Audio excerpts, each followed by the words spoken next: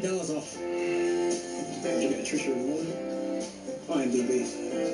So important things to tell you when we come back. We'll have team news ahead of the Europa League final, and more importantly, the birthday boy 1-1 Billy will be in the studio.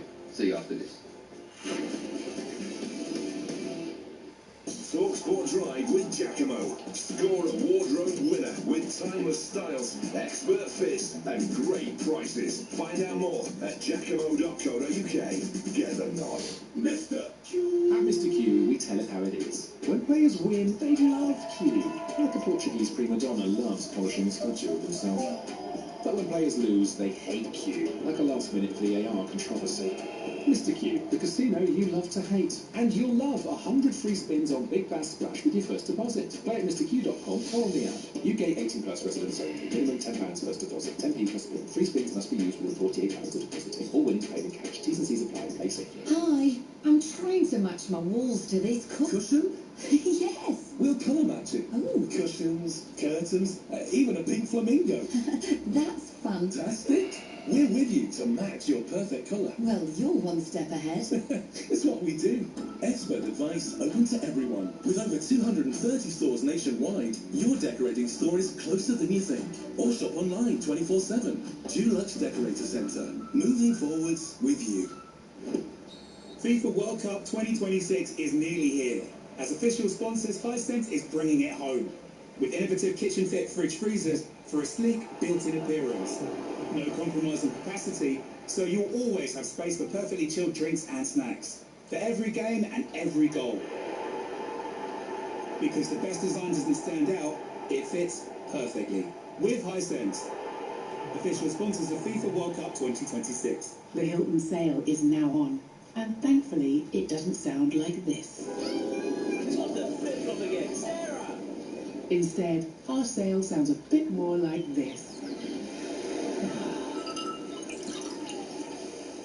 With perfectly placed stays for wherever the summer takes you, and 20% off the Hilton Honors members, you can swap chaos for comfort this year. Book now at Hilton.com. Hilton, for the stay. Offer subject to availability. Terms apply. Welcome back to the Coral Fan Derby. They're all here. First up, the badgered blokes. Arms down, badges rested. Well deserved. Football fashionistas next, putting that vintage away shirt back in the wardrobe. Last out, the armchair experts. Remote in hand, ready to sit this one out. They've all called a timeout with Coral's play break tool.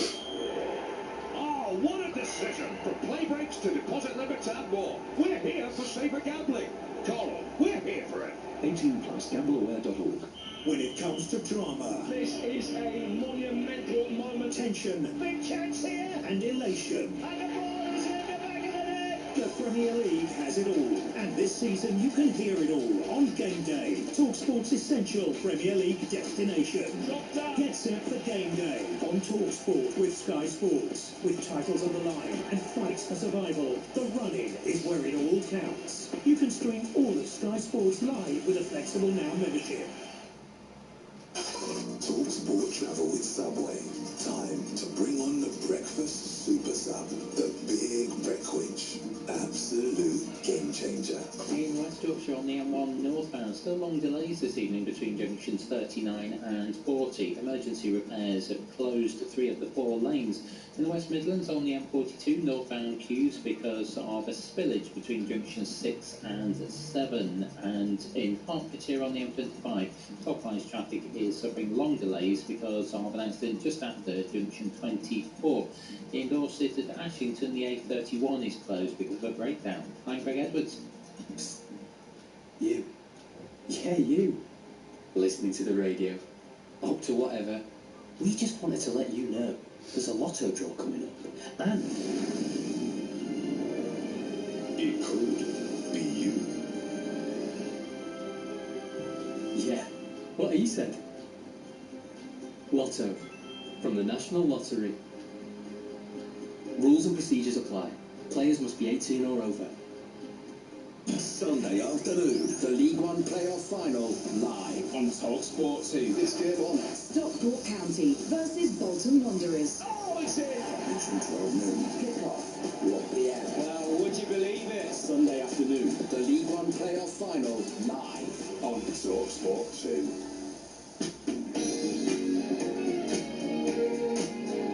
the Talksport Media Goes in Bentley's here in partnership with Giacomo. Get fresh looks and great brands from Giacomo. Right, here we go. Follow us at 7. Adrian Dome hosts live coverage of Villa against Freiburg in the Europa League final. Team news is in.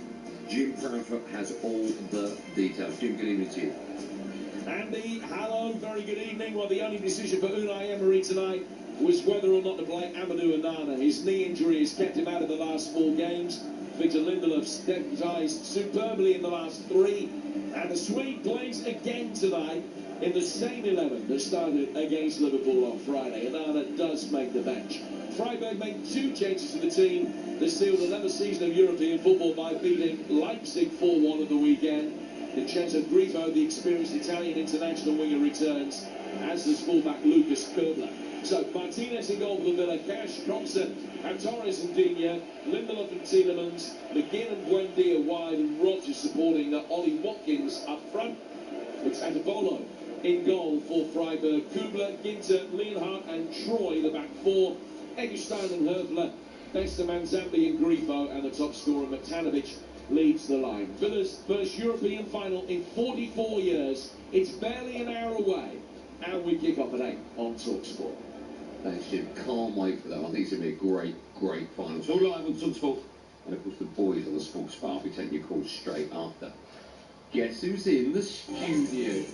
It's a birthday boy. Right, lads. Yeah, happy birthday, Bill. Thank you.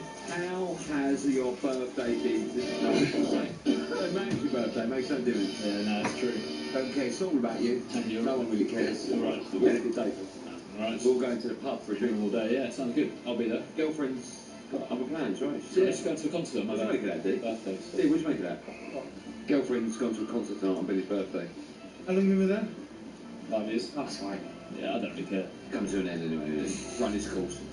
What are we doing tonight, Bill? But it gets the intro.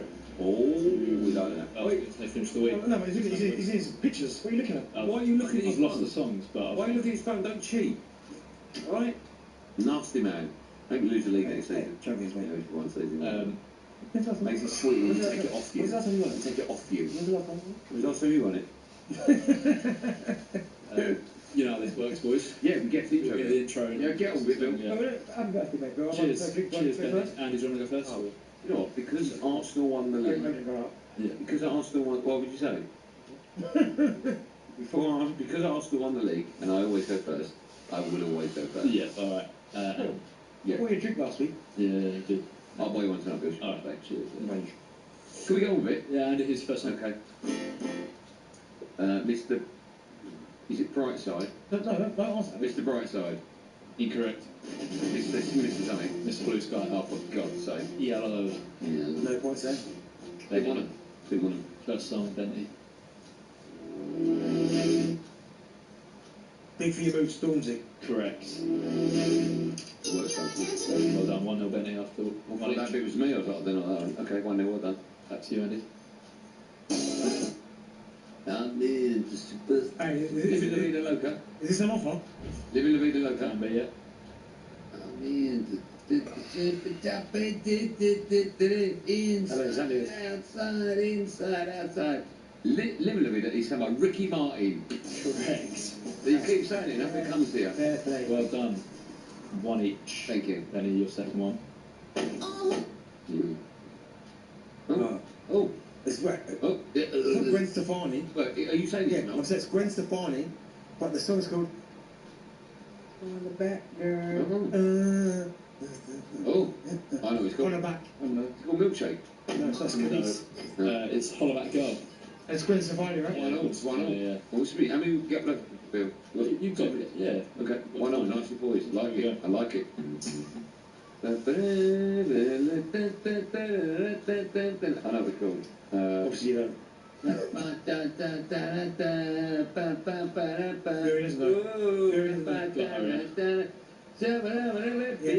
one. That was a jam. Oh my god. Sample Malice. Yeah. I could have sung the whole song in style a bit racist, still not got it. Benny, over to you. Still 1-0. Okay, alright. Hey, Hey, Amy Winehouse. Sometimes I go up and I look across the water. Oh my god. I don't think he's having one else. Quickly.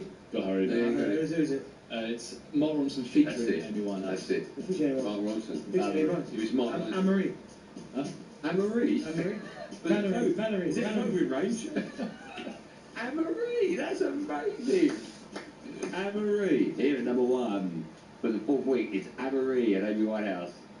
I've lost track of the score. We've got last one. All right, we need a tiebreaker. First, fingers on the buzzers. Here we go. Jump around. House of Pain. I've got it first. House of we Pain. did it at the same time. Hey, good morning, Jack. Jack's right, Jack. Quick. Right, go on, Jack, quick. Look at Jack's little panic. Quick, Jack. London Calling. Bye. The Who. No. The Clash. Yeah. Yes. Oh, we've both got Call it a one. draw. Call it a draw. We have got a break. We have got a break. Who will be jumping around tonight? Will it be Aston Villa or Freiburg? How good was that? We are the champions. We talk sport. Europa League final is coming up next. We're off to the pub to celebrate Phil's 14th birthday. See you tomorrow at 4. Be safe, everyone. Be safe.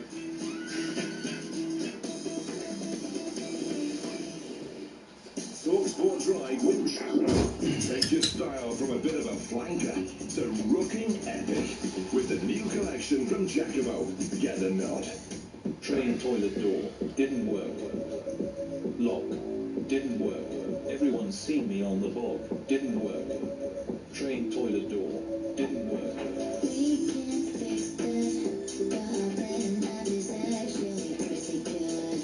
Bet £10. Get £30 in free bets with Midnight. Search Midnight Sports or download the Midnight app today. New customers only. Restrictions and T's and C's apply. 18 plus. Play responsibly. GambleAware.org. There's always a risk involved in supporting your team. Will they win or lose? How you watch can also be a game of winning and losing. Research shows that almost 2 in 5 people who stream content illegally have suffered financial loss, losing £1,680 on average. Illegal streams can also leave your devices, your data, and your identity wide open to fraudsters. To truly enjoy the sport you love, watch without risk. Choose official sources. Find out more at bestreamwise.com. Claim approved. Dial line's ready to send my new laptop within 2 hours. That's how it's done. Imagine if everything was that easy. Like teaching little Johnny to play his recorder. Oh my. Oh, he's a musical genius. Direct line. That's how it's done. Theft and accidental loss claims up to £3,000. Cover limits apply. Personal possessions cover needed for items outside the home. At Ben & Jerry's, we had a thought. Our cookie dough ice cream is already loaded with chunks. It's a classic for a reason. We wondered, could we make it even more cookier? Go on. The best way to top it was the bottom. Let's just clarify that's with cookies. Introducing the new Ben & Jerry's cookie dough ice cream sandwich. Our legendary ice cream packed with cookie dough chunks between soft vanilla and cocoa marbled cookies. No spoon needed. More ways to enjoy cookie dough. Count me in. The new Ben & Jerry's cookie dough ice cream sandwich. We're into the thick of the season now, and so's Coral's Reward Shaker, with even bigger rewards and offers. The half and half scarfers, shaking decisively for once. They backed a super boost. Next to that, the prawn sandwich brigade. Oh, they've shaken up a free bet after that free lunch. Play Coral's free reward shaker to win bigger guaranteed daily rewards and offers this season. Coral, we're here for it. 18 plus UK. Max one reward offer per player per day. 8 a.m. to 8 p.m. Reward restrictions and T's and C's apply. GambleAware.org. Make TalkSport's quality coffee break part of your breakfast ritual. Sponsored by Costa Express. Listen tomorrow morning from 6 as the Superstar Breakfast Boys team up with the Early Bird crew to discuss the biggest back page stories over a signature Costa Express coffee. Quality analysis passionately blended with authentic opinion that'll set you up for the day. Yes! The Superstar Breakfast Coffee Break on TalkSport. Sponsored by Costa Express. Real beans, real milk, real signature taste. On 1089 and 1053 medium wave. On your mobile and on your smart speaker. Talk Sport. Talk Sport. Good evening, I'm Max Scott here with your sports headlines. To Spygate, the Europa League final filled up, and some breaking transfer news in just a moment. But now we can head straight to our cricket editor, John Norman, who's watching England women's in their first T20 clash with New Zealand. What's the latest, John? Well, New Zealand has shrugged off the loss of 2 early wickets. Sophie Devine hitting 6 boundaries in her 17-ball stage. She's 34 not out. Bell and Smith fantastic in the opening 4 overs, but New Zealand hitting back 56 for 2 after 7. Thank you, John. Now, for the first time since the Spygate scandal emerged, Southampton have apologised for it. Despite that, they are appealing their expulsion from the playoffs and subsequent 4-point deduction. But our chief football correspondent, Alex Cook, says Saints' defence isn't very strong. I don't see that as much of a defence, really. There should be enough people at that football club, when they first started doing this, and they've admitted to doing it as far back as December, who should have pointed out, do you know what, we can't do that in this country, it's in the rules, we could get in trouble for this. We're expecting a result and announcement on that hearing this evening. Meanwhile, we understand Hull are discussing with their lawyers as to whether they have a case to go automatically. Now, we're just an hour away from Aston Villa's first European final in 44 years, and Emi Martinez says it's a culmination of a special journey for the football club. So many years, so many games together, you know, fighting from mid-table to European places to semi-finals, and now we're in a final. I think we deserve it. I think the fans deserve it. Live team news and build-up is next, live on TalkSport. And after Arsenal broke that 22-year duck and won the Premier League title, this is the message from Perry Groves. For all Arsenal fans, everybody out there, can now just relax and enjoy this 5 days. The Champions League final with PSG will be live on TalkSport a week Saturday, and some breaking transfer news to bring you. TalkSport understands that Inter Miami are closing in on a deal to sign Casemiro on a free transfer. The Brazilian has indicated he wants to join, and the verbal terms are almost completely agreed. Get all the latest on the website talksport.com. TalkSport News. The Prime Minister scrapped a planned fuel tax increase, and police have revealed the 3 women whose bodies were found off Brighton Beach were sisters. TalkSport weather with QuickFit, where we've got a wider range of premium tyres than Britain has rainy days. Visit your local centre or book at quickfit.com today. Showers largely easing away this evening, but skies remaining cloudy. Locally heavy rain across the northwest. A mild evening for the rest of us.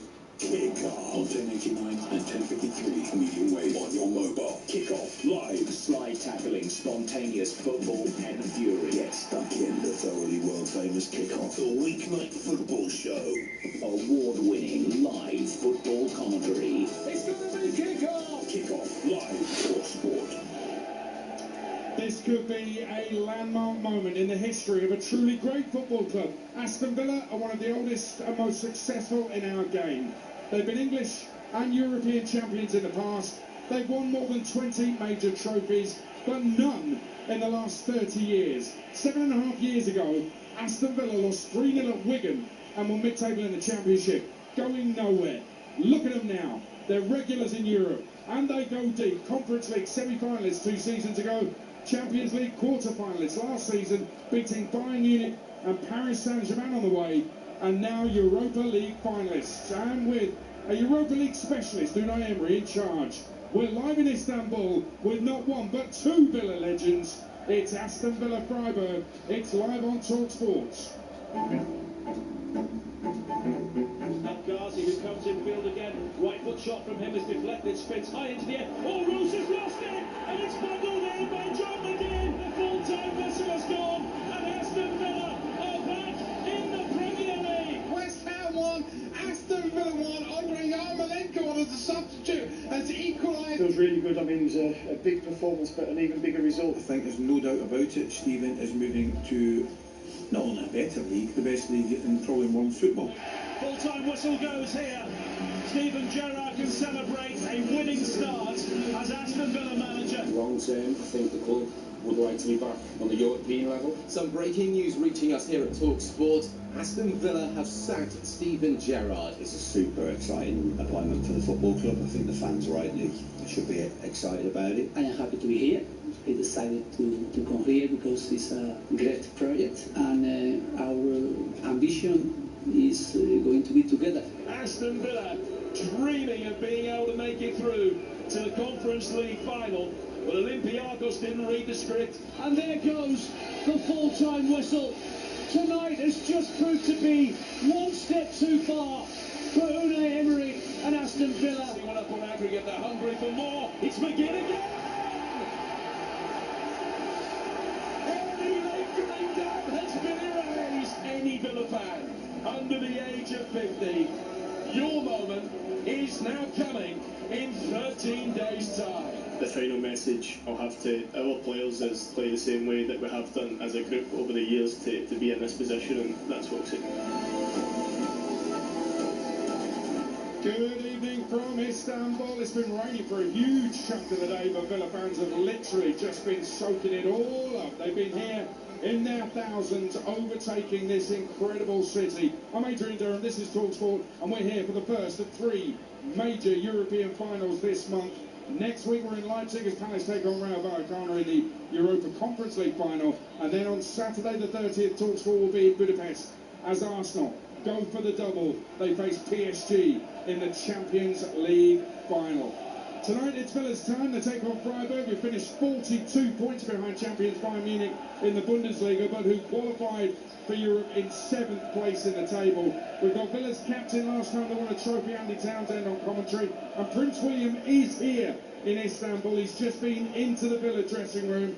But we've got the king of goals at Aston Villa, the iconic Gabby Agbonlahor, in the stadium with us tonight on TalkSport. We'll get to those two in a second. First, let's check on the lineups. Here's your commentator, Jim Proudfoot. Good evening, Adrian. Well, Villa's first European final in 44 years sees them include a World Cup winner, a Europa League winner, a man who scored the winner in an FA Cup final, a Scottish Cup winner, and a finalist in the European Championship.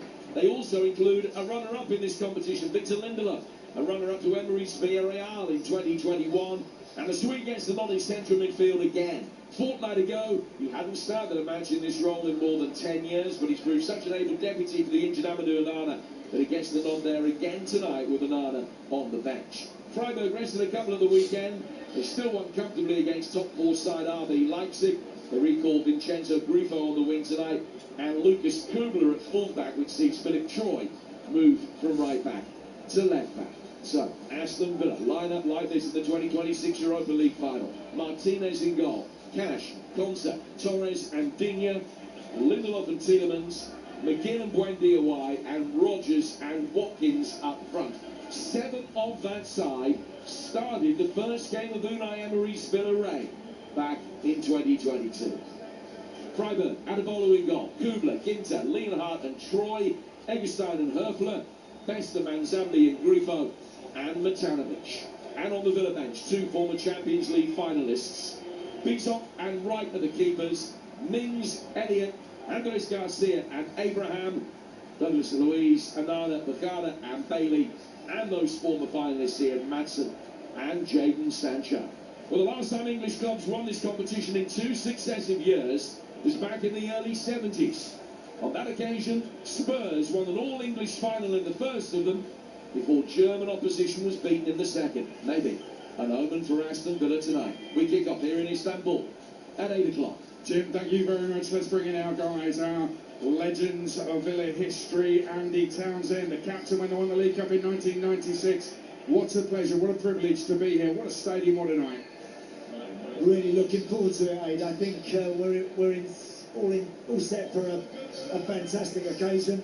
I sincerely hope the Villa team that I've seen on a number of occasions turn up and play tonight. I think if they do, I believe they will win the game. Nothing is easy, nothing is ever straightforward, and I think there's always the risk in modern day football of a red card, of a decision or something that can change the outcome of games significantly. So you've always got to be guarded against that, but I think putting all things on the table, all things considered, Villa are a better team, and if they play as they can, they will be the Europa League champions. Andy Townsend, who won 2 League Cups in the 90s with Villa, captained them the second time they won at Wembley in 1996. Gabby Agbonlahor was Villa's record Premier League goal scorer for a long time till Ollie Watkins took over. He played nearly 400 senior games for Villa, having come through the academy. Also played for England. Gabby, what a night this promises to be for Villa. And Andy's right, Villa on paper are the better side, aren't they? Oh, of course, Villa are the miles better side. Villa have got the manager.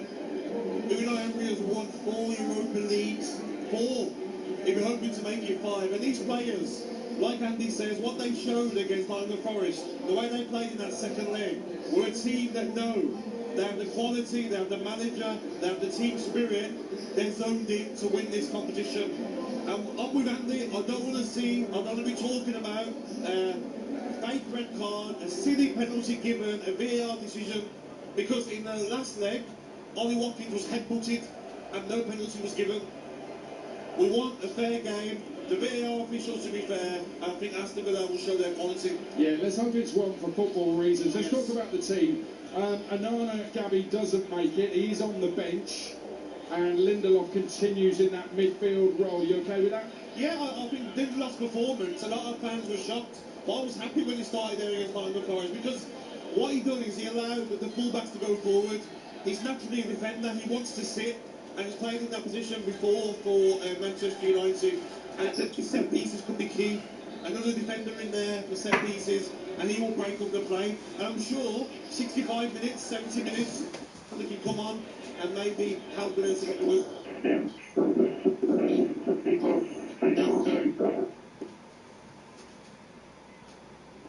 I think Unai is absolutely right.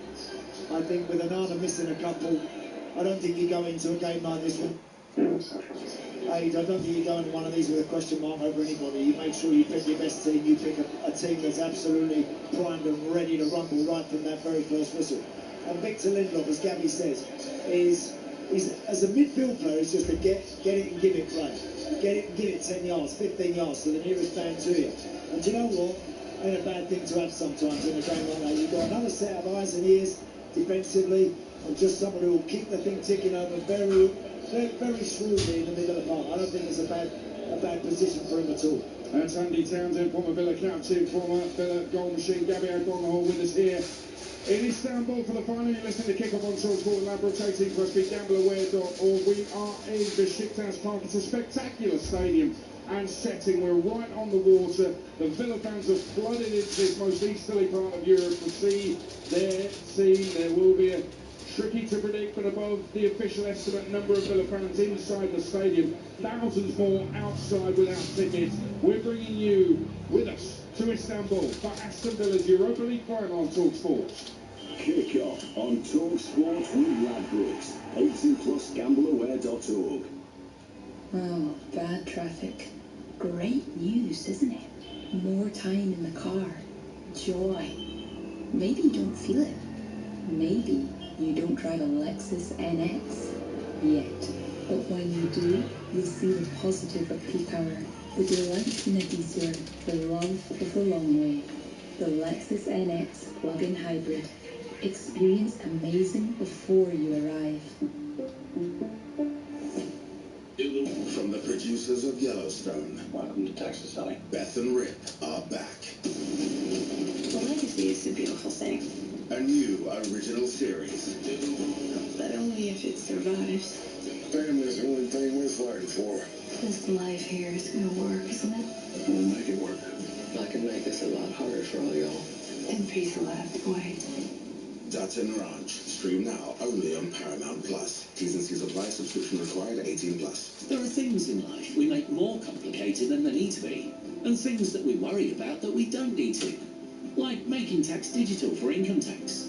SumUp's free MTD for income tax solution is ideal for sole traders turning over more than $50,000 a year. It's already built into the SumUp platform, so you can stay compliant without paying for software or worrying about getting it wrong. Did I mention it's free? Getting started is easy. Just search SumUp MTD online. Create a sports fan, bold innovation, but do it by a bookie and a radio station. It's Talk Sports Bet, clues in the name. Sports betting for punters with their head in the game. Sign up is easy on all your devices. Exclusive promotions and bet boosted prices. And all punters are sharing this tip. Get the king of the app pack. Talk Sports Bet is a hit. 18+, gambleaware.org. The Hilton sale is now on. And thankfully, it doesn't sound like this. Instead, our sale sounds a bit more like this. With perfectly placed stays for wherever the summer takes you, and 20% off for Hilton Honors members, you can swap chaos for comfort this year. Book now at Hilton.com. Hilton, for the stay. Offer subject to availability. Terms apply. Chase is the digital bank that puts you first. What does that mean? Well, most people don't bank 9 to 5. That's why Chase customer support is available 24/7. So I can contact them whenever works best for me? You've got it. You can chat to a real person through the call up to speak with them directly. Now we're talking. Chase, see what your money can do. 18 plus you. Eligibility applies. Whatever kind of football fan you are, Talk Sport and the Coral Daily Download are here for it to celebrate the fans every day. Whether you're a front row seater or a prawn sandwich eater, a half-and-half scarf wearer or a lifelong faithful torchbearer, a retro shirt for every game or bare-chested, even in the rain. For all the latest news, reaction and odds this season, don't miss the Coral Daily Download. Every morning from 6 on Talk Sport with Coral. We're here for the fans. 18 plus gambleaware.org. Europa League live on Talk Sport with Enterprise Rent-A-Car. Here for it. Book now at enterprise.co.uk. How to Win the World Cup is the podcast that breaks down football's biggest tournament to the people who actually won it. Greats like Emmanuel Petit tell us what it really takes. All the while being interrupted by comedians like Alex Brooker, who's confident he could have done a better job himself. How to Win the World Cup from Talk Sport. Listen now wherever you get your podcasts and on the Talk Sport YouTube channel. No medals required. We're just watching what's going on the pitch here in the warm-up. Only the keepers are out there at the moment. Andy Townsend very quickly alongside me. We noticed Emi Martinez was late out to the warm-up, the Villa keeper, the World Cup winning goalkeeper. He's now out there with gloves off, having a finger taped up. The finger didn't look in perfect shape, but then you wouldn't expect a keeper's fingers to look in perfect shape. Think anything's going on there? Yeah, I do actually. I think Emmy might have a problem with one of them. Listen, goalkeepers, you're right. They often have. When you catch a ball, sometimes you catch one right on the end of a finger. It can really inflame the knuckle and around the joint and give you a bit of grief. It can. There's no way Emmy's not playing in a game such as this one tonight with a finger that's giving him a bit of aggro. He takes it up, and I'm sure he'll get on with it. Hopefully, it won't be a problem for him. We'll keep an eye on that one. He's still getting his fingers taped up. Gloves being put on now, and he's ready for the warm-up. We'll keep an eye on that one. Villa Freiburg here in Turkey tonight. Freiburg have just come out and listen to the wall of noise from their fans away to our right. They've got the flags flying, and they have been really noisy. Their keeper, actually, pre-match, was talking about how important the fans are. They're well choreographed. They know the songs, and they're getting behind their team. Villa responding to our left, the Aston Villa fans getting behind their team who are yet to come out and warm up. Freiburg led both games in the Bundesliga this season against Bayern Munich by 2-0. Ended up losing both. 6-2 in November in Munich, and then 3-2 last month at home when Freiburg were 2 up. Less than 10 minutes of the 90 left. The Europa League final on TalkSport tonight. We're live in Istanbul. From that, you might expect a goal fest. Time now to get an odds update with Ladbrokes. Odds update on Talk Sport with Ladbrokes. Bet on this season's Champions League action live tonight. Visit ladbrokes.com. 18 plus gambleaware.org. Alex Apati from Ladbrokes, straight into it. Freiburg, Aston Villa, Europa League final. What are we talking about? Yeah, good evening, folks. Villa massive favourites here, 4-6 to win in 90, around 1-3 to lift the trophy. It is Unai Emery's competition, isn't it? Freiburg 4-1 now to win in 90 minutes, and 11-5 to just over 2-1 to lift the trophy themselves. Miles off the pace domestically this season. They've had a decent route to the final, although you could probably say the same for both sides in this competition. Both teams to score is just shy of even money. It's happened in 8 of Freiburg's last 9 games. It's obviously a different kind of environment tonight, but both sides definitely know where the goal is. Ollie Watkins' favourite of all to score for Villa, to score first. I think it could go past 90 minutes, draw at 3-1, not a bad bet for me. I feel like Villa's last 4 games have kind of summed up their season up to this point. They lost to Spurs with shocking, smashed Forest in the semis, drew with Burnley and smashed Liverpool. Bit Jekyll and Hyde about them. You would think or hope that the right lot turn up for the final tonight. I wouldn't be massively surprised if they lost it though, and I certainly wouldn't be against it. What about 10 days' time? PSG, Arsenal, the English champions, trying to become European champions. Well, they're outsiders to do it. I think the odds are about right. PSG rightly favourites. They're 8-13 to lift the trophy. Arsenal 6-5. Certainly not ruling them out. Not a lot in it. Not a lot I disagree with. As I said, PSG should be favourites. I think they're just over evens. To win in 90. Arsenal are just over 2-1. Which might be the biggest price they've been to win any game this season in 90 minutes. It's a battle of 2 different styles. If it goes PSG's way, it could be a great game. If it goes Arsenal's way, don't expect a thriller, but do expect some value on that 6-5 on them lifting the trophy. Victor Gyökeres is 11-2 to score first next week. Would be 6th of the competition in an Arsenal shirt. In terms of preparation, PSG done for the season. They've had 2 weeks to get ready for this one, and Arsenal this weekend are around evens to win arguably the most pointless game in Premier League history against a Palace side who also have the European final to prepare for. So I am looking forward to seeing what teams have put out there this weekend. But yeah, absolutely, as far as Arsenal are concerned, all eyes on next week. And actually, people have been saying that Arsenal aren't great champions, it's a low points total, etc. But are they favourites to win next year's Premier League? Yeah, I mean, let's let them maybe celebrate this one a little, but a quick eye on next season. Arsenal rightly favourites, I think, at 6-4. What I would say is this is the closest I've seen in a long, long time in terms of number of teams. We've got 5 teams priced 10-1 or shorter to win the Premier League next season. Liverpool last year was 7-1, by the way, so it's worth considering. Look, you'd think no Guardiola would favour Arsenal massively. It's blown the title betting wide open if he is to leave. City 5-2 as things stand. Liverpool disappointing this year, but will be a lot closer, you would think, next season. They're 11-2. Look, I wouldn't touch either of these two with your money, but United 6-1, Chelsea 10-1. I think it just says how much more of a level playing field the title race will be without Pep Guardiola. And Arsenal could go and run away with it now. They've got one in the bank. That 6-4 could be a good price on them. There'll be a lot of unknown at City this summer, so if not Arsenal, then maybe Liverpool are the ones worth a little punt at 11-2. Well, we'll see. Alex Apati, thank you very much. That was a look at the latest odds with Ladbrokes 18+ with gambleaware.org. Odds update on Talk Sport with Ladbrokes. Bet on this season's Champions League action live tonight. Visit ladbrokes.com. 18+ gambleaware.org. Well, Emi Martinez has just had a little bit more attention. Let's just bring in our commentator, Jim Proudfoot, because what is it about Aston Villa and major European finals and goalkeepers who might have a little bit of a problem? Well, in the last one, Jimmy Rimmer had been injured in a collision with Bob Laxman, the former Birmingham City striker who was at Swansea at the time. That was in the week leading up to the final. Jimmy had been all strapped up for the game in Rotterdam, but he's clearly got neck and back problems. He had to come off after 10 minutes. He brought Nigel Spink on. Nigel's only previous Villa appearance had been Boxing Day 1979, so this was 2.5 years later.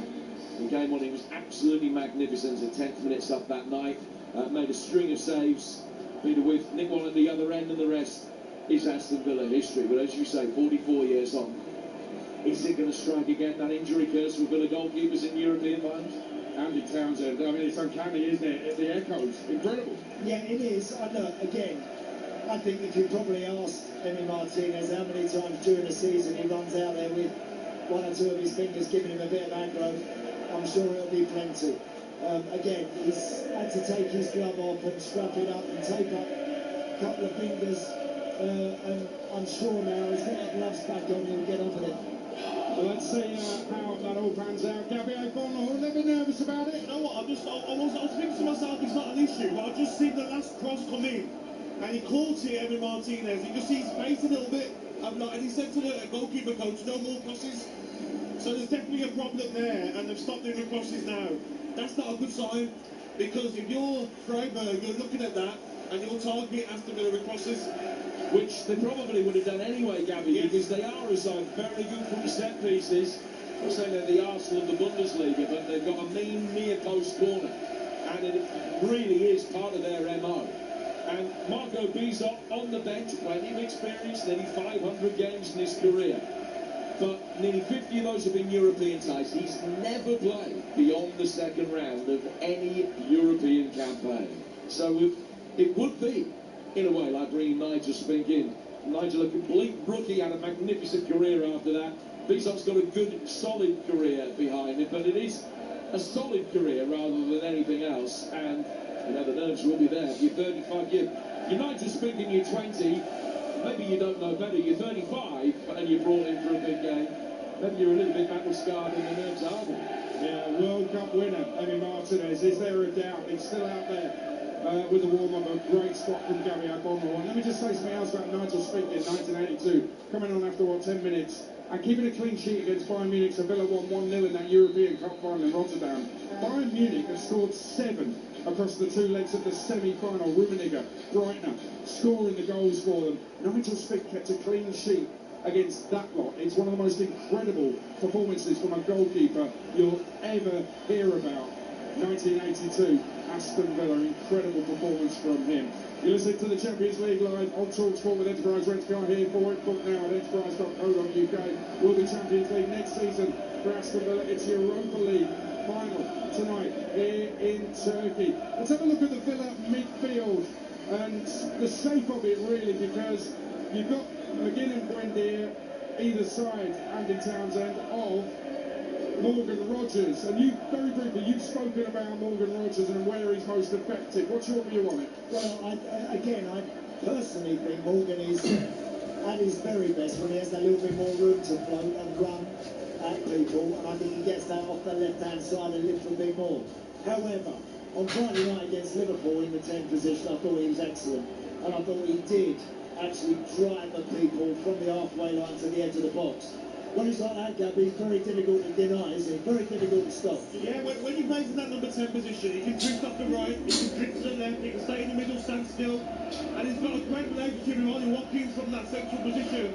Ollie Watkins just makes a run. Whenever Morgan Rogers turns on the ball, Watkins has gone, and I'm sure you'll see a lot of that today. Jim Proudfoot, how influential? I'm a big believer in the Villa midfield. I think it's one of the best. Certainly McGinn and Tielemans, when they were out, there was a problem. But how influential has Villa's midfield been? Well, Boubacar Kamara is the man. I know he's not here, but I don't think it really gets the credit. The win percentage when he starts goes from 50%, as near as makes no difference, up to nearly 75%. So how has that come about? Well, the goals scored goes up marginally. The goals conceded go down by more than 50%. They've lost over a third of their games when he hasn't started. It's a much higher ratio than for any other central midfielder at the club. Now, just to put that in perspective, their record since he got injured, 12 wins, 9 defeats in League and Cup. They'd only lost 5 out of 29 beforehand. You can look at John McGinn as well, the influence that he has. They've also lost around a third of the games that John hasn't started, although clearly he hasn't started as part of a double pivot since early October. His last 9 have been the role that he's going to play in tonight on the right. But they have lost almost the same number in the 16 he hasn't started as in the 35 that he has. And that just underlines his influence. So, yeah, Yuri Tielemans has done a fine job in there, but Villa's record, when he plays, when he doesn't play, is pretty much identical. It drops off markedly when Kamara doesn't play, markedly when McGinn doesn't play. Kamara been out since that FA Cup tie at Spurs in January. And very quick one, Gabby Agbonlahor, yes. On John McGinn. There's a banner in the stadium tonight, yes, saying he should be winning the Ballon d'Or. And I love him. And his finishing just lately has been class. And you as a finisher yourself, you must be able to appreciate how calm and cool and confident he is in front of goal. Yeah, especially his 2 goals against Nottingham Forest. In that position, I've been there many times. You can easily put your foot over the ball and panic. His composure to finish both shots. But the reason why Aston Villa drop off when John McGinn isn't playing, because it's not about his performance, it's about his leadership. He's the one, if he's not going the way that he should, he's leading as a captain. He shows it on the pitch. He's not a shouter, but by going in, making a tackle, going in and pressing somebody, legend of the football club. Oh, absolutely, already a legend, and actually pretty much a legend wherever he goes. Winning a cup with Hibs 10 years ago, which was totally unexpected, and now coming here and doing magical things with Aston Villa. Can he do the same? He's in the Scotland squad for the World Cup this summer. See what happens with them. You listen to the Europa League live on TalkSport with Enterprise Rent Car, whatever it is. They're here for him for sure. Fantastic stadium, 2 tiers, closed-in bowl of a stadium, very tight to the pitch. Reminds me a little bit of the old Upton Park. No running track. It's going to be 4 walls of noise in here when the game gets underway tonight, live on TalkSport. Kick off on TalkSport with Ladbrokes. 18+ gambleaware.org. You. Yeah, you. Listening to the radio. Up to whatever. We just wanted to let you know there's a lotto draw coming up. And it could be you. Yeah, what he said. Lotto, from the National Lottery. Rules and procedures apply. Players must be 18 or over. I remember holding her for the first time. Now, I'm about to walk her down the aisle. Moments like these deserve to be seen clearly. With the Vision Express Eye Care Plan, get 2 pairs from £5.70 a month, including 20% off and an advanced eye test. Vision Express. Step out with confidence. T&Cs apply. Interest-free loan subject to status. VE is a credit broker, not a lender. Representing Adaro Optics Limited. Authorised by the Financial Conduct Authority. Minimum 24-month term. Smart TV didn't work. QR code login didn't work. Re-enter login didn't work. Voice activated remote didn't work.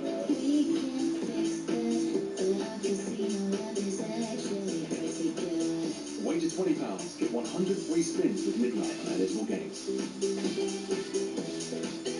Search Midnight Casino or download the Midnight app today. New customers only. Restrictions and T's and C's apply. 18 plus. Play responsibly. Gamble aware. Not all. Oh, bad traffic. Great news, isn't it? More time in the car. Joy. Maybe you don't feel it. Maybe don't drive a Lexus NX yet. But when you do, you'll see the positive of pre-power, the delight in a detour, the love of the long way. The Lexus NX plug-in hybrid.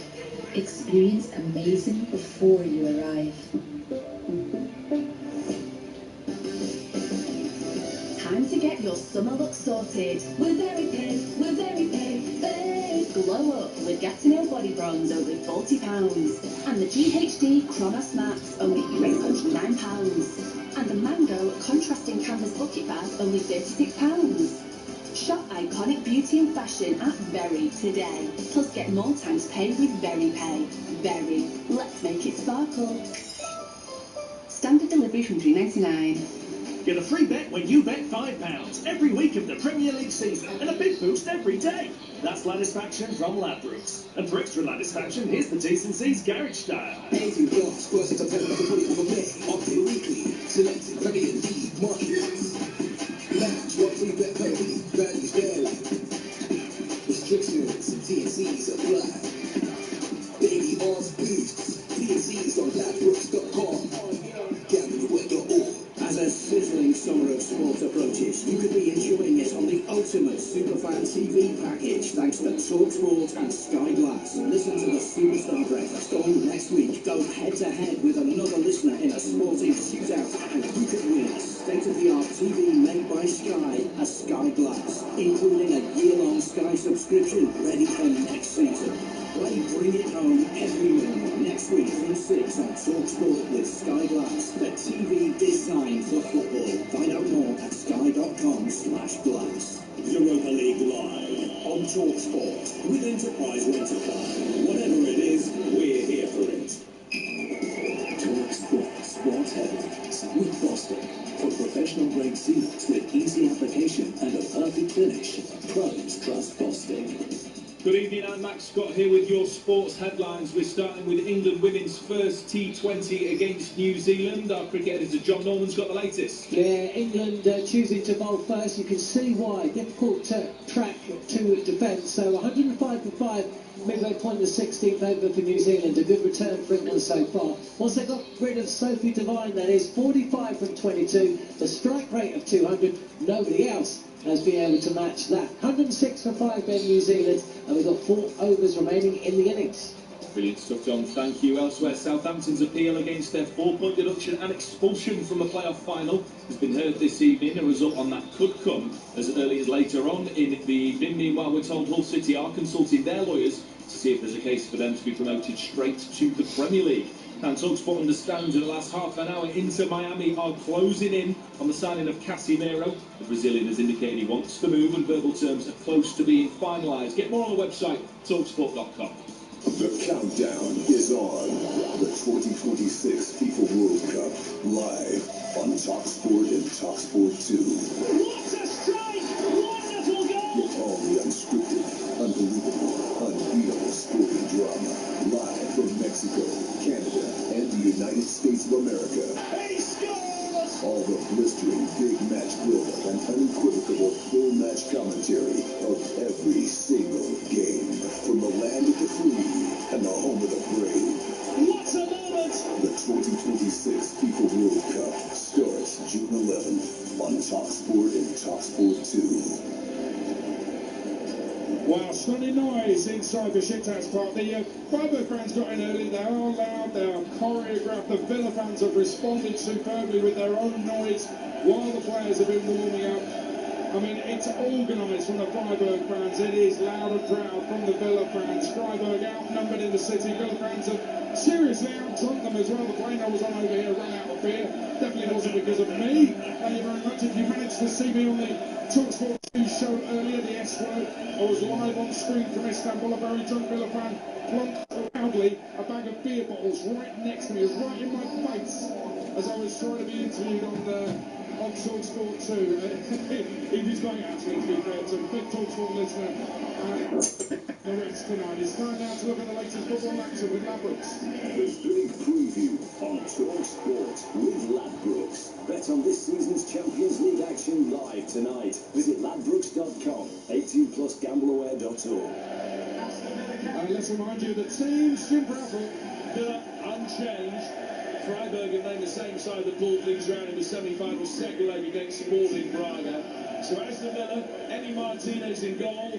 Although the way that he's warmed up has caused concern. And he's been away from the warm-up for the last 4 or 5 minutes or so downstairs. Probably getting that finger attended to. In front of him, Cash, Conza, Torres and Digne, Lindelof and Tielemans, McGinn and Buendia wide, Rodgers in support of Watkins, and Annan is back amongst the subs. Atabolov in goal for Freiburg, Kubler, Ginter, Lienhardt and Troy, Eggestein and Herfland, who's playing the last game of his career tonight, Besta, Manzambi and Grifo, and Matanovic up front. Kick-off here in Istanbul, just a shade over 20 minutes away. And a very quick one, Gary O'Connell. Emi Martinez, as Jim said, has been away from the warm-up. He's been back in the dressing room, we believe, for the last 4 or 5 minutes. He's not facing shots in the warm-up. This is going to be a concern. Yeah, but you know what? It does happen a lot with goalkeepers, though. They don't like. It's always the sub-goalkeepers that we used to do shooting against. The first choice goalkeeper, they don't want to be punished when they go in, but it's definitely a worry. This finger injury, 100%. Well, we'll keep an eye on it. Nothing confirmed as yet, but there is something going on. We know that. That's all thanks to Ladbrokes. 18 plus with gambleaware.org.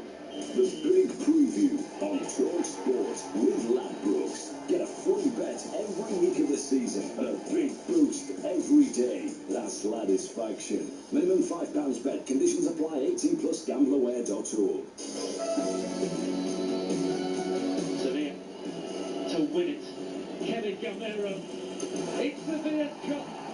Liverpool have been beaten in the 2016 Europa League final. It's Sevilla 3, Liverpool 1. Chelsea are in again, left hand side of the area. Diving header, played in towards Eden Hazard. He sweeps it in. Lacazette going up for it, cleared by Chelsea, and they have won the Europa League. David De Gea has to score this. He's saved by the diving Rooney, diving to his left-hand side. And it's Villarreal that win the Europa League for 2021. Well, we've got next week's Europa Conference League final. Palace against Rayo Vallecano live from Leipzig on TalkSport. Then a week on Saturday, Arsenal against PSG in the Champions League final live from Budapest on TalkSport. And if Arsenal want any tips, they can speak to their old manager, Unai Emery. Just over a year ago, Villa beat another of his former clubs, Paris Saint-Germain, in the Champions League. 3-2 at Villa Park, narrowly going out 5-4 on aggregate to the eventual winners. Emery yet to crack the Champions League, but he's the master of the Europa League, a record 4 wins in this cup, and this is his 6th final. But what does that mean? Jim Proudfoot, Unai has had Champions League chances but not delivered. Why is that? Well, he hasn't had as many Champions League chances as he probably should have done. If you think how well he did with Aston Villa last year, he got them through to the quarter-finals. They took notable scalps along the way. The games against PSG and Bayern Munich will always live long in the memory of their supporters. The only club that he's ever really been at that has been a consistent Champions League outfit, and I don't mean that with any disrespect to Arsenal, is PSG. Now, when he took over at Arsenal, he did so from Arsene Wenger, but he inherited a side that was on the slide and consequently was playing Europa League football, got up to the final in that. When he was with PSG, they came up 1 year against Real Madrid, who were the holders. The other year that he was there, they had that extraordinary game, La Remontada, against Barcelona, where they blew that 4-0 first leg lead. And had they not done that, you don't know how far they might have gone that year. So I think he's just been unlucky. He's just been in the wrong place at the wrong time. But I think that if you have a look at what he has achieved in this competition with Villarreal, winning it in 2021, the success that he had with Sevilla, winning it, getting to the final with Valencia, getting to the final with Arsenal, I think it's an extraordinary record that underlines exactly how good he has been as a manager, and of course, getting Villa to their first in more than 40 years. I think the suffer rate in the Champions League is so great. I think if I've heard Sir Alex talking about those years before United did it, and where they were beaten in games that they thought they might ordinarily have got through, and all of a sudden, in a whisper, it's gone away from them. That's Champions League football. In a split second, your hopes and aspirations can be shot to pieces, and because of the level of inequality in the competition, it's not quite so hot in this one. So that may have a reason why that Unai, with the teams that he's had, has been particularly sharp in the Europa League as opposed to Champions League. Well, it's really unlucky that when you're with PSG and there's that, it's a shadow hanging over them at that time that they needed to win it and they didn't win it. Round of 16 he comes up against Barcelona, Remontada, unbelievable, and then the next season it's Real Madrid, round of 16. That's bad luck, but I mean, I'm looking away to my left now, the Villa fans, the maroon and blue, fire and blue, Gabi Agbonlahor. Wow. What a sight that is. That is unbelievable. I've got goosebumps here. The adrenaline's starting to come. This is an amazing atmosphere. Both sets of fans. But Villa have got 75% of the crowd here, and they're dominating with the noise. They've got the V, Villa V, the claret and the blue V in the top tier as well. All the scars have been out from the Freiburg fans away to our right. Sensational scenes inside the Besiktas Park. And listen, Andy Townsend, we know the Europa League is second tier to Champions League. Still a great thing to win the Europa League. Interesting to note in his press conference yesterday, Unai Emery didn't want to talk about previous Europa League successes. He didn't want to be called the Europa League king. And you can understand why. He wants to be seen as elite. He wants to be successful in the Champions League. Yes, he does. I mean, look, he's a modest guy. That's the kind of way he is anyway. He will always play down, I think, his own achievements. But they are significant. In this competition, there isn't any coach out there that is better than him at guiding a team, steering a team through it, and getting over the line at the end of it. So, look, that's, I think, is a fantastic tool to have as a coach, knowing that you've been there, seen it, done it. Not once, not twice, not three, four times. It is incredible. But do you think he won't be considered elite until he does it in the Champions League? No, I'd call him an elite manager now. I think he is an elite manager. I think he's on the huge. And they haven't stopped yet. That's why tonight is really important to get over the line, get a trophy in his back pocket with this Villa team, and then go again, then kick on again, and then see where they can end up maybe in the Champions League next season. Talking about him maybe being a little bit unlucky in running throughout his managerial career. All you can do is get to the finals of the competitions you're in. Only Trapattoni has now coached in more European finals than Unai Emery in history. He's right up. That's some stat that. And listen to that. Gabi Agbonlahor, you getting emotional? No, I am, to be fair, because I know how much this means to Aston Villa fans all across the world. We've met fans that come from Australia, from America, wherever they've come for this final. Loads back home, loads in Istanbul without tickets, but to see these flags, these tan and blue flags waving around, this song coming on, This means so much. To get over the line will be massive in this football club. And let me tell you, Gary, you've been there many times. Villa Park, on those big nights, I was there for the Bayern Munich, I was there for the PSG. Those nights, the atmosphere was sensational. They are recreating that here. This feels like a home game. This really does. Aston Villa, I'd say, about 75% of the fan base in this stadium. This feels like I'm at Villa Park. Oh! Oh! Aston Villa are here. They're in Istanbul. They're in Besiktas Park. They're here for the Europa League final. You listen to kick-off on TalkSport with Ladbrokes. 18 plus BeGambleAware.org. Less than 15 till we get underway live on TalkSport. Kick-off on TalkSport with Ladbrokes. 18 plus BeGambleAware.org. When it comes to drama, This is a monumental moment. tension, Big chance here. and elation, And the ball is in the back of the net. the Premier League has it all. And this season, you can hear it all on Game Day, TalkSport's essential Premier League destination. Get set for Game Day on TalkSport with Sky Sports. Watch more of your team in the Premier League or EFL on Sky Sports flexibly with a Now Sports membership. Terms apply. Oh, bad traffic. Great news, isn't it? More time in the car. Joy. Maybe you don't feel it. Maybe you don't drive a Lexus NX yet. But when you do, you'll see the positive of peak hour, the delight in a detour, the love of the long way. The Lexus NX plug-in hybrid. Experience amazing before you arrive. There are things in life we make more complicated than they need to be, and things that we worry about that we don't need to, like making tax digital for income tax. SumUp's free MTD for income tax solution is ideal for sole traders turning over more than 50,000 a year. It's already built into the SumUp platform, so you can stay compliant without paying for software or worrying about getting it wrong. Did I mention it's free? Getting started is easy. Just search SumUp MTD online. Get a free bet when you bet £5 every week of the Premier League season and a big boost every day. That's Ladisfaction from Ladbrokes. And for extra Ladisfaction, here's the T's and C's garage style. 18 blocks, 1st September to 24th of May. Update weekly. Selected Premier League markets. Match 1 free bet per week. Values vary. Restrictions, T&Cs apply. Daily odds boosts. T&Cs on Ladbrokes.com. GambleAware.org. I remember holding her for the first time. Now, I'm about to walk her down the aisle. Moments like these deserve to be seen clearly.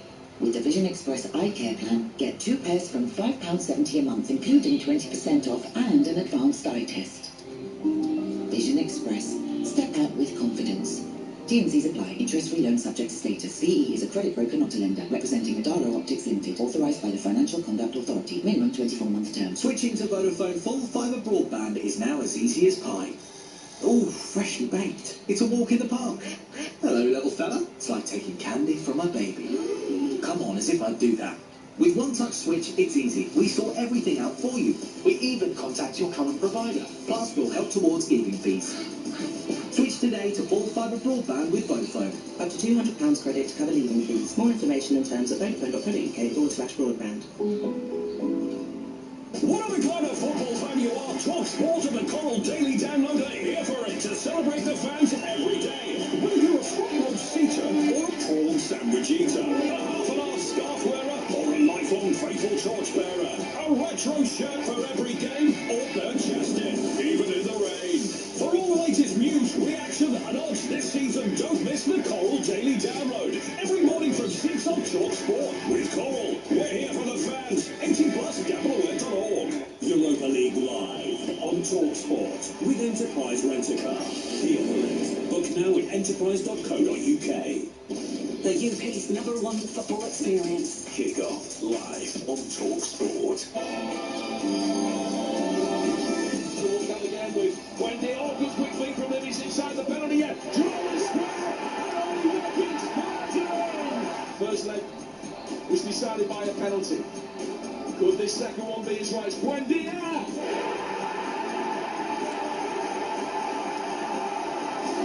Into the bottom left-hand corner. Conscious cushion header, played by Watkins. It's John McGinn. Pretty surely Aston Villa going to Istanbul. They went up on aggregate, they're hungry for more. It's McGinn again. Every victory that has been erased. The Claret and Blue 0. 4-1 on aggregate. And Villa are in the Europa League final.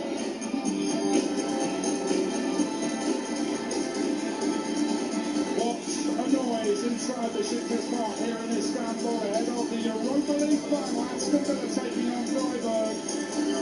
The light show has started. The dance show has started. They are throwing shapes out on the pitch ahead of the teams coming out for this Europa League final. The shapes with the occasion.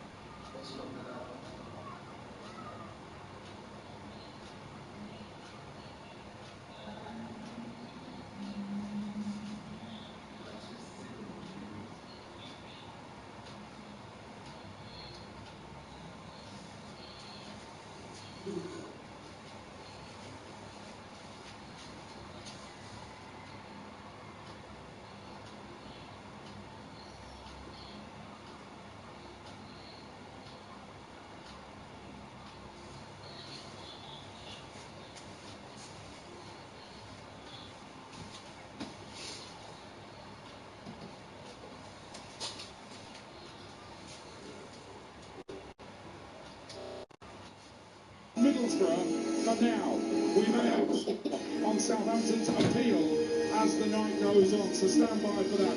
TalkSport and all three European finals starting tonight here in Istanbul. Aston Villa are so big, even the future king follows them. He's here tonight. 30 years since a trophy is tonight. Villa the heroes, Freiburg the villains. It's the Europa League final, and it's live on TalkSport with former Villa captain Andy Townsend alongside your commentator, Jim Bradford. Adrian, thank you, and a very good evening to you on one of the biggest nights in Aston Villa's proud history. And sometime in come. They say that you can only truly relish the good times when you've experienced the bad.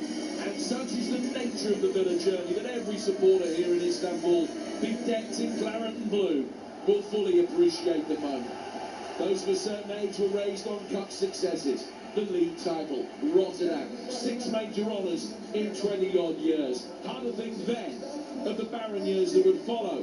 3 success-starved decades, relegation, a finish in the bottom half of the championship, before slowly the ashes cleared for the Phoenix to rise. It was only the arrival of Unai Emery that really swept them away. The Europa League specialist, drafted in to sort out a team that, when they kicked off his first game in charge, were running out of the relegation zone on alphabetical order.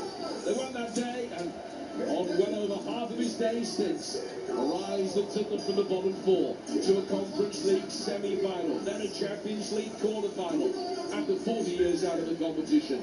And now, to Istanbul.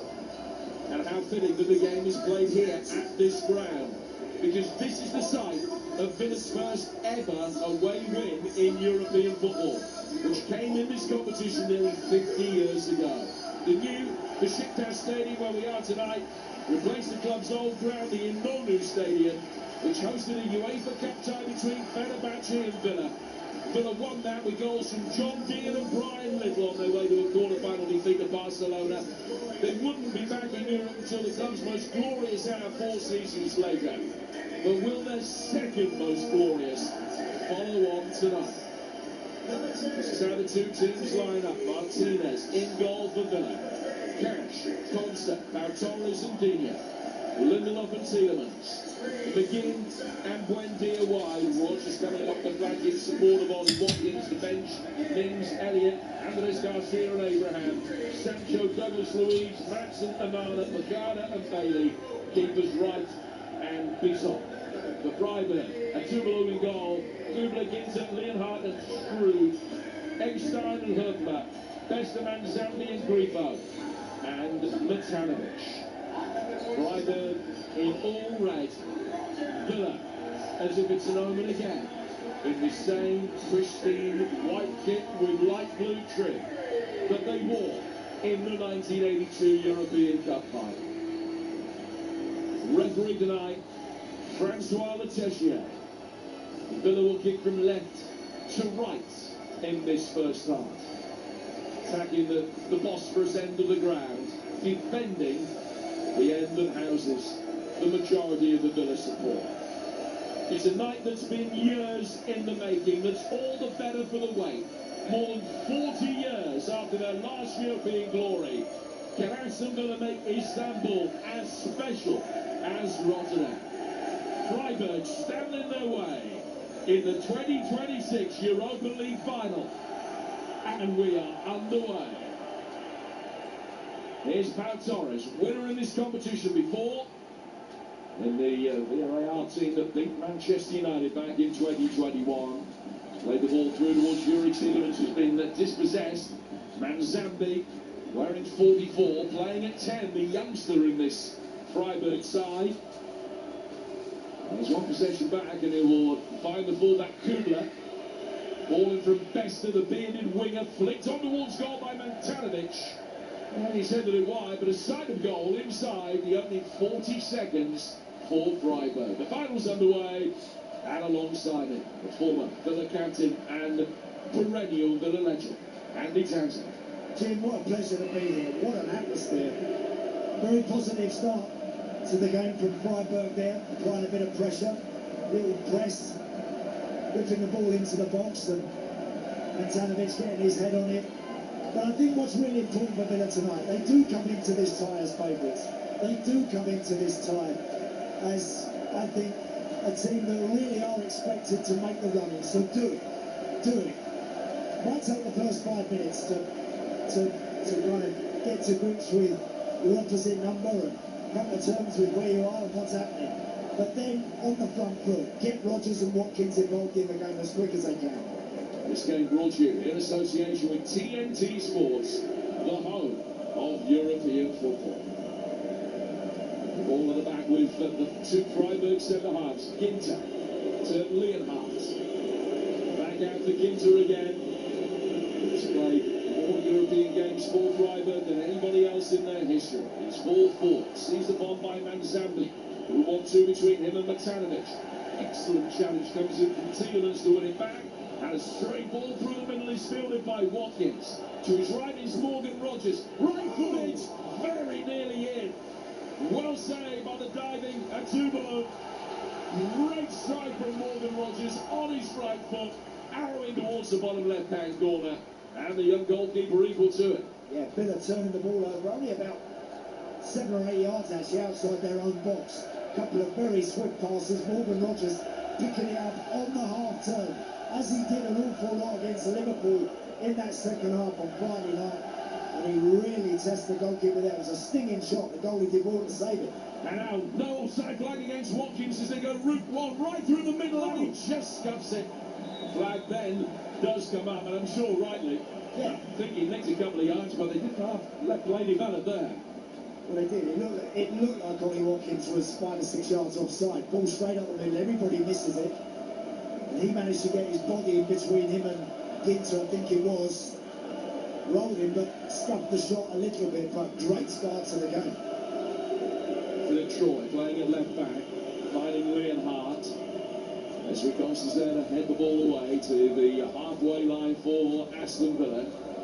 Troy mops that back from him to Leonhardt, who will go back to his goalkeeper again. They've been in pretty different form, Freiburg, coming into this. They've lost 4 of the last 7. Only won 8 of the last 18 games that they played in League and Cup. So league form's gone off. They have prioritised this European competition.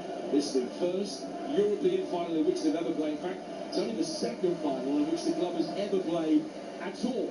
The last one being the Pokal, the German Cup, back in 2022. They lost it on penalties to RB Leipzig. So tonight they're going for the first piece of major silverware in the club's history.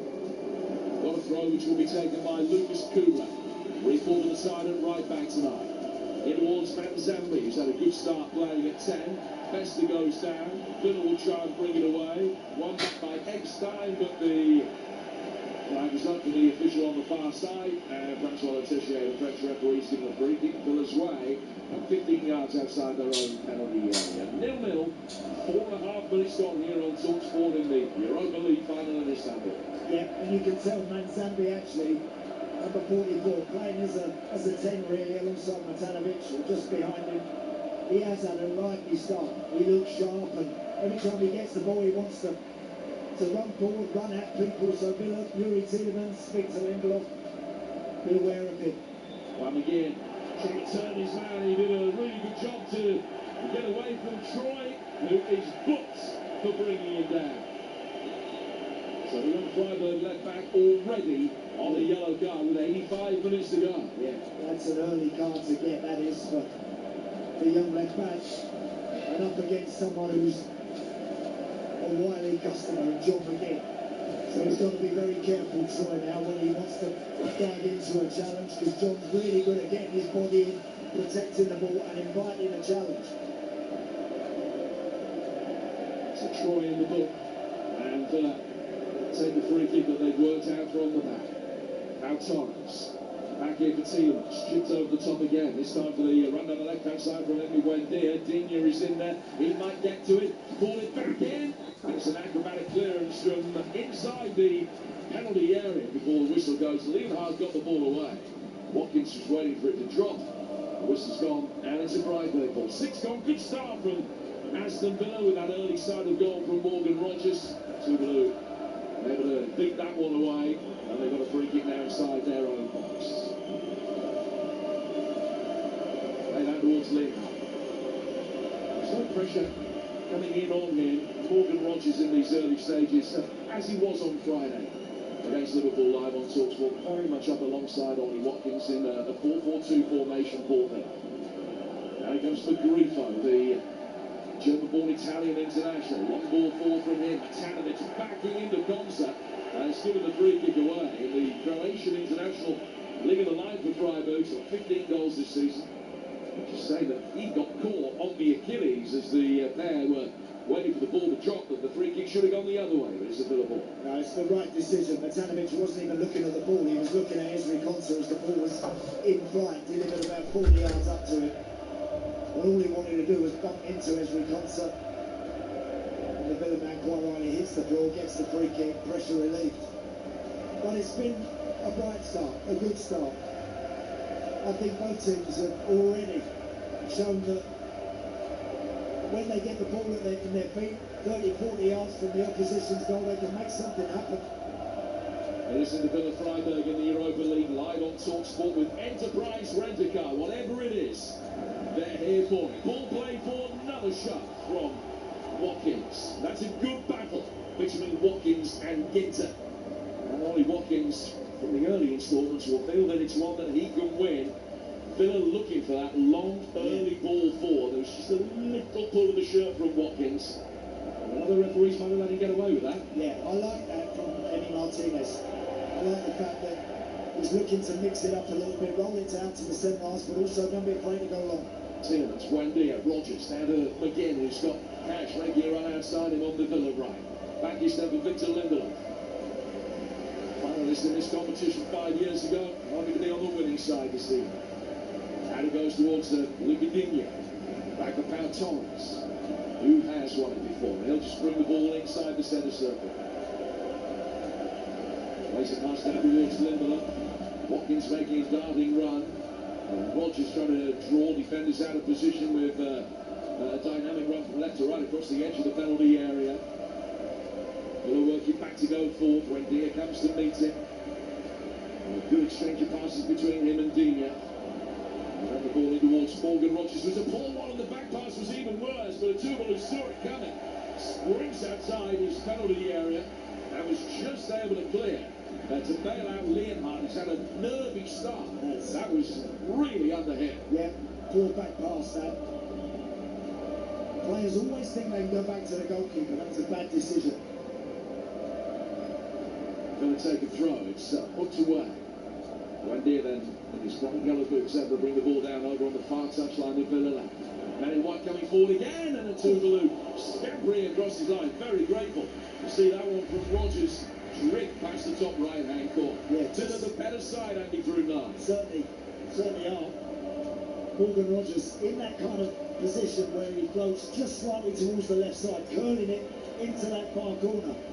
Like we saw him do against Liverpool, like we saw him do against Manchester United. He's done that a lot lately in that position, and he's very dangerous when he gets the ball. Well, the perceived wisdom of how Freiburg would play is that they would try and condense things into the middle. They would defend pretty narrow. They'd funnel Aston Villa out wide. But if that's the game plan, it hasn't been effective for them so far.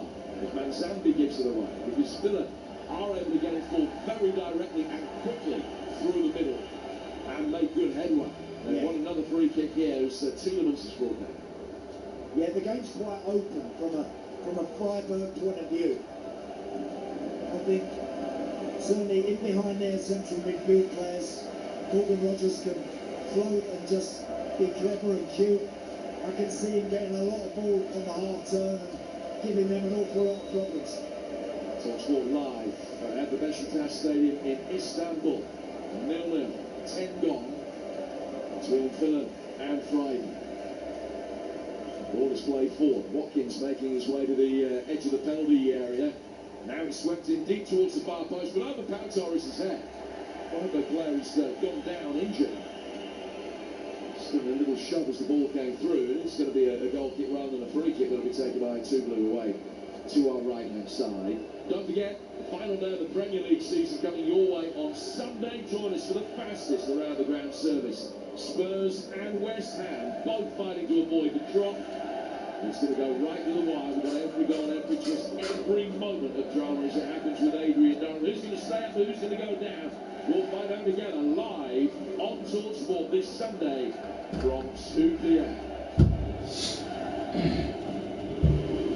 Wonderful noise about the place, has been for hours, and both sets of supporters have played their part in that. Some Freiburg supporters you can hear away to our right-hand side, predominantly at the moment, but Villa have been playing a better football. Matanovic flicking on a long ball, looking for Mazambi, and Griffo is in there. Mazambi, the 20-year-old Swiss international, brings it down. Villa winning back now, Torres getting it back for Martinez, showing any ill effects of the finger injury that we suspect he was suffering with in the warm-up. No suspicion that he wasn't going to come out and start the set. He's cleared here into the Viva Buendia. He's done really well to bring that down under pressure. Just sweep it back towards Lindelof. Miller looking long. Great ball out towards Watkins. Flag stays down for now. Rogers making a darling running towards the penalty spot. But Kubler can clear. It was a poor cross that was hitting behind the cavalry that was arriving. Yeah, good chance actually. Good run from Ollie Watkins. Drifted out into the wide left position. McGinn found him. He was looking for Morgan Rogers in the box. A weak cross really with his left foot, and it's easily defended. Miller with this brilliant record in Europe so far this season. 12 wins in this competition. No other side of the Europa League this season's won more than 9.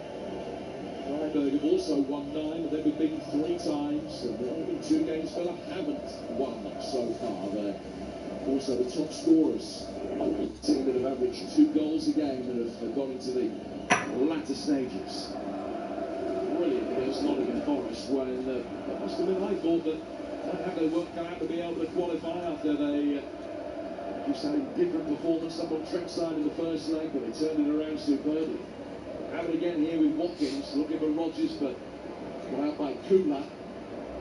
Now Leonhardt will get it away. Just tripped over the head of Yuri Tielemans, who jumped high. Got the top of his head to it to flick it back to a teammate. Then there's a handball, which has given Sevilla a free kick in Freiburg territory. Yeah, most of the game actually, where are we now, Jim? The last sort of 8 minutes, most of it has been played in Freiburg's half of the field.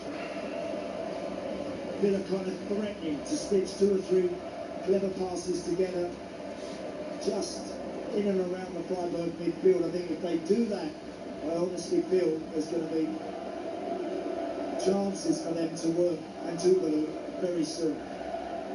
No causes for concern as yet for Aston Villa, though. One header wide from Matanovic has had the opening 40 seconds. And since then, Eddie Martinez has had nothing to do other than field balls played back to him. Mazambi in there now, and they have got a free kick in a wide position. And part of the team talk from Unai Emery tonight inevitably would have been don't give free kicks away, because Freiburg are a team that can exploit this kind of situation.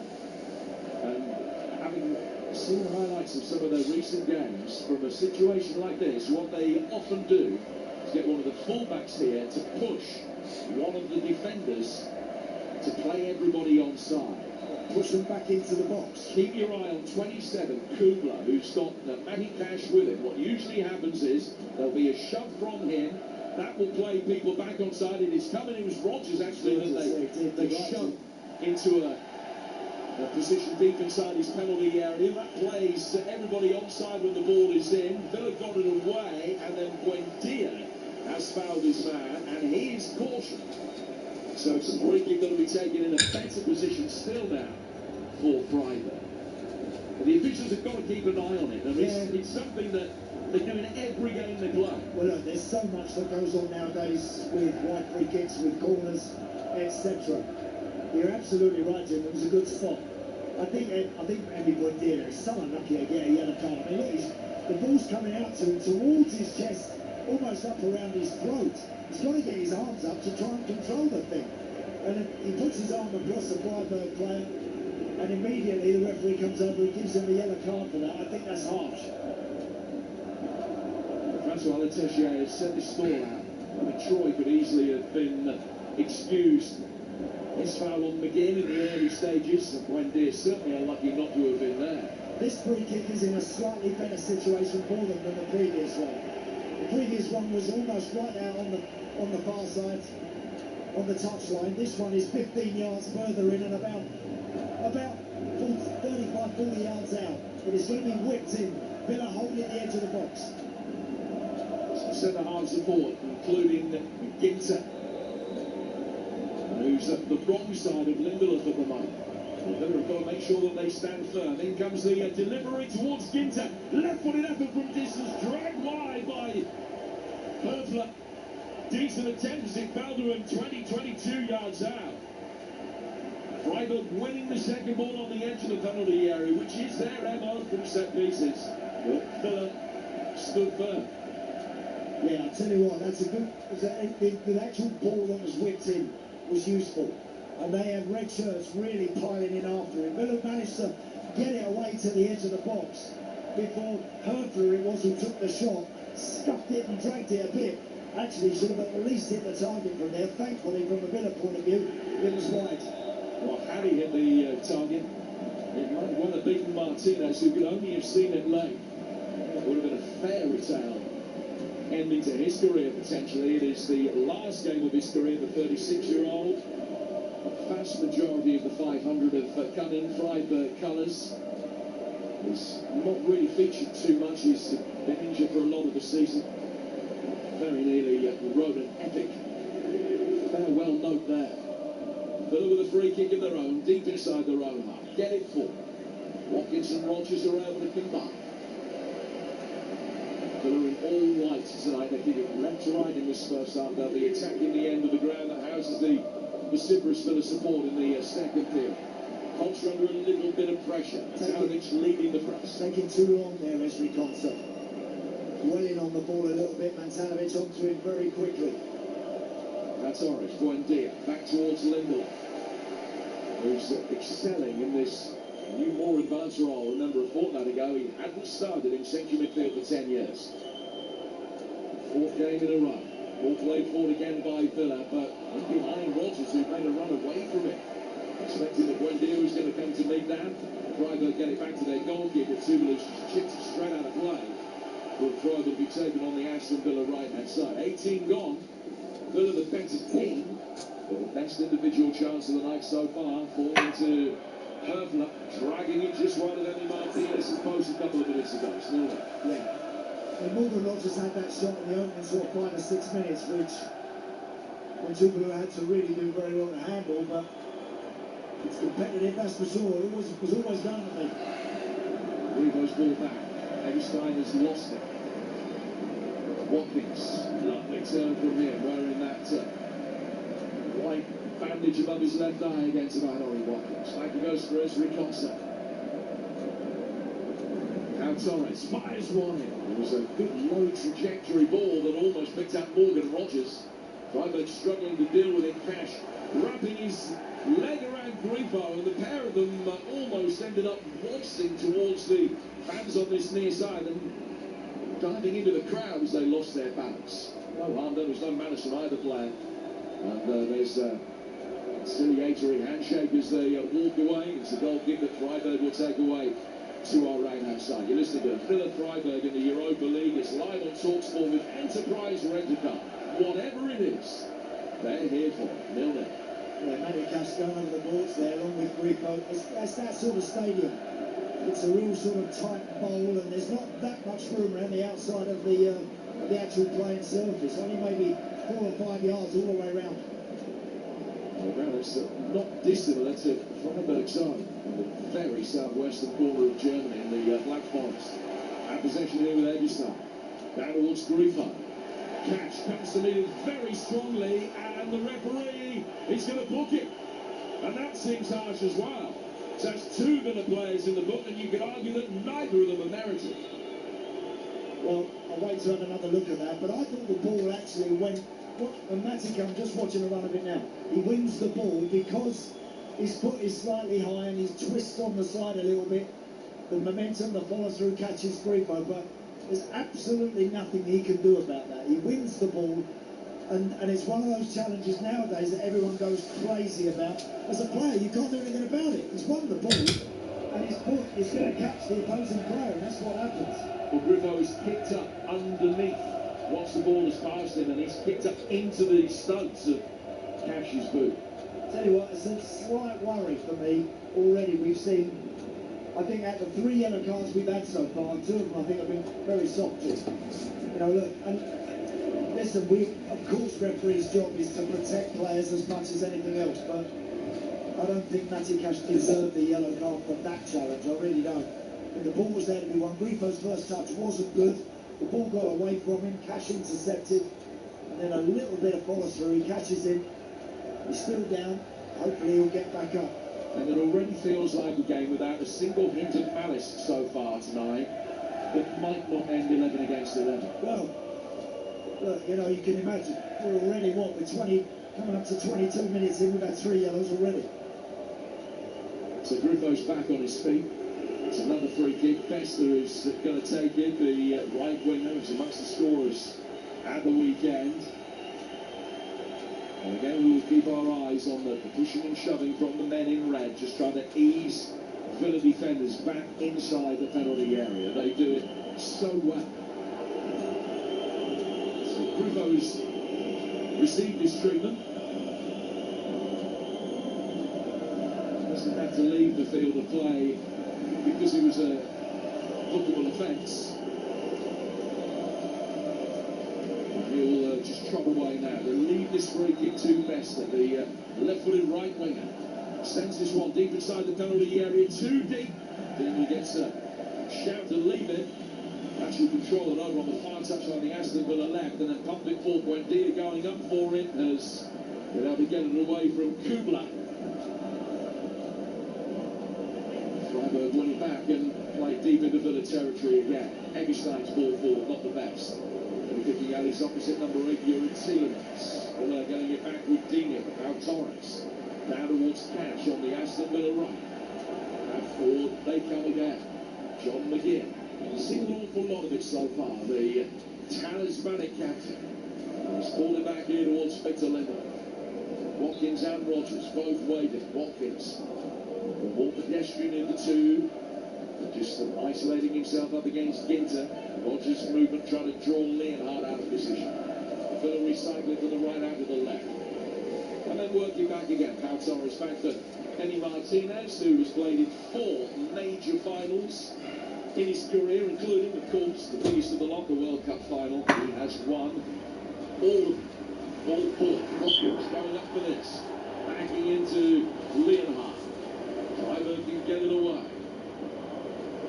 Grifo will turn it back for his centre-half Leonhardt again in his white boots. Slows things down. Rogers, no thought of engaging or trying to press from here.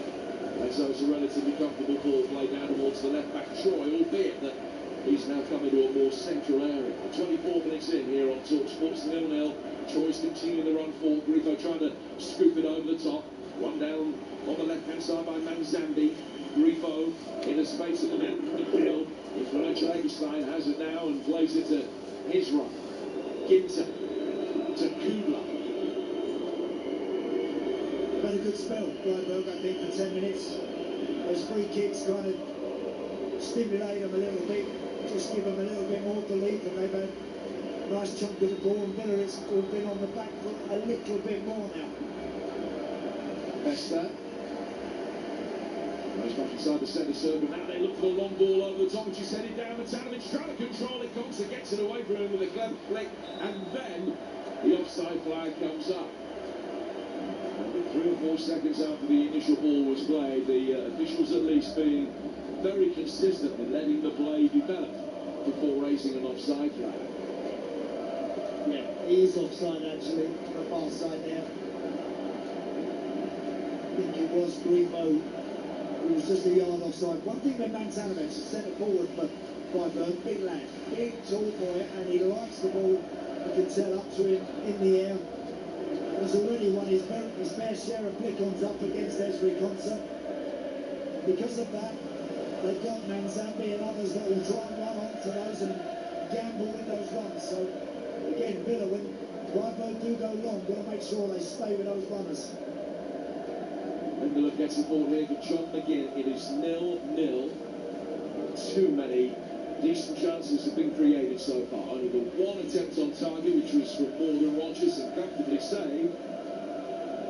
The winner again with a long ball ping forward over the top of the run of Watkins. He sensed he was offside. I tell you what, they weren't marking it. I mean, Emi Martinez has now done that, what, 4 times, Jim? Yeah. When he's had the ball at his feet, the goalkeeper, he's pinged it 70 yards straight up the middle of the pitch to Ollie Watkins every time. Watkins has backed in and tried to hang on to it, but that time there, it just went over his head. Nobody marking him at all. That was the combination that provided a goal at Burnley recently with the Martinez ball forward for Ollie Watkins, one of the rare Premier League assists from a goalkeeper this season. Freiburg have it. Manzambi chipped a little bit too straight for Matanovic's run. And out of play for a goalkeeper to be taken by Martinez away the run. They could play nearly half an hour and it's still 0-0 here on TalkSport. So much time to react on TalkSport this evening at the conclusion of the game with the Sports Bar, of course. John O'Hara and Jason going to be taking your calls tonight, and then tomorrow back on breakfast, Ali McCoist and Gabby taking your calls. I would imagine that if this goes successfully, Gabby might not have slept, but we'll see. And tomorrow morning at 6 o'clock your time, 8 o'clock here, those extra 2 hours could be of paramount importance for Gabby tomorrow night, tomorrow morning. But it'll be on the Sports Bar come hell or high water. Here's Lindelof. It's gone back for Ezra Concept. 27 minutes gone. Back from him to Cash, down to the Villa right-hand side again for John McGinn. 0-0 the score. Single best chance so far falling Freiburg's way.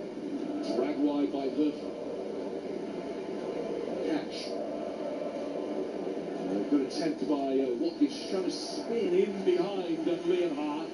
Deliberately let the ball run when Ali just backed in and brought it down. Might have been a better bet. It's very easy to say with the benefit of hindsight from 70 yards away. Yeah, the ball bounced actually about 10 yards before Ollie Watkins, and which didn't do him any favours. Strikers would much prefer the ball was wrapped into them with a bit of pace on it.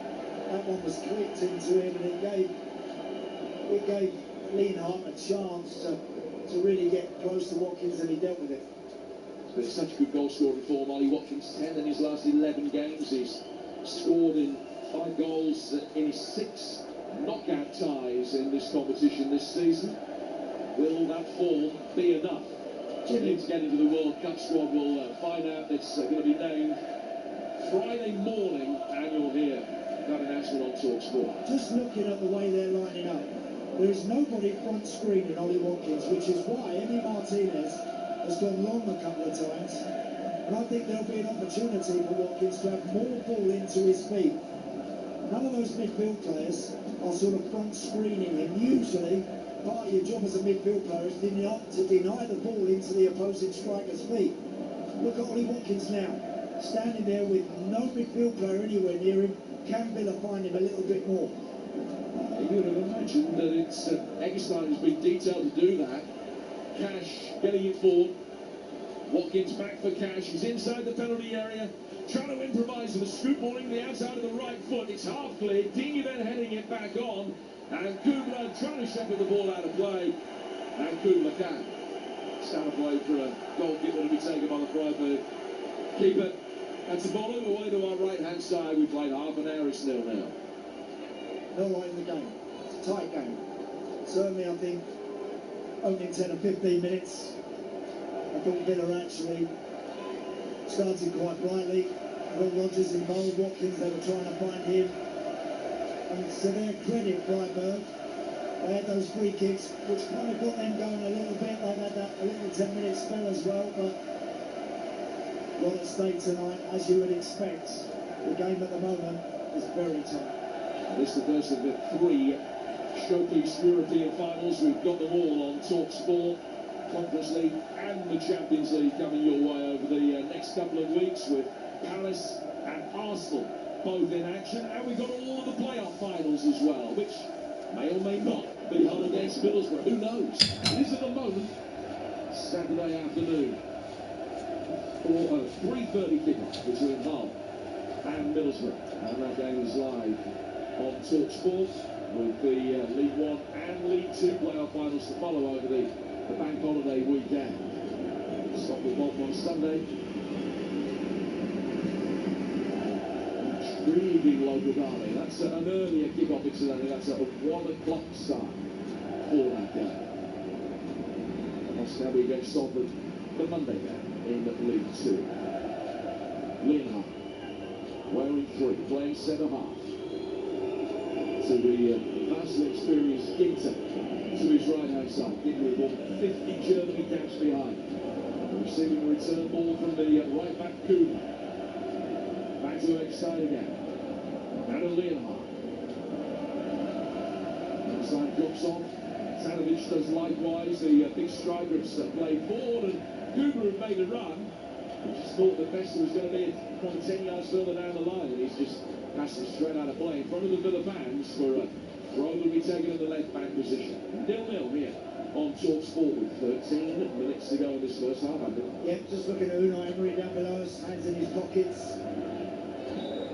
I think he'd like to see perhaps just a little more control of the ball, but look, Van Zambi is dropping off that front line and adding to that Freiburg midfield, and they've had a nice amount of the ball, in fairness to them. Yeah, possession marginally in Villa's favour, not an awful lot in it at the moment, mid-50s to mid-40s. They've got much off in the Freiburg way. It's developed since the change of coach. Julian Schuster is the man in charge of them these days. He's got it his side now bringing forward with Troy. McGinn had gone down, the referee said play on. Kubler trying to send the ball through. Well cut out. Rogers diverts it back to safety with Ligadinha behind him, and now Torres to bring it out from the back for the Villa. Fighting Yuri Tielemans scored a winning goal in the FA Cup final a few years back, and Zambi's done really well to dispossess it. Gets it back from Matanovic. Let's fly from distance. Anthony Martinez driving away to his right, makes a very comfortable save. 0-0. Yeah, I've been impressed with Manzambi. I like him. He's been sharp right from the get-go there. Yuri Tielemans, it was who had possession of the ball. He never gave it up. He chased him back. He hooked, got the hook tackle on him, pinched the ball back for his team, then hit one from about 25 yards, which bounced just in front of Benny Martinez, and the big goalkeeper gathered it cleanly. Yeah, it's really impressive, Manzambi. As I mentioned earlier, he's only 20. Let's see how he does in the World Cup. Here's Watkins cutting in onto his right foot, then his left. There he goes. Couldn't pirouette past the last defender. And then as McGinn comes in there, it's deflected away off it and goes out of play for a goal kick. And there's an immediate post-mortem between McGinn and Watkins, with McGinn saying, you should have laid that back to me when you had the chance. You know, there was 2 or 3 challenges, Jim, on Watkins there, right on the edge of the box, if not in the box. I thought for a moment he might have gone down, he didn't. There's a chance, you know. Tulu, the goalkeeper, is pressed by the Villa front line. Plays it out of the left. Leonhardt, tall, blonde-haired defender, getting it forward. Controlled by Quanston. Midway inside his own half for Villa. Has shanked it out of play, off balance. Dropped to take it quickly. And Manzambi's then caught by Lindelof. I think that's the first foul we've seen tonight that hasn't resulted in a yellow card. Manzambi, the player that is down. He's not a prolific player by any stretch of the imagination, but you can imagine him doing really well in the Premier League because he's a tall guy, and you can imagine he's still only going to fill out further. Yeah, again, as I mentioned, I've been impressed with his performance. I mean, Victor Lindelof didn't really catch him that badly there. Tripped more than anything else. But Manzambi is getting some treatment, and they will certainly need him back up on his feet because I think he's been as lively as anybody in a red shirt. You're listening to Villa Freiburg in the Europa League. It's live on TalkSport with Enterprise Rent-A-Car. Here for it. Book now at enterprise.co.uk. Manzambi just being held back to his feet. He's going to have to come off the field. Just a few instructions being given by the coach Julian Schuster, who replaced his mentor Christian Streich back in 2024. He'll be the first German to lift this trophy since Franz Beckenbauer some 30 years ago. Troy, the left back who'd been in lengthy bit along with his coach, has made his way back into the heart of the midfield. And Mansambi is having to take the obligatory 30 seconds off, having received treatment. Villa holding a higher line this time. 6 yards outside the penalty area. Grifo sending this in. It's a deep one. The far post. Gets to try to head it back. Buendia wins the seconds. Helped on. Rogers will chase after. It should be easily cleared by Troy. It is, but he had to nervously hook it over his own shoulder. Then Buendia's done well. Watkins making a run through the middle. Rogers has got time to pick out options. Got to his left-hand side. Buendia again. Let's fly. Blocked. Rogers blocked. And it will go down towards the dead ball line. Didn't have the legs to go out of play for a corner, so Digne played it and sweeps across straight behind the goal. And out of play for a goal kick. Freiburg 0, Villa 0. Yeah, when Freiburg have got a set play or a free kick, they send the big centre-halves up. And at the moment, they don't always cover for those guys particularly well when they lose possession. And Villa there exploited that. Morgan Rogers picked the ball up about 10-15 yards in the Freiburg half. Turned, and no centre-half in sight. Just turned and ran. Fed Emi Buendia. Very nearly Villa there. Created a good situation. Leonhardt. Another long ball set forward. Honsa. In with Matanovic. He's not a particularly prolific striker. He's scored 3 goals in the last 2 league games. This is his 50th game for the club tonight, and his goal tally is 15. So he's a 1-in-3 man. More fantastic choreographed support from the Germans away to our right-hand side. So Rogers plays the ball forward here, and John McGinn can't make any headway, bouncing up and down, but in unison, and it gives you an effect if you look at it for too long, it makes you feel quite seasick. The ball played inside the penalty area, and it's knocked away by Ginter. Matanovic, good control from him, spreads it wide. Beste cleverly flicks out a right foot. Lays it back through the midfield, but Kubla. Back to Ginter at the heart of the back line again. Freiburg have made their way forward. All quiet again away to our right-hand side in the Freiburg end. Mansambi. In the corner of the box. Running at Victor Lindelof. He's followed him a long way here. Mansambi gets to the byline. Fires across straight through the 6. Nobody could get there to attack him. Brilliant play by the youngster. Great run again. He's a player at this point. I think there, once he got Victor Lindelof back into the 18-yard box, Lindelof didn't really want to know.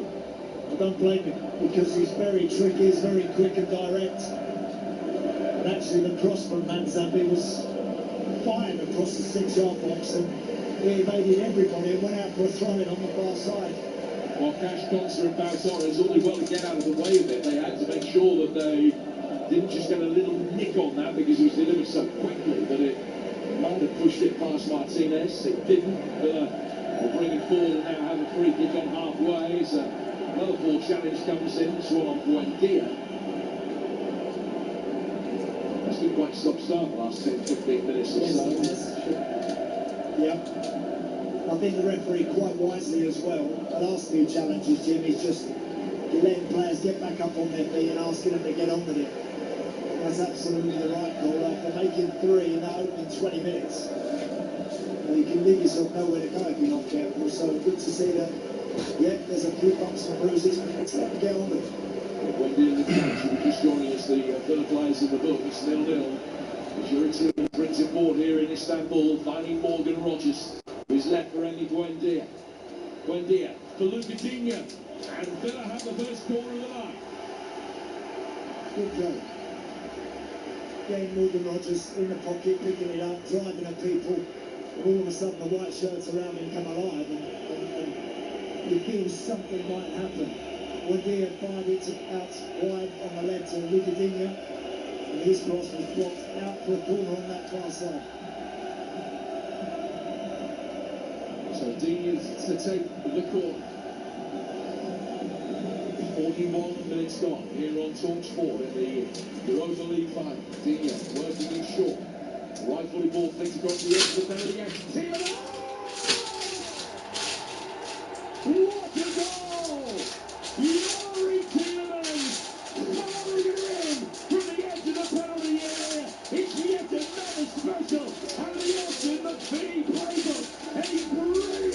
Yuri Tielemans, the man that scored the winning goal in the FA Cup final 5 years ago, has given Villa the lead in the Europa League final.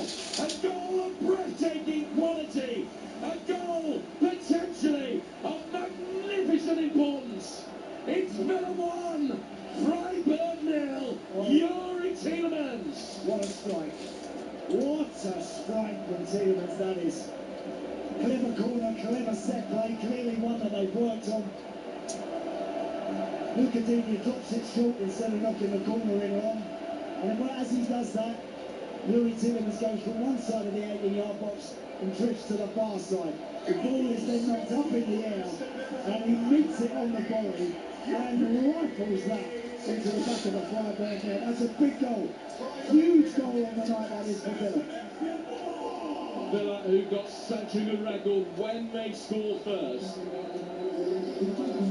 And they lead here in Istanbul. And immediately, those on the Villa bench and Emi Martinez embracing Austin McPhee, the set-piece coach. He's done it again.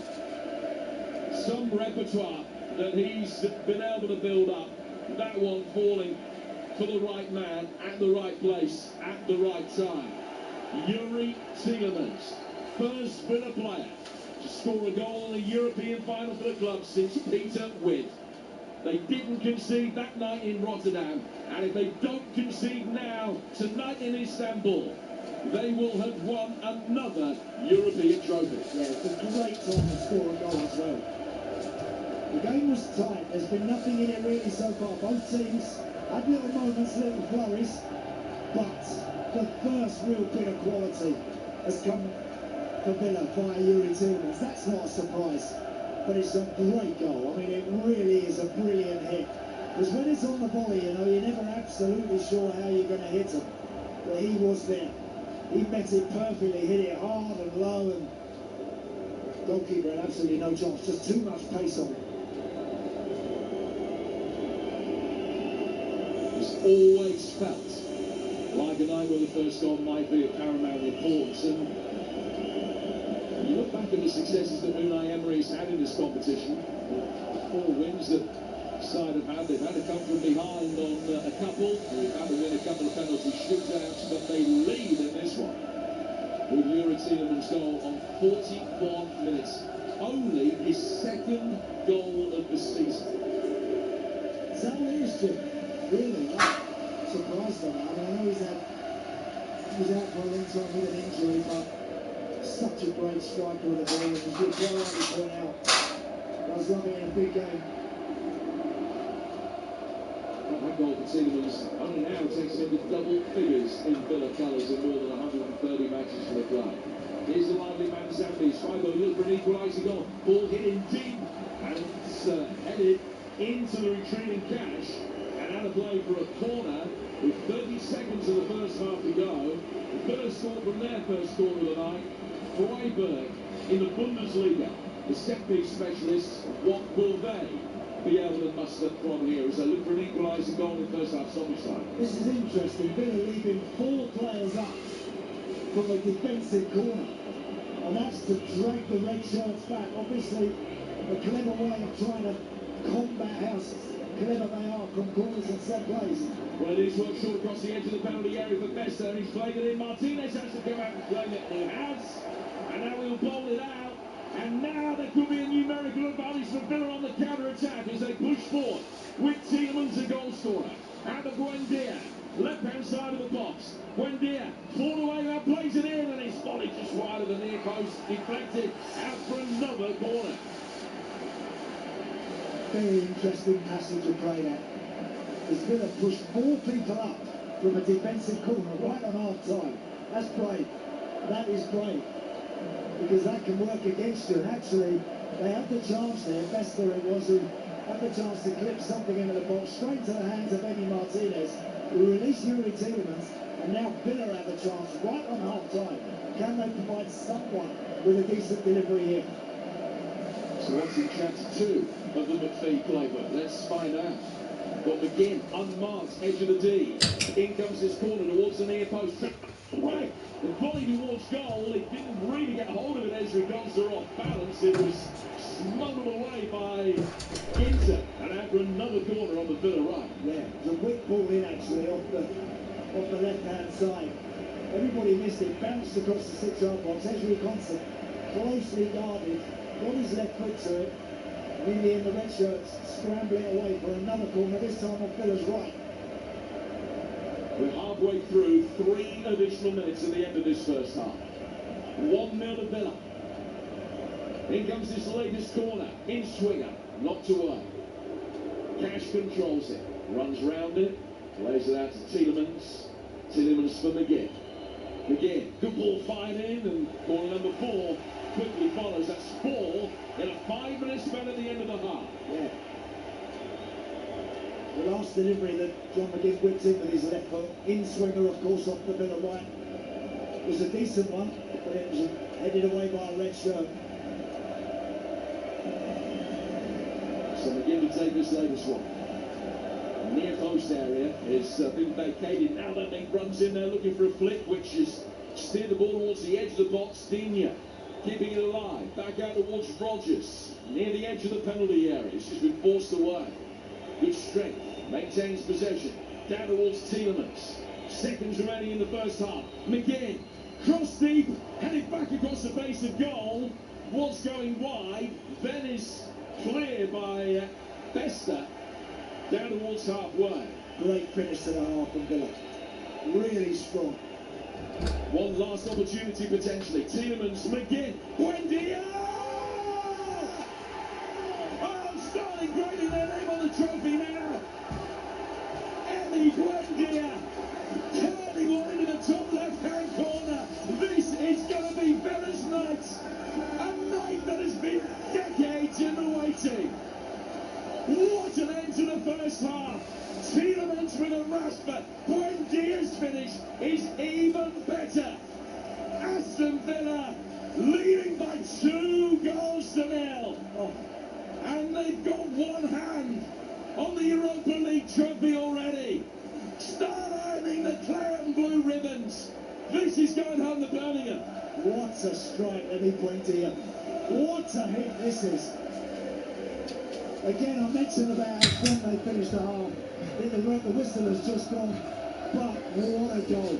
What a time to get that second one as well. Stunning end to the half from Villa.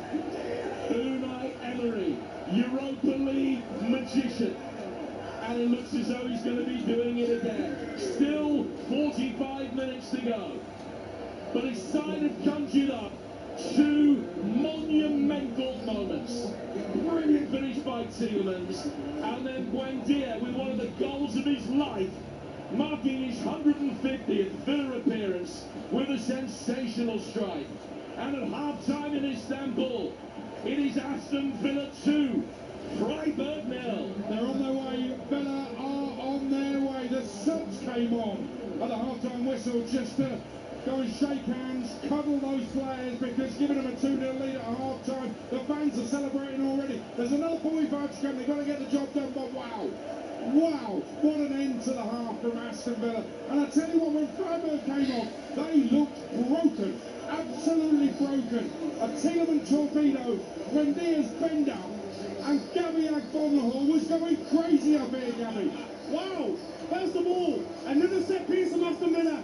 Rodgers gets it, deep onto the edge of the box. Tielemans, that is a hard finish, by the way. You could easily miss the ball, hit it over the bar, great finish. But Buendia, left foot from there, weaker foot, top corner. Freiburg fans are silent. They're silent. Up the Villa. Freiburg finished, surely. And actually, what I loved about the Buendia one, yes, is like it's 1-0, and I'm thinking if they get another one here, that's going to break their spirit. And I think that's what's happened. He's looked up, he's looking for a pass, and then he thinks, shut up and have a go. Because he knows he can score from there. But you know what's crazy? Before that, Freiburg had a corner. Aston Villa sent 4 players up, 4v4. A risky manoeuvre from Unai Emery. It nearly worked. Tielemans on the counter-attack. Aston Villa can see blood. 3-4. Unbelievable. So the first one's from a set piece, Andy Townsend, and they're leaving 4 up at another set piece for Freiburg.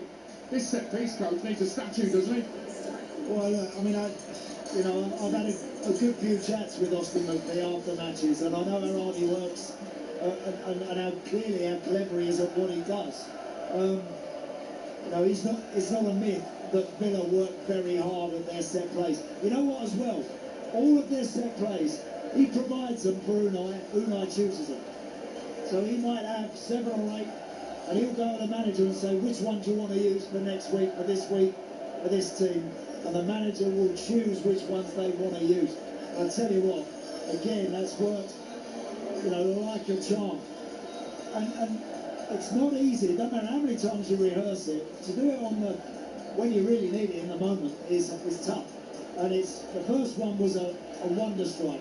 The second goal, I mean, they've afforded Buendia too much room on the edge of the box. He's bent it in the top corner from outside the box, and it's just a perler, an absolute peach. Wow. You know what, and there's great insight, Andy, into what goes on with Unai Emery and Austin McPhee. All the subs on the bench were looking at Austin McPhee, pointing at him with that first goal.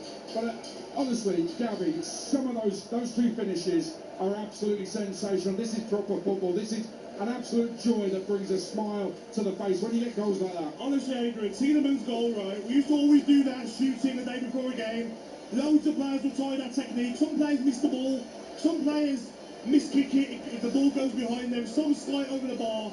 Such a tough goal to score. The technique, head down, into the ground, great finish. But Buendia, you have to say, week of thought, you sort of say, all right, I'll let you shoot there. You're not going to chop back on your right. That's just a wonder goal. In finals, big players have to turn up. And Tielemans and Buendia have turned up. And I think as well, Gabby, and part of that is down to Unai Emery, because he's giving those players the freedom to do that. They're not scared to have a shot from outside the box, not scared to have a volley, a very difficult technique, as you say. They're just going for it. You know what I love about that goal, though? The first goal is that, like Andy says, you have to mix up the set pieces. You can't often repeat one, because Freiburg would have looked at every set piece Aston Villa have taken this season, something different. No one was marking Tielemans, but the ball from Rodgers has to be perfect. That was the part of the goal as well, we can't forget. The ball from Morgan Rodgers, outstanding, and it was quite a cagey game, Adrian. It was quite cagey. Both teams a bit nervous. Freiburg defended well, but wow, now the game will open up second half, I'm sure. Oh, they've got to come out, haven't they, Andy? Well, look, you know, I tell you what, this Aston Villa team, I would not want to be too down against these boys, because they've got to take risks, they've got to push, they've got to try and push their way back in. And believe you me, there will be room, particularly for Morgan Rodgers with his pace and his power, Gab. There will be room for them to exploit that further. So as long as the boys are concentrating at the back, which up to now they have been, just the one real chance for Freiburg from Herfler, the central midfielder from the edge of the box, stuffed his shot. We're actually watching a rerun of it in the stadium here as we speak. Should have hit the target, he didn't, it was close. But that aside, couple of whipped free kicks from wide areas, but that aside, not enough for them. They've got to take risks. Villa will have more chances, I think. I really think that if they go on and score again the next time, you have to go for the third goal. Yeah. Adrian, you have to. You can't sit back down 2-0. You have to go for the killer third goal. Well, we've seen them get 3, 4, and do it again, getting 3 and 4. And you know, just very quickly, Gary, what I love about this is Freiburg, enterprising, and you know, they've got a couple of really good players. You know, Manzambi's been really good for them, but they've been cheating, they've been pretending to be injured, they've been calling for yellow cards, and the referee's been conned a little bit by it. I do not like their attitude, and they're paying the price for that, I think. Yeah, 100%. Like we said before the game, we don't want no silly red cards, and I've been there, Adrian, Andy will say the same. Those players weren't hurt. Those didn't injure those players. They're trying to get us to Villa players sent off.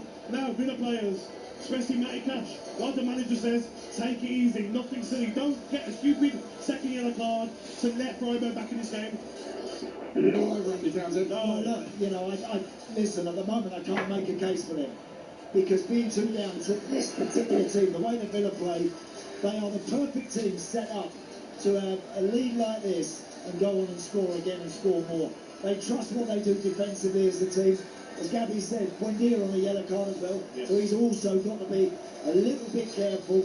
But that aside, I'm struggling to find a way back in for Freiburg. They're going to need to score and score in the first 15 minutes. No, I love that bit. Otherwise, Villa will score again. What I love as well is been there defensively. Thompson has been covering Matty Cash and Torres every time. Yeah. So if the long ball from Freiburg is not on, there's constant doubling up.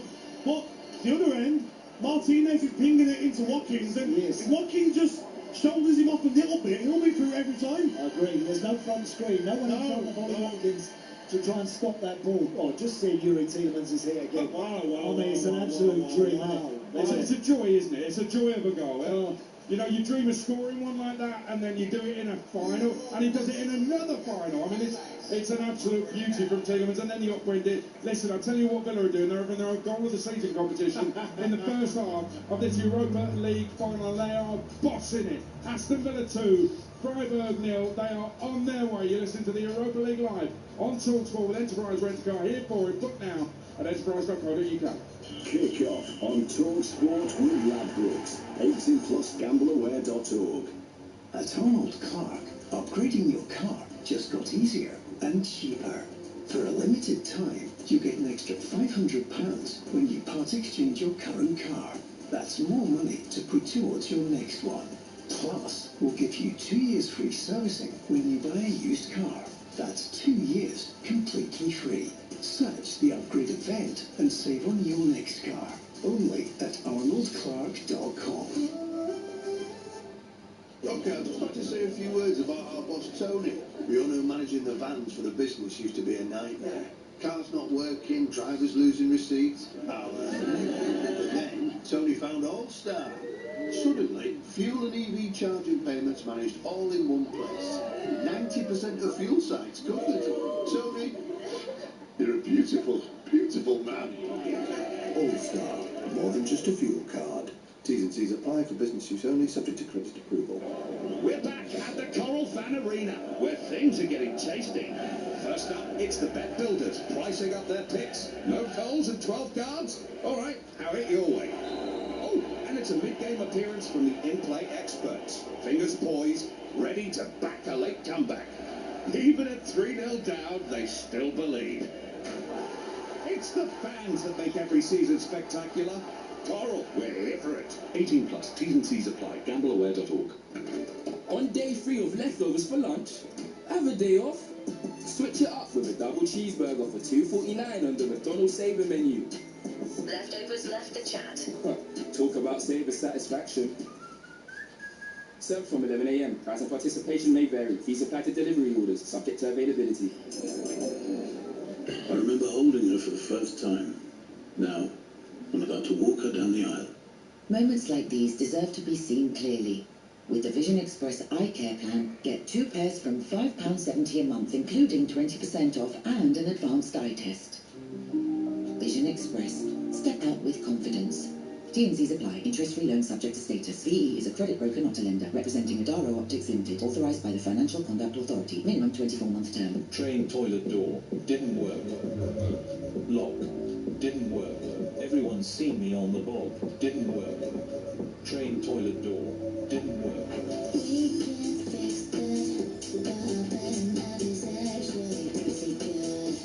Bet £10. Get £30 in free bets with Midnight.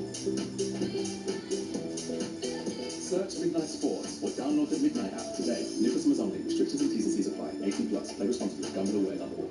They are the prodigies of the pitch, the kings and queens of the courts, and the titans of turf and track. But who was the real deal? Every Tuesday morning from 10, join Jim White and Simon Jordan as they nominate the sporting star who's proved to be the real deal of the week. Don't miss The Real Deal with White and Jordan every Tuesday morning from 10 on TalkSport with Selco Builders Warehouse. For the latest special offers, pick up this month's Real Deals in branch or view online at selcobw.com. Europa League live on TalkSport with Enterprise Rent-A-Car. Whatever it is, we're here for it. King of football commentary. Kick-off live on TalkSport. Well, TalkSport have teamed up with the potential Europa League winners Aston Villa to create a massive World Cup fan zone at their new venue, the Sports Illustrated Warehouse. Join us for a party atmosphere like no other. with none other than Gabby himself, the legend, the Villa legend, Gabby O'Connell. Head to talksport.com/fanzone now to secure your tickets. That's talksport.com/fanzone. Villa tour, two beauties. Brilliant goals from Villa, and surely they're on their way to the Europa League success. They great. Let's get the half-time odds with Ladbrokes. Odds update on Talk Sport with Ladbrokes. Get a free bet every week of the season and a big boost every day. That's Ladisfaction. Minimum £5 bet. Conditions apply. 18 plus. Gambleaware.org. It's Freiburg nil, Aston Villa 2 at half-time. Villa are 33-1 on to win. Freiburg 45-1. The draw in 90 minutes is 14-1. John McGinn to score from outside the penalty area is 16-1. Yuri Tielemans to score again is 10-1. That's the latest odds with Ladbrokes 18 plus. Be gambleaware.org. Odds update on Talk Sport with Ladbrokes. Get a free bet every week of the season and a big boost every day. That's Ladisfaction. Minimum £5 bet. Conditions apply. 18 plus. Gambleaware.org.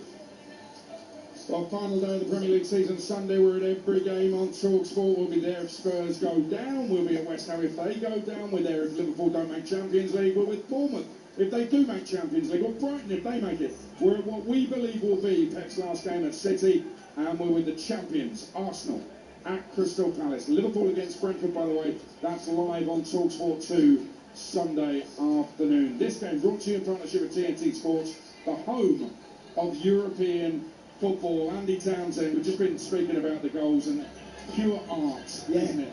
Beautiful. I mean, when you watch them in slow motion as well, you're right. It's like that, watched 2 or 3 reruns there of the first goal. Beautiful strike. The second one as well. And Villa, this was on the back of Villa really testing Freiburg, and from about 2 or 3 corners that they had, almost on the stroke of half time. Eventually, John McGinn rolls it to Emi Buendia. One touch, lets it roll across his body, just controls it beautifully, doesn't have to do anything with it again, apart from walk onto it and wrap his left foot around it and bend it right in that top corner. What a great goal, beautiful goal. Very quick one, Gabby O'Connell. Players are coming out. How confident are you? I'm very confident because this Villa team will go for the third goal, but they're very good at seeing the game out, controlling the game. Look at Tielemans in the middle, Conso in the back, Digne, Pau Torres especially. Soak up the pressure a little bit and they can play on the counter-attack if they like. They've got so many different ways of playing Aston Villa. Freiburg have to throw more players forwards. Ollie Watkins, Morgan Rogers, they're going to be enjoying second half. Gabby O'Connell, try not to jump all over me. Sorry, man. It's all right, don't worry. How's your shoulder? I may need physio, maybe surgery, who knows. Aston Villa 2, Freiburg 0. Villa just refusing to do tap-ins tonight. Second half, live on TalkSport with former Villa captain Andy Townsend alongside Jim Proudfoot. And just before the second half begins, a quick word about the goal scorer, Emi Buendia, the scorer of the second goal. He had that horrendous ACL problem, beginning of the 23-24 season. Didn't play at all that season. Didn't start a meaningful game for Villa last season. Filed out on loan to Leverkusen. Determined to stay, fight for his place. And look at him now, more than 50 appearances this season. And the goal of his life in a European final. Oh, look, brilliant. Absolutely brilliant. And you're right, Jim. He's had to wait and bide his time. And he's seen others playing. Leon Bailey had a spell where he was playing on a regular basis. But Emi Buendia is clever. He's a smart footballer. And he's got quality, genuine class in those feet. So we're back underway with Villa in all white, kicking from right to left, attacking the end of the ground that houses the Villa support. And they're in possession with Tielemans. Working it forward through the midfield for McGinn, who's trying to get one over the top for Watkins to run at Ginter. And Ginter ducked, trying to get out of the way of that, and it hit him on the nape of the back. And it very nearly broke Watkins' way. And this clip, they will be able to bring it forward again, out towards the right-hand side for McGinn. Feels as though a lot of the Bosphorus has come down today. From the heavens on a filthy day by and large in Istanbul. It had dried up for the majority of the first half, but it's soaking wet again now. Nothing to dampen the spirits of the Aston Villa supporters, who's decided 2 up, and the clock is ticking towards their first major trophy for 30 years. Yeah, and I'm sure the message from Unai Emery at half-time is, look, you've got a strong lead. be sensible, be clever, don't get too carried away. I've got diving into challenges anywhere on the field. Stand up, pulls people back, pulls people sideways, done your job. What you mustn't do is give something soft away and allow Freiburg some sort of hope. Because I think, Jim, sorry, I think that Freiburg, as Aid said, when they came off at half-time, they looked stunned, absolutely blitzed they were, really, in that last little 10-minute spell. Sorry, Andy, Buendia's foul. It's a free kick to Villa. And you look back at things that have happened over the course of the season and you think about lessons learned. You think back to that Sunderland game. That Villa were in complete control. Yeah. And they did everything they could to chuck it. Yes. But ultimately won it with the Tammy Abraham goal after Diarra missed a great opportunity to seal an extraordinary Sunderland fight back. So we've got to learn the lessons from that day and make sure they manage this. But they're forward here with Rodgers to Buendia, well tackled on the edge of the penalty area by Ginter. Troy, who struggled tonight, challenged by McGinn, who then thought that he'd won it cleanly. Troy went down with a yelp of pain. And it's a free kick to Freiburg in their left-back positions. 2-0 Villa with 48 goals. Yeah, John McGinn just diving in a little bit there on the left-back, Troy. He actually doesn't really catch him, but again, sounding feet. Doesn't need to go to ground there. But that long ball from Emi Martinez, that's been a real tactic for Villa tonight, into Ollie Watkins. Worked again there at Tree, it really did. 60, 70-yard ball up the middle. Watkins nodding it back to Rodgers. Villa on the front foot. Freiburg's best player, Matt Zambi, playing ball. Out comes Martinez. Now, has he carried that outside the box? The flag is up to indicate an offside. Yes. So, free kick to Villa, just outside their penalty area. It's Martinez in goal. Cash, Constable, Torres and Digne. Lindelof and Tielemans the score of the first goal. McGinn and Buendia the score of the second out wide. And Rodgers and Watkins up front. Freiburg, Tuvalu in goal. Kundler, Ginter, Linhart and Troy. Eggestein and Herfler. Besta, Manzambi, who's been the pick of their bunch. And Grifo, and then Matanovic is playing up front. Villa have it at the back with Pau Torres. 40 minutes away from a second Europa League triumph in history, both under Unai Emery. It would be Emery's fifth. He'll be the first coach to win the competition. We'll go back into the UEFA Cup days with 3 different clubs. Sevilla tick, Villarreal tick, and already penciled in the tick against Aston Villa's name as well. Here's Watkins coming forward here, driving with real intent. Running at Leonhardt, who blocks the shot that comes in from Watkins. It almost went straight back to the Devonian again, but is ultimately going to be cleared up the left-hand side. Back off Watkins, and Leonhardt can get it away. And Zambi trying to hold it up. And, very well dealt with there by Konsa. Stepping forward and finding Buendia inside the area. Saw the goalkeeper off his line. Tried to chip in. But he took a couple of steps back, and Tuvalu could make a comfortable save at the end. Yeah, tried to do it with the outside of his right foot there in the box. He had a little look, Emi Buendia, the goalkeeper, who might have been trying to pinch a yard towards the 6-yard line. He's actually gone with that with the outside of his right boot. Eggestein has possession. It's on the Freiburg right-hand side. It's game brought to you in association with TNT Sports, the home of European football. Freiburg inside Villa territory, but only just. Besta, with the extravagant ginger beard, laying the ball back for his fullback Kudla. Kudla making a run from the right touch line infield. Lays it off now for Herfler. If it might have been had he taken that early chance where he snatched the neck and pulled it only just wide of Martinez's right hand post. There were 2 goals in a 7-minute spell coming at the half-time. They've swung this firmly in Villa's favour. Manzambi, out on the left-hand side. The impressive Swiss playing it forward into the feet of Matanovic. Matanovic has lost out towards McGinn. And now McGinn pokes it back into Freiburg territory. He tries to make it a foot race. And Matanovic, to be fair, did really well to come back and showed a great strength and enough pace to be able to get there ahead of McGinn to mop things up for Freiburg, who will build again from a deeper position. And as you would expect, with a 2-goal cushion now, Villa don't have to go after Freiburg, squeezing them too much. Wait for that right moment to turn the ball over and release Rodgers and Buendia, I think, in particular. Freiburg are in possession. They've had plenty of the ball at the start of the second half, but Villa, I think, lying in wait. Ball's headed down by Lindelof, out forward then by Tielemans. Rodgers. Did enough in the midfield to come and win it, and whenever a player goes down, from both sides to be fair, whenever a player goes down and there's an anguished cry, that tends to force the hand of the referee. That's why Teixeira's given a free kick Eggestein's way there. Manzambi, back for Eggestein. Ginter, Höfler, inside the centre circle.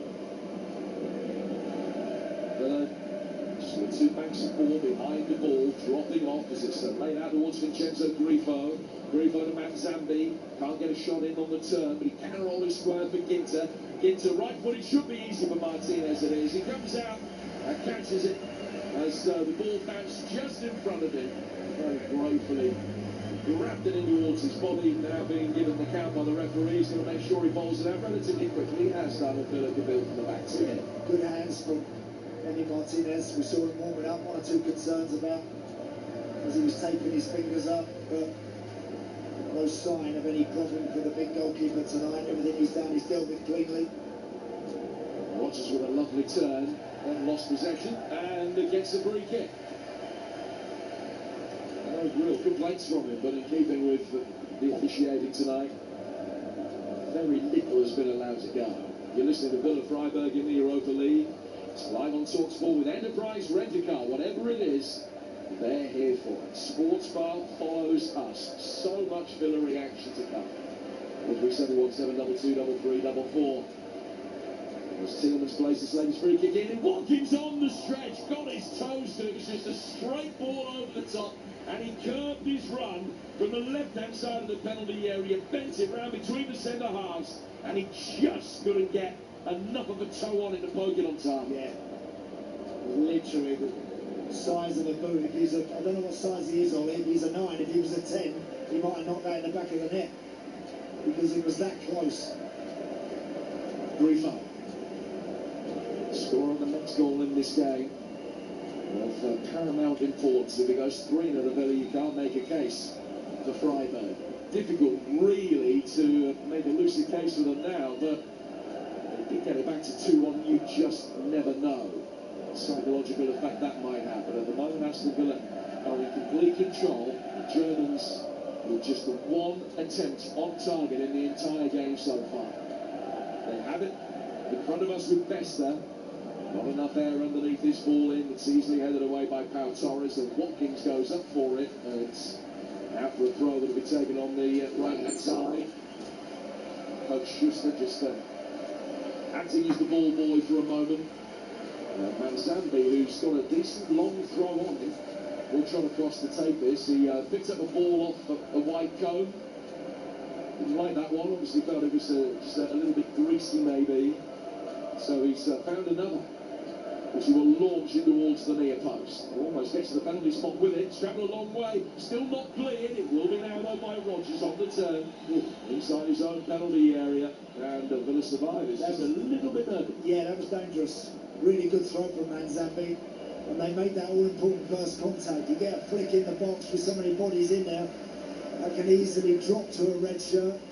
Thankfully, Villa just about deal with that one. But again, got to be careful of that. Yeah, Buendia there committing a challenge on Manzambi. Be careful. Well, once you pulse people backwards or square, you've done your job. That's all you need to do now, Villa. They don't have to dip a foot into a challenge unnecessarily. Buendia, of course, one of the players that has been booked, and ball had long since gone, and he just put the palm of his hand in the back of Manzambi, pushed him to the ground. Freiburg have it, 15 yards aside their own half. Got the ball down towards Ginter. Big square for Leonhardt. The centre half brings it forward at a relatively slow tempo. Trying to draw a Villa challenge in towards him, but none forthcoming at the moment. Ball played out towards Grifo. Back for Eggestein. To Leonhardt again. travels again at a moderate pace over the halfway line. General pressure from Villa. No one really squeezing the ball. Everybody back behind, staying compact. Manzambi. More tempo now as he lays it down towards Bester. He will be forced away by Digne. Job done. Well done, Luca Digne. Followed Bester all the way back into his own half. Once he give it back to the centre half, Digne returning to his left back slot. That's his job done. Well done.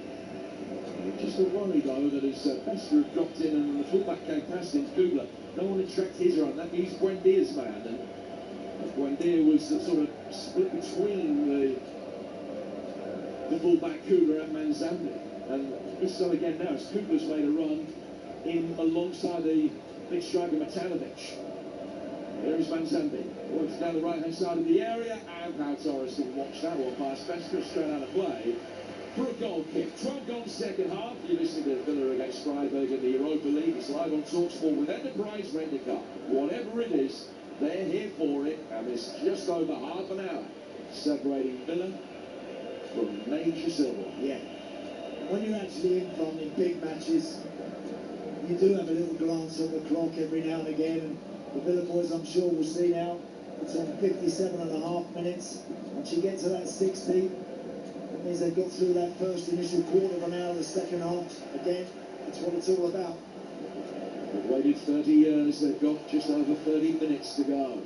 Buendia, left-hand side of the penalty area. Low ball in. There's number 3. Morgan Rogers tapping in from Buendia's cross. And if there was ever any doubt, it has now been erased. Right across the Midlands. If you're cloud of blue, this is your night. Villa, 30 years after they last tasted glory, are going to be getting their hands on silverware. Andy, I'm delighted to say, you're losing that record. Oh, listen, I'm delighted too, Jim. Don't worry about that. Get that open top bus fired up. Get it ready, get a bit of juice in it, because it's going to be flying around Birmingham, I think, at any time soon. Brilliant, brilliant third goal. Morgan Rogers doing really well to slide in at the near post, to steer that past Antonou. And 3-0 now. It doesn't flatter Villa. I said to you, they're sitting there lying in wait, waiting for the right moment. And they just grabbed the third, and that finally puts the seal on proceedings tonight, Jim.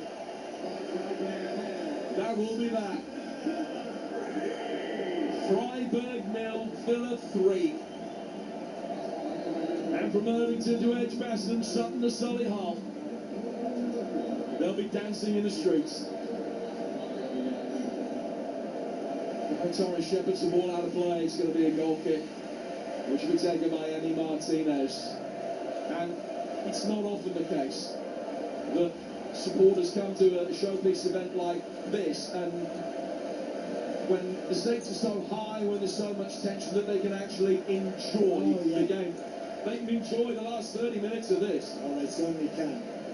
It's rare in finals to be able to really enjoy a moment as a player or a fan, but Villa now 3 to the good and looking awesome every time they attack.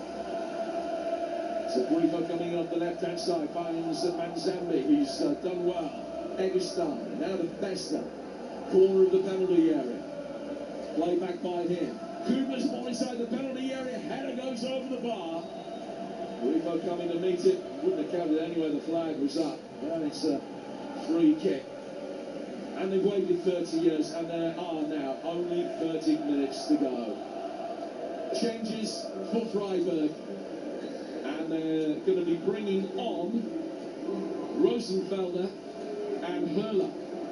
So a double change being made. Max Rosenfelder, number 37, coming on for Nicholas Höhler, whose career ends tonight in such difficult circumstances for him. His 383rd and final game for Freiburg. A wonderful servant for the club.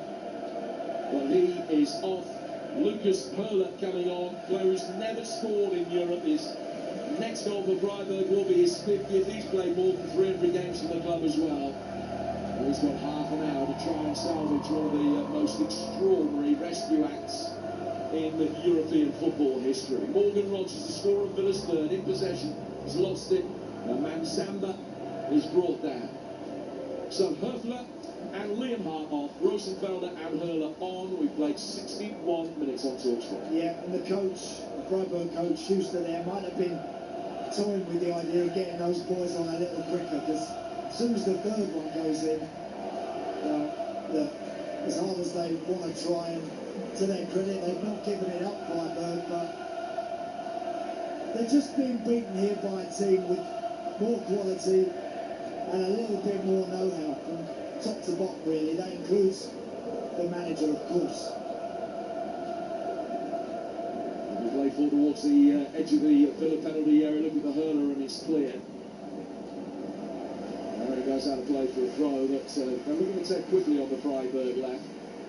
They reached the final on the back of their home form. They won 11 straight at home, or have won 11 straight, not all of those this season. But away from home, they haven't been great. Haven't travelled well in the Bundesliga recently. In fact, the last 4 games they played away from Freiburg, they have lost. And struggling today as the ball is launched again by Manzambi. Third clear after winning the initial header. Watkins pokes it further away, and Manzambi will run round it inside his own half. Turn. Threats to go back to his goalkeeper. He does at the second attempt. Going for a 2-blue. And his rightfully ball forward over halfway is brought down by Tiemans. Drops out there to retrieve Matanovic actually, but he's speared it forward straight out of play through a Villa throw. The songs are delivered in a thick, running accent of jubilation. 63 gone. It's Villa's night, and they know it. They certainly do. What I love about Villa, when they play like this, and when they're in this sort of situation, if they want to be extravagant, they can. They've got players that can produce, as I mentioned, genuine class. But they also, to a man, they know their job, and they all of a sudden the team ethic again becomes very important to protect what they have. And you know, Lindelof and Yuri Tiemans second half are just supporting the game. They've not had to do anything other than just make sure they stay with their guys and bring the ball forward and trust that Rogers or Watkins will add to the 2 that they have. They've got that all-important third goal, and now it's just about all that work you do during the week, Monday and Friday, through the rain and the wind, back at Bodymore Heath. This is why it's worth it, because now they put it into practice. Tiemans taking on the Wow. Well, he did do brilliantly, as Andy said, because he was given a hospital pass. He had 2 players coming in towards him, but he got there first, turned out. Not only did he make sure that he didn't lose possession, but he actually was able to play a constructive pass. That is why he's done so well in that position. Then the ball is played forward. Watkins nearly got there ahead of the Freiburg goalkeeper. Now they chip one over the top. I think Watkins is offside, although the flag hasn't come up. But now it does as he lays the ball back towards Luca Dean. Free kick to Freiburg, 25 minutes to go. 3-0 to the Villa. Yeah, and looks like there's going to be a change. And an island for Lindelof. And he should leave the field with cheers ringing in his ears. His career rejuvenated after struggling to get any game time at Manchester United in the latter days at Old Trafford. And he's only been a bit part player really for much of the season with Villa. But he's stepped into an unfamiliar position when he's been needed. He has performed with real aplomb. And again tonight. And after the frustrations of the final 5 years ago, he's going to get his medal tonight.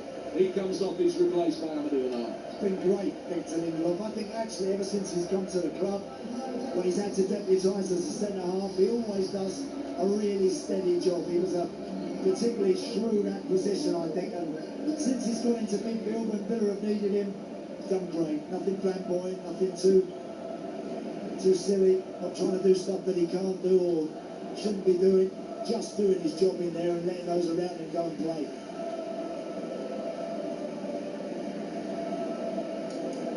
Freiburg have it out the back. So inside their own half as we approach the midway stage of this second half here on TalkSport. Live in Istanbul, if you're just joining us, KG opening 40 minutes. A bit of the better side, not an awful lot to show for it.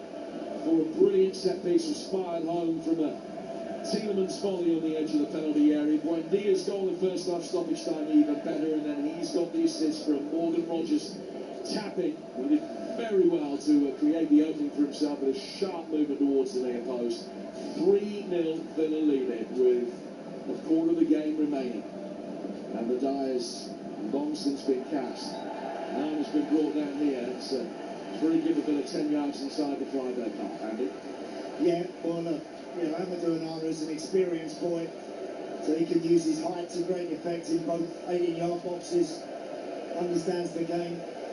All he has to do now is make sure that he blocks, denies balls into their forward players, and just keeps feeding and ticking the game over nicely.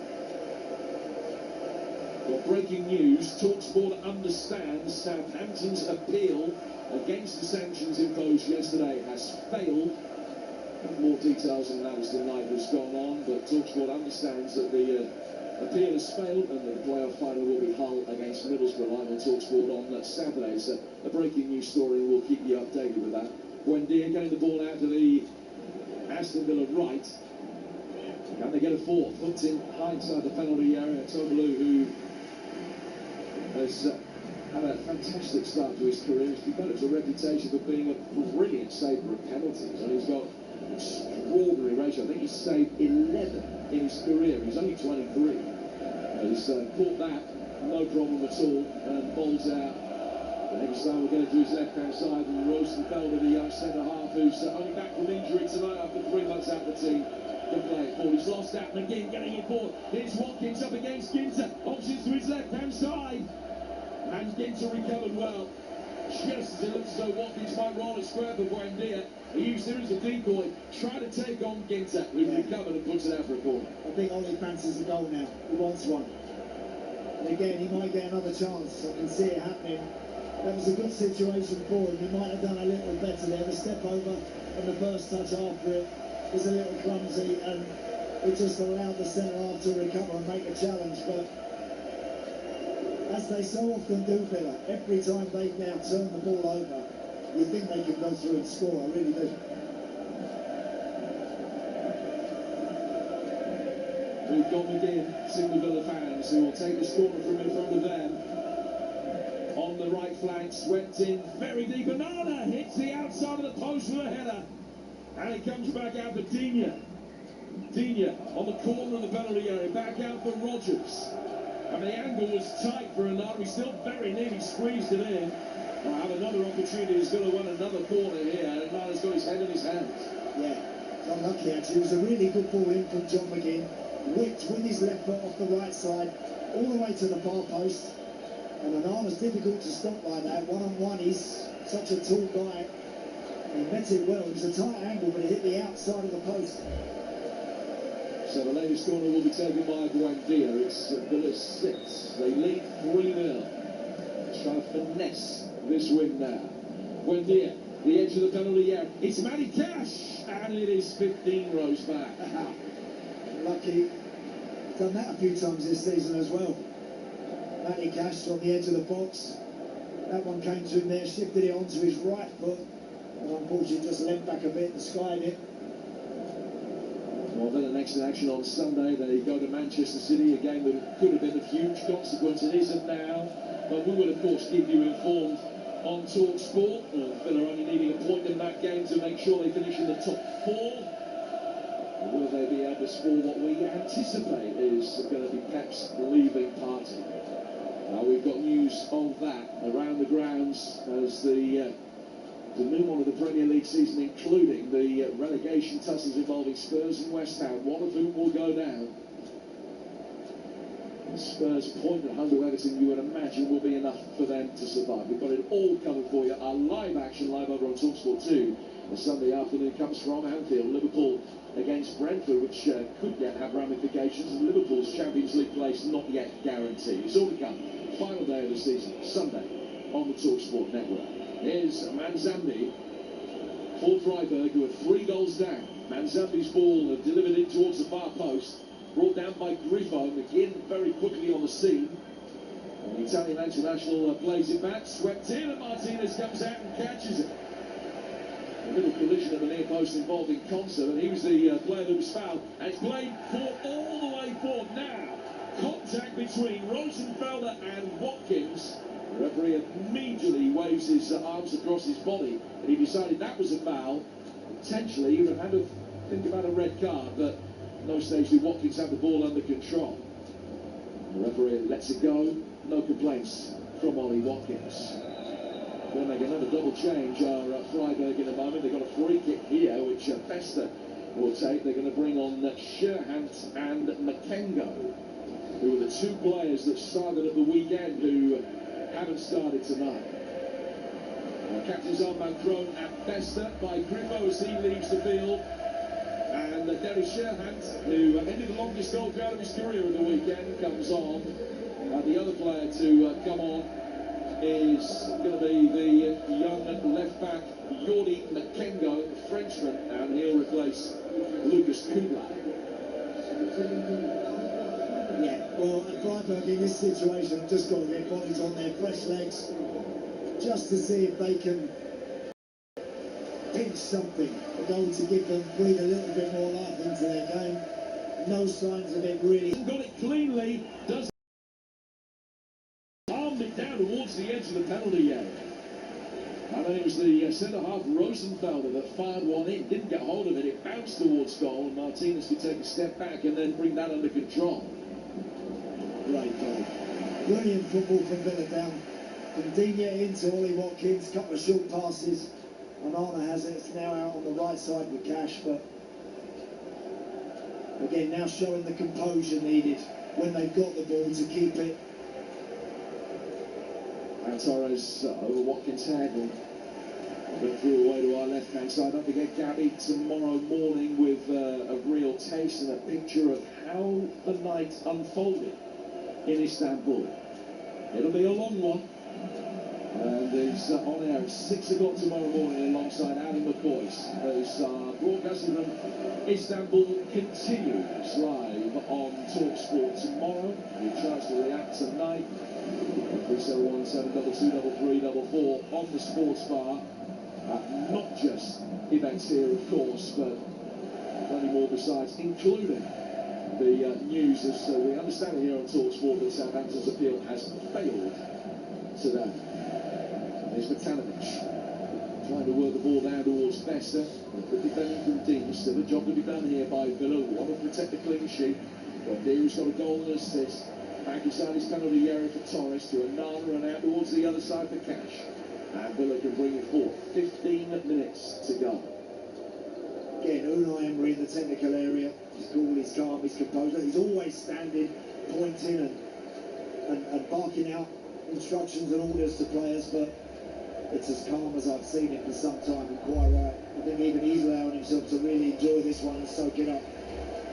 Yep, he hasn't always been afforded that luxury in the previous Europa League final. Straight ball forward, great movement from McGinn. Came in from the blind side of the referee to pick it up in the midfield. Now he's going on the edge of the penalty area. Setting up Tielemans. It's Buendia. Oh, he's hit the side netting.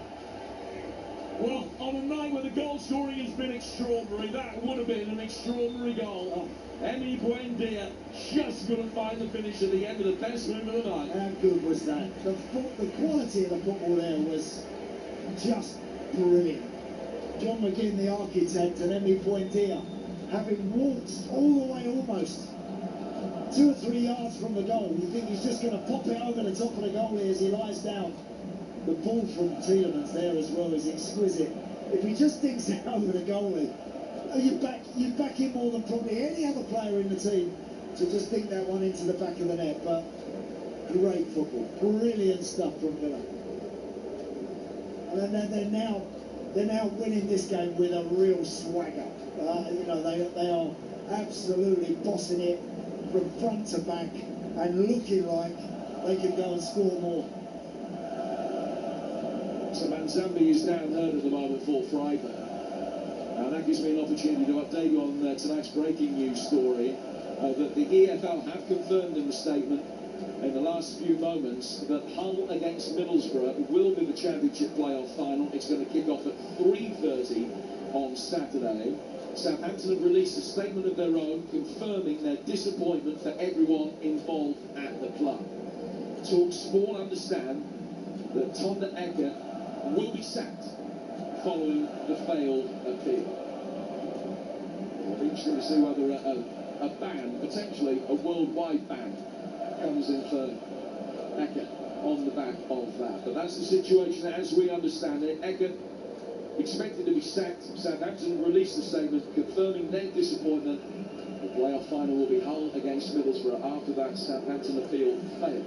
And it will kick off 3:30 Saturday afternoon, and it will be live on TalkSport, playing for a place in the Premier League. These two playing for European silverware. Freiburg, the added incentive of getting into the Champions League. They're going to be playing Conference League football next season. So they have another corner after Watkins brought the ball forward, and he just acts as the conductor of the Villa choir in that crowd away to our left-hand side, waving his arms above his head as Villa win corner number 7 as they look for goal number 4. You know, he's great at that, Ollie Watkins. In terms of travelling, carrying the ball and just disturbing central defenders, he's very, very good at that. Very good at that. If he had a yard more pace, Ollie, he'd be a real handful. Someone that most defenders would find it very difficult to stop. So a latest Villa corner taken by Cash. Near post header wasn't forthcoming. Comes from McGinn. And saved by Tubalo diving away to his left. And he's got an increasingly impressive catalogue of goals in this Europa League run, John McGinn, but he wasn't able to add one there. Yeah, good strike. Sort of ran round it a bit there, John McGinn, onto his left foot. A really good hit. Here's Manzambi at the other end, firing a hopeful ball inside the penalty area, looking for Lucas Hurler, but it was clear. Manzambi then trying to win it back as so by foul means not fair, and he can't hide his frustration as the decision goes against him. Onana is straight across the strip in McGinn, and he picks him up and hauls him back to his feet with a big grin on his face. He just does that so well, John. He does it instinctively when he's protecting the ball. He always steps across, gets his body in. He always laughs at the size of his own backside, and he uses it so well. He really does, because he parks it, he backs it into people. You know, and it's very difficult to run round. Well, someone's got to play my body double, haven't they? Martinez will take this free kick. 10 to go. 3-0 Villa lead. And the Freiburg supporters, to their credit away to our right-hand side, will be heartbroken that the team have been second best tonight, just haven't really turned up, but still the supporters there, still the red and white flags unfurled and being waved, but in vain. Second major final in their history. Far the most significant, and it's going to end like the first in defeat. The goalkeeper at Tuvalu will clear. They are the type of side, though, that may well go very deep in the Conference League next season. I think that they'll be quite confident that that is the case if they can keep a lot of this side together. I think someone will come and get Manzambi, but most of the rest of the team, you would imagine, will still be there or thereabouts. Pau Torres, I beg your pardon, playing the ball forward through the midfield, and then Rodgers was given a shove. Pushed to the ground there by the substitute Sheerhan to give Aston Villa a free kick, and they're going to be bringing the two former Champions League finalists off the bench, Ian Matson and Jadon Sancho. Some record this for Sancho, a third consecutive season in which he's played in a European final, all for different clubs in different competitions. Yeah, well, Emi Buendia is walking off. And what not only tonight, brilliant goal from him tonight, but what a key part he's played in this campaign. Think about the penalty at Villa Park against Forest. Up his steps and knocked that one in. And off he comes tonight. He's been absolutely brilliant. A few weeks ago, he'd only ever scored one goal in European football in his career. Now he's got 3 in 4 European ties, and including a goal and an assist in the final. So Sancho is on for Buendia. At the other change, Matson and Dina, a straight swap at left back, and Madsen, the Dutchman, in space in front of us. Just played in here by Pau Torres, back for Jadon Sancho to Tielemans. 8.5 minutes to go. And Villa lead 3-0. Comfortable in the extreme at the moment. Constant getting it forward. Rolled into the feet of Ollie Watkins. And out of play for a throw. Up to the end of March, it didn't feel as though Ollie Watkins was going to be making the English squad for the World Cup. Now, it's going to be very hard to justify his omission. Do you know what? He's done everything right, Ollie. Took it on the chin.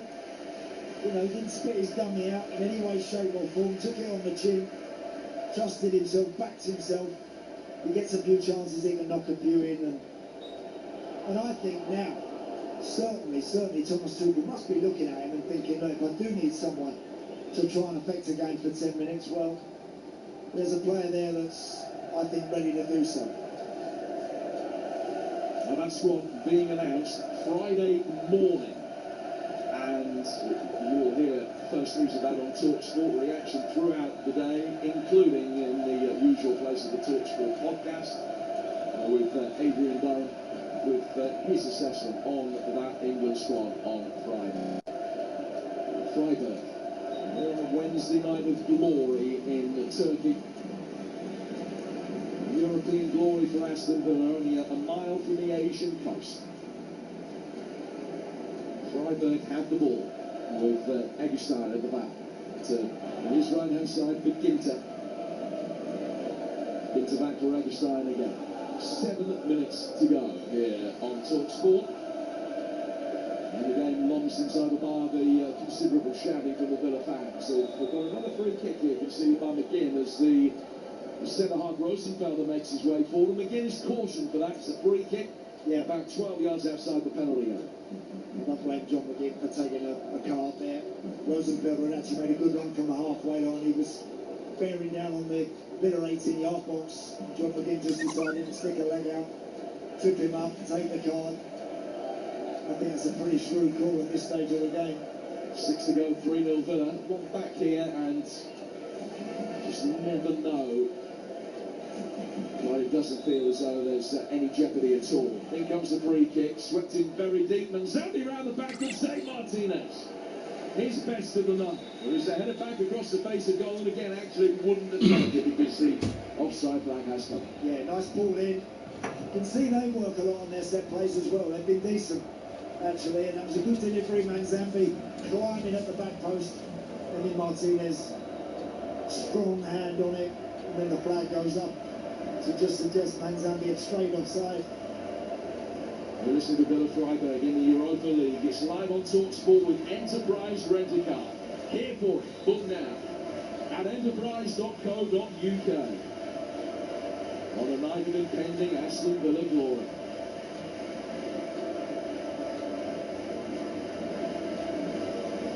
Martinez, in no hurry to take this free kick for the offside. Punts it forward. Just drifted over Manzambi, who's just dropping back. Kendall can't get in there, and then the second attempt he can is a good sliding challenge from the young Frenchman, puts it out. And he's come on a left back, incidentally. That's a choice switch from left back to right back when they took Kugler off. And they're going to make their final change here, and we're going to see Gunter come on to replace Vesta.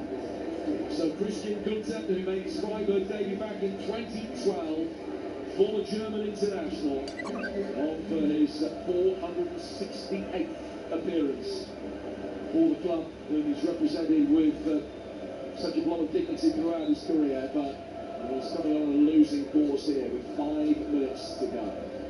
Throw taken, bounces into the chest of Rogers inside the penalty area, who's chipped it in on one another corner, which will take on the Villa right. 4 to go, 3-0 Villa. Look, ordinarily, we don't need to whip this one in the box, but go for it. I mean, look, it's already an incredible night for Villa, and it's such a convincing victory. As I said, usually now 3 up, you might take it short, keep the ball in a wide area. I think John McGinn might swing this one in. Raises his right arm above his head. There's does look as though it's going to come in. The assistant referee stands in front of the ball because the referee has seen something. Now he's happy and allows McGinn to deliver, and it is hitting directly and very deep. Martin coming around the back and couldn't control it initially, just does so on the dead ball line before it goes out of play for a goal kick. Clearance not the best is then come off the chest of Rogers. Tielemans is in there, Conser there as well. Conser shot to the ground, wins a free kick, and a little bit of frustration running over there. The young substitute Sherhan pushing Conser over. Now long cheers from the Villa supporters. The free kick goes their way. They're going to make more changes. Now, what a moment this will be for Tyrone Mings at the back end of his career at the age of 33. He's in the Villa side that lost the last final they played in the League Cup back in 2020. He is going to get the opportunity to come on. And Douglas Luiz, who started the season playing in this competition for Nottingham Forest, will also come on and will get his winners medal with just a little bit of sweat on the shirt as well. So Mings and Douglas Luiz, the players that are coming on, and big ovations for Pau Torres and Tielemans. Yeah, Pau Torres, classy night from him. Typically unflustered performance. And Yuri Tielemans, he's a top-class central midfielder. Got goals in him, can pass, can play. And another brilliant display from him. And lovely, Unai Emery, to give the likes of Tyrone Mings some minutes, and Maatsen and Jadon Sancho, Douglas Luiz make all these changes. And it's another player who has had horrendous time through injury. He's got a lot of it on the treatment table over the last few seasons. I would have dreamt of a little moment like this. I'm not for one moment suggesting this is his Aston Villa swan song, but something he will be able to look back on. The day that the young man who started playing non-league football at Yates Town ended up playing in a European final. He's got the ball at his feet on the left-hand side of the penalty area.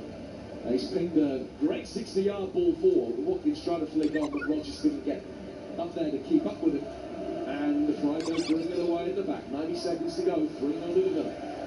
It's been a real feature of the game tonight from Villa, the way they've gone wrong.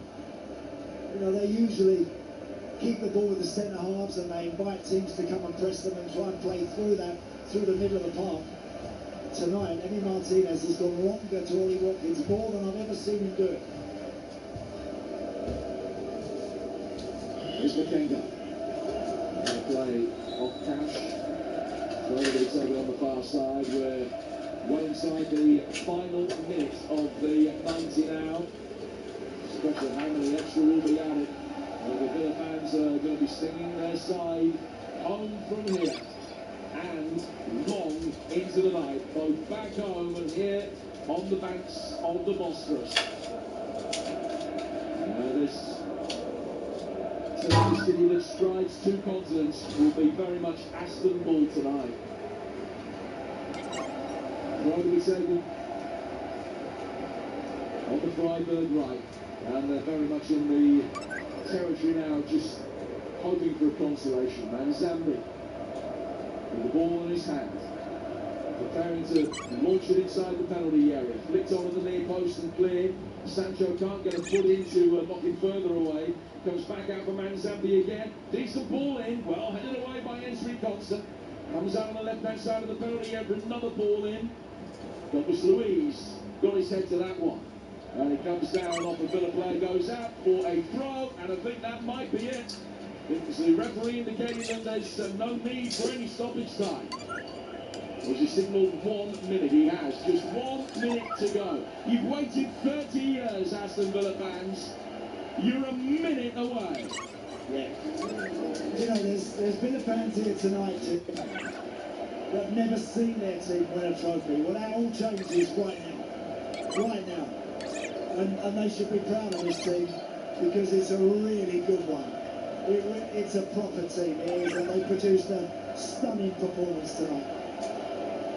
Watkins helping it on here. Again, trying to hook it back in, it will be clear. Aston Villa fans, the full-time whistle is about to blow. It is a night of Villa glory. And unless you're in your 50s, you've never seen anything like this from an Aston Villa perspective. The long, long wait is over. They have done it. A side whose finest hour came back in 1982. And the absence of glorious years since that has written it in claret and blue folklore. Well, tonight, they've penned another chapter. For the European Cup in Rotterdam Ring, the Europa League in Istanbul. But tonight, this wasn't a night of injuries and jeopardy. This was a night where 3 goals in a 20-minute spell either side of half-time got the job done very, very comfortably. A brilliant performance from Unai Emery's men have worn to their task as the season has gone on. And 30 years since they last won anything, they've now got their hands on silverware again. And those in claret and blue all around the stadium, jumping up and down, enjoying the moment, taking it all in, seeing the sights that they will remember for the rest of their lives. Aston Villa are back on the European stage. They've won the Europa League. Many congratulations to Unai Emery, who lifts this competition for a record 5th time, and who's masterminded Aston Villa's rise from the relegation zone in the Premier League to European glory in less than 4 years.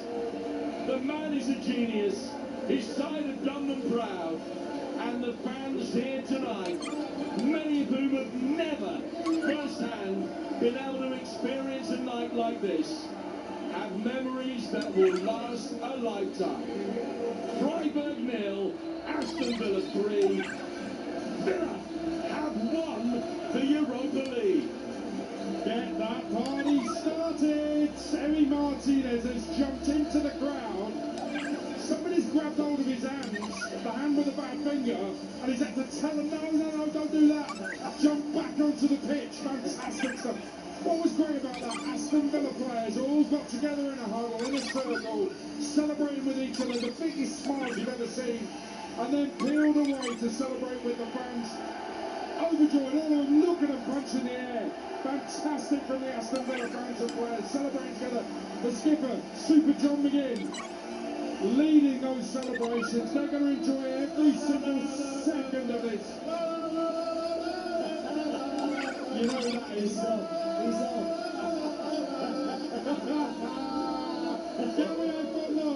How you doing? How you feeling? Wow. Emotional. That victory means so much to everyone involved in Aston Villa.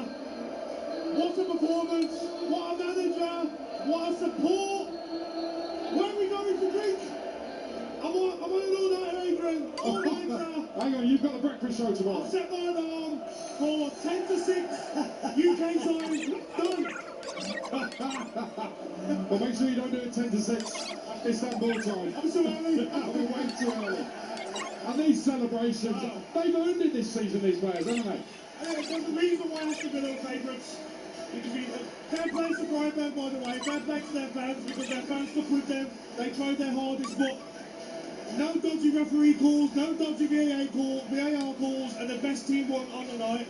This team, this squad of players this season, such a poor start to the season, but wow, Aston Villa, European Cup winners, wow. Well, you're right. Villa's start to the season was truly shocking. No win and only 1 goal in the first 5 Premier League games that knocked out of the League Cup. Fittingly, their first win of the season was in this competition in the Europa League. They never looked back after that. Got it together in the league. Fast forward to the present. Aston Villa have won a first trophy in 30 years. It is a glorious night in their history. Prince William here to witness it in Istanbul as well. His celebrations when Morgan Rogers... I said they don't do tap-ins, Andy Townsend. No. Morgan Rogers tapped in the third. He did. Great play, lovely goal. Oh, they've been great tonight. And I'm so pleased because You know, they've been the outstanding team in this competition from the get-go.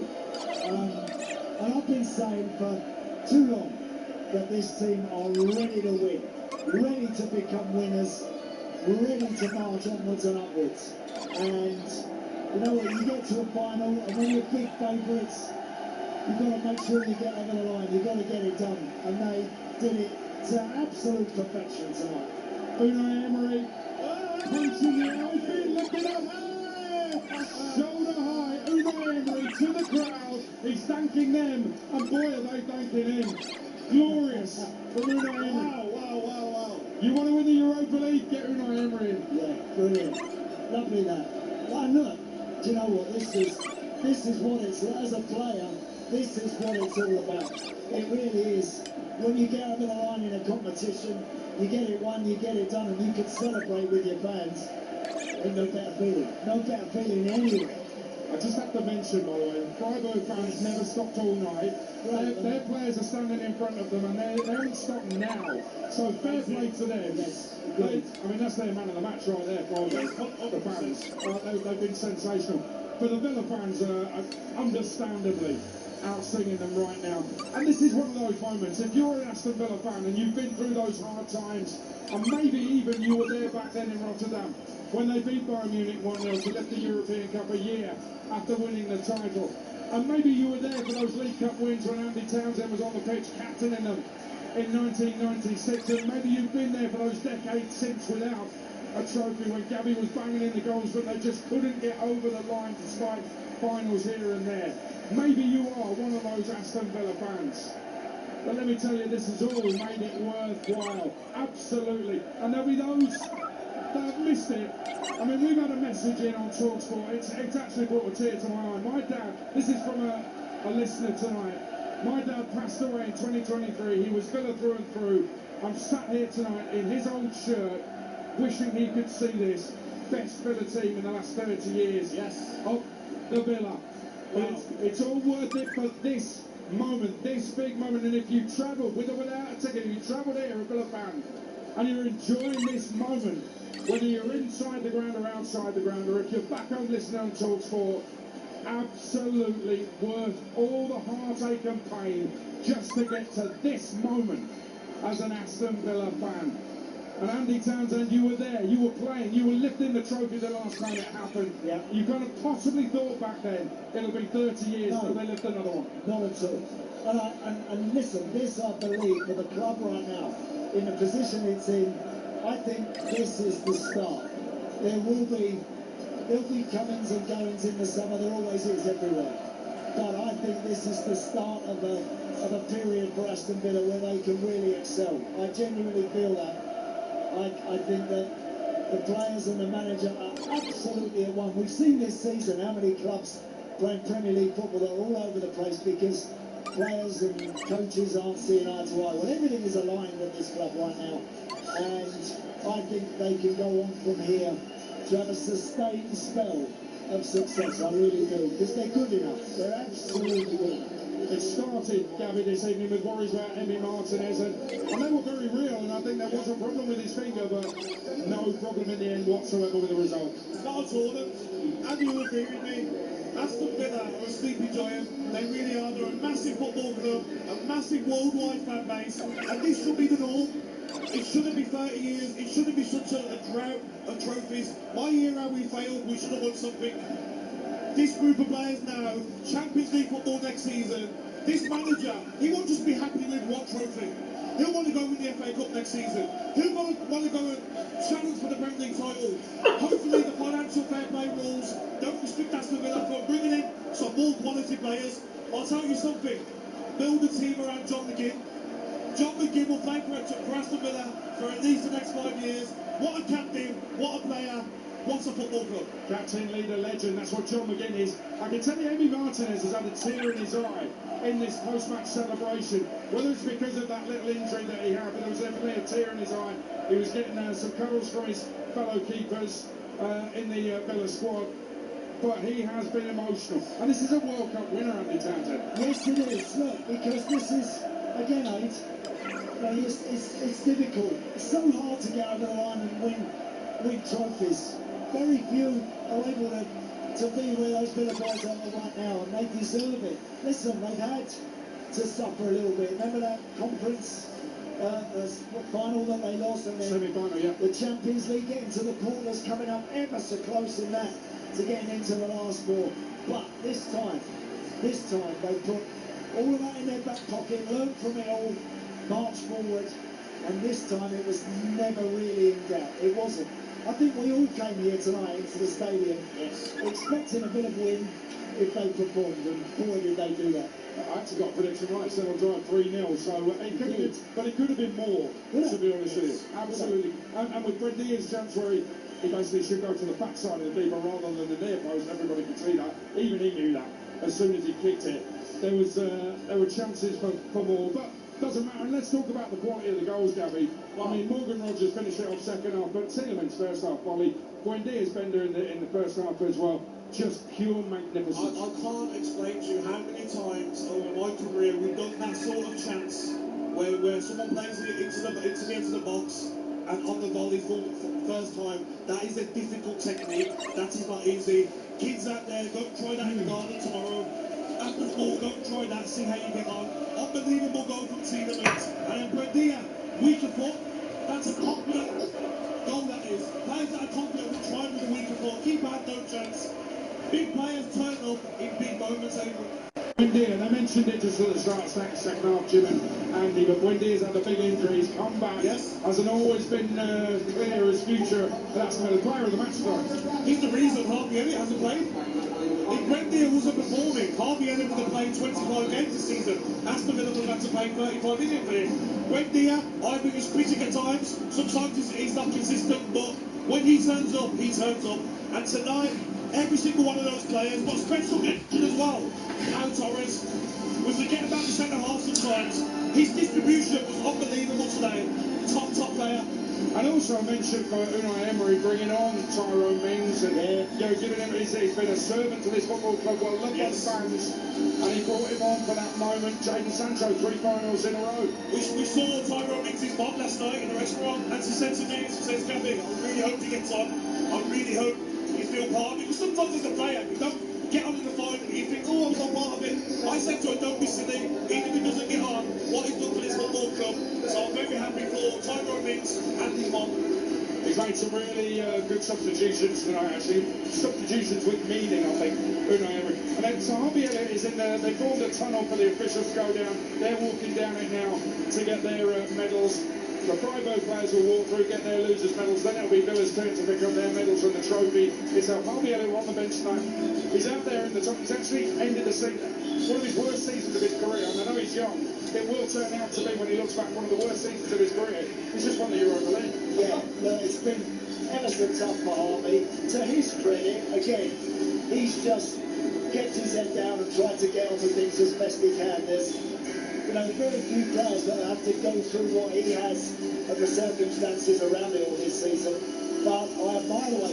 And again, I think that comes back to the manager, right? All these boys that aren't playing and they're not getting a regular game, they're not all letting the bottom lip go and starting to lose their rag.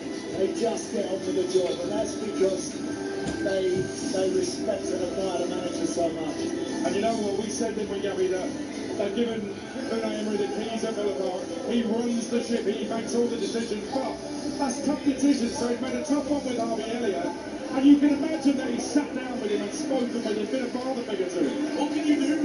Because of the financial fair play problems Aston Villa have, you can't just keep 10 Premier League appearances with Harvey Elliott and then you have to then pay 35 million. That might be Aston Villa's summer strength and the club's strength. So the manager probably thinks, you know what, I'm not sure about him. Maybe it was a bit of a panic load at the end of the transfer window. They wanted Paqueta, they wanted Asensio. Harvey Elliott was probably third choice. You have to make big decisions as a manager, especially with these ridiculous rules that Aston Villa have to abide by. Yeah, tough decisions, and you've got to handle individuals right as well. And it feels like the fact that Harvey Elliott's out there tonight, and it just tells you all you need to know about the way Unai Emery has handled this. But he is, whether he likes it or not, Andy Townsend, he's the king of the Europa League. Yes, no, he is, absolutely. It was a nice touch. Jadon Sancho there. He obviously knows a lot of these boys. the Freiburg boys from his time playing in Germany. And, you know, Villa have pulled the guard of honour there. The Freiburg players have walked through to collect their losers' medals. And Jaden's pretty much shook hands and high-fiving all of them as they walk past, which is a nice touch. But now the Villa boys are getting more ready, eh? You know now that the Freiburg lads are just getting their medals, they're just walking off to their own fans. And this is where John McGinn now will start to think, at last, I'm going to step up there and get my hands on that trophy. You know what as well, guys? Let's not get this twisted. Aston Villa, by far the favourites, but sometimes there's pressure on them. Everyone, all the other fans across the UK want to thinking, how funny would it be for Aston Villa to lose to Freiburg? You wouldn't have heard the interviews, the players would have known that. The pressure on them today, they kept calm, everyone kept their head, and it was a professional performance, and the best team deserved to win. Absolutely, and actually Freiburg came out flying in the opening minutes of the game, didn't they? And you thought, hang on a minute. Then there were a couple of dubious decisions, a couple of yellow cards, and you're thinking, could that determine things? No chance, no chance. A couple of absolute beauties, and then England's Morgan Rogers getting involved as well. And Aston Villa have done it. They won the Europa League. They're going to pick up the trophy. So let's take you to our commentator, Jim Proudfoot. And the first man forward is Unai Emery being mobbed by his players as he makes his way. These are the nights that make it all worthwhile. The endless travelling up and down the country in pursuit of another celebrated chapter. Enduring the times when our glory seemed permanently out of reach. Living the lows, the tear-stained failures, and as the years roll on, keeping the faith that one day it will all be different again. That the moments of magnificent history will be supplemented by a glorious present once more. And it has been a journey for those in claret and blue over 30 years, waiting for, longing for tonight. But here it is, Istanbul, European triumph, still the way. It's a night when new memories have been made, indelibly etched in Aston Villa history. And for two generations of the club's fans, the biggest win that they have seen firsthand. The stories of Rotterdam passed from father to son and on again, faded round the edges by the mists of time and embellishment, now supplemented by the crystal clear images from tonight that are seared on the mind's eye. Heroes in white once more.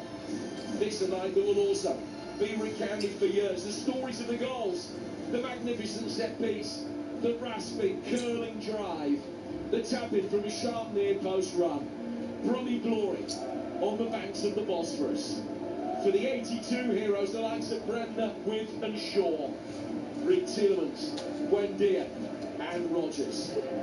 And for the captain, the last man, to get his medal, the chance to follow in illustrious footsteps as Dennis Mortimer did before him. He can stride forward and lift a European trophy. It is a moment that is all the sweeter for the wait. Time to crown the winners of the 2026 Europa League. John McGinn has taken the cup and lifted it into the Turkish night. And the name on the trophy is Aston Villa. Lucadinha holds it high aloft. Matty Cass has done the same. They're passing it around. Here's Tyrone Mings. But first of all, it was John McGinn. Have you ever seen a player happier than John McGinn lifting a trophy? I know they're all ecstatic to be doing it, but boy did he show his happiness there. Out on the far flank of that posse of Villa players was Emi Buendia, the player of the match. They're all posing now for the photograph. And there's so many smiles on the face. It's just a joy to witness, and they have been a joy to watch Aston Villa this evening. Not just the goals they scored, which were absolutely sensational, but the performance, the football, the character, the quality, the spirit they showed, the strength they showed. And they're the Europa League champions, that's for sure. And these celebrations are going to go on long in the night. 10 years ago, when John McGinn won the Scottish Cup with Hibs unexpectedly, the next morning he was walking a couple of miles from the middle of Edinburgh out to Easter Road, eating a sausage sandwich. He still had the clothes on from the night before. He hadn't been to bed. I think he had a beer in hand as well. The story is well documented. And he didn't care. He just didn't care. They won the cup. And you can imagine the same kind of thing happening here in Istanbul. Amadou came on and he's holding the trophy aloft. Jadon Sancho, Champions League loser at Wembley a couple of years ago, with Borussia Dortmund. He then wins the Europa Conference League with Chelsea. He's come into Villa, he's come on as a sub, and he's won the Europa League. I mean, people say, Andy, that Jadon Sancho's career, well, he's not really fulfilled it. Well, you try telling him that.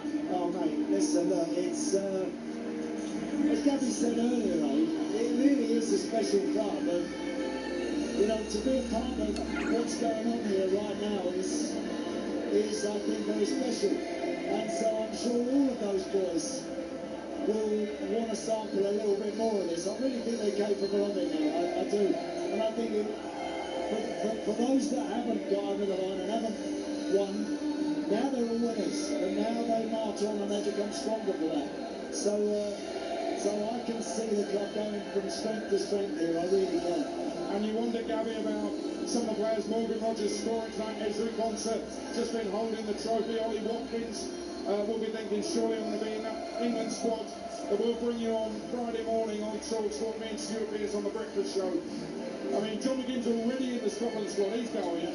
But some of those England boys, the confidence that they will have as they go across to the States for that World Cup.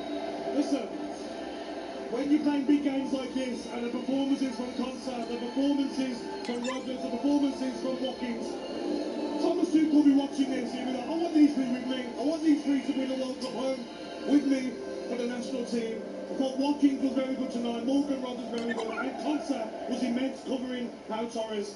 Listen, all three of them are going to be big for the future of this football club. Morgan Rogers now knows he can win things with Aston Villa. He doesn't have to look elsewhere. Champions League football again next season.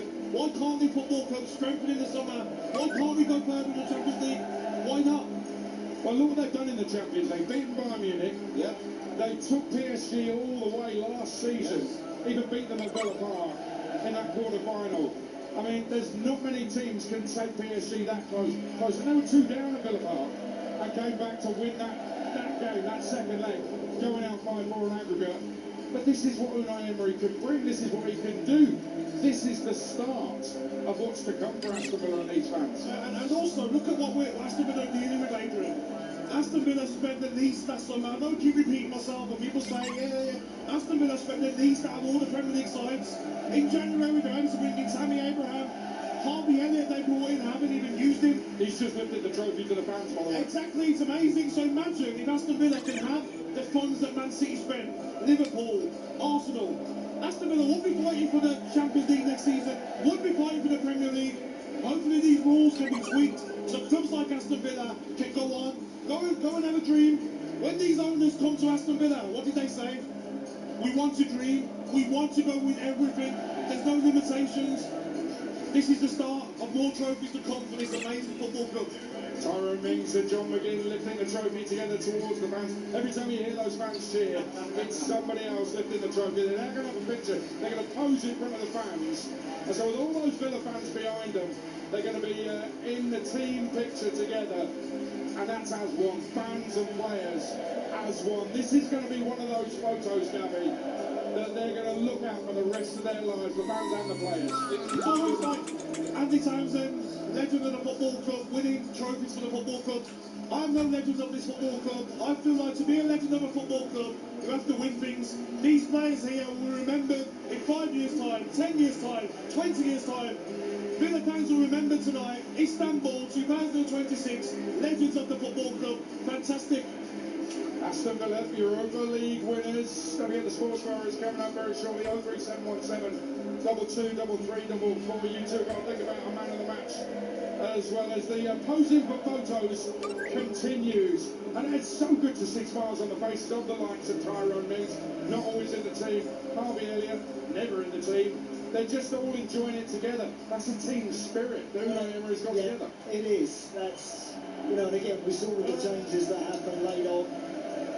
The manager's had that lovely position where he can give everybody a little taste of it, and it is real party time here in Istanbul right now.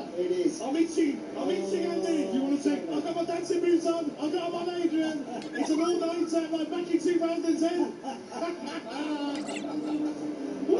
don't think I can pull all-nighters anymore. It'll be fine. So what I've done, the owners are in the picture. These owners, you rarely see them. Unlike some owners in the Premier League that want to be in the front, they want to be on the TV cameras, these owners are there now for this special moment. And tomorrow they'll be back and say, Unai Emery, over to you. Well, they're the ones that trust him with it. And also, let's not forget, I think it was like October 2022 when they needed a new manager, they interviewed Ruben Amorim. I mean, they had a lucky escape there. I told them not to sign him because I've done my coaching matches with him. So I told them that, don't do Unai Emery, said. Here we go. Here we go.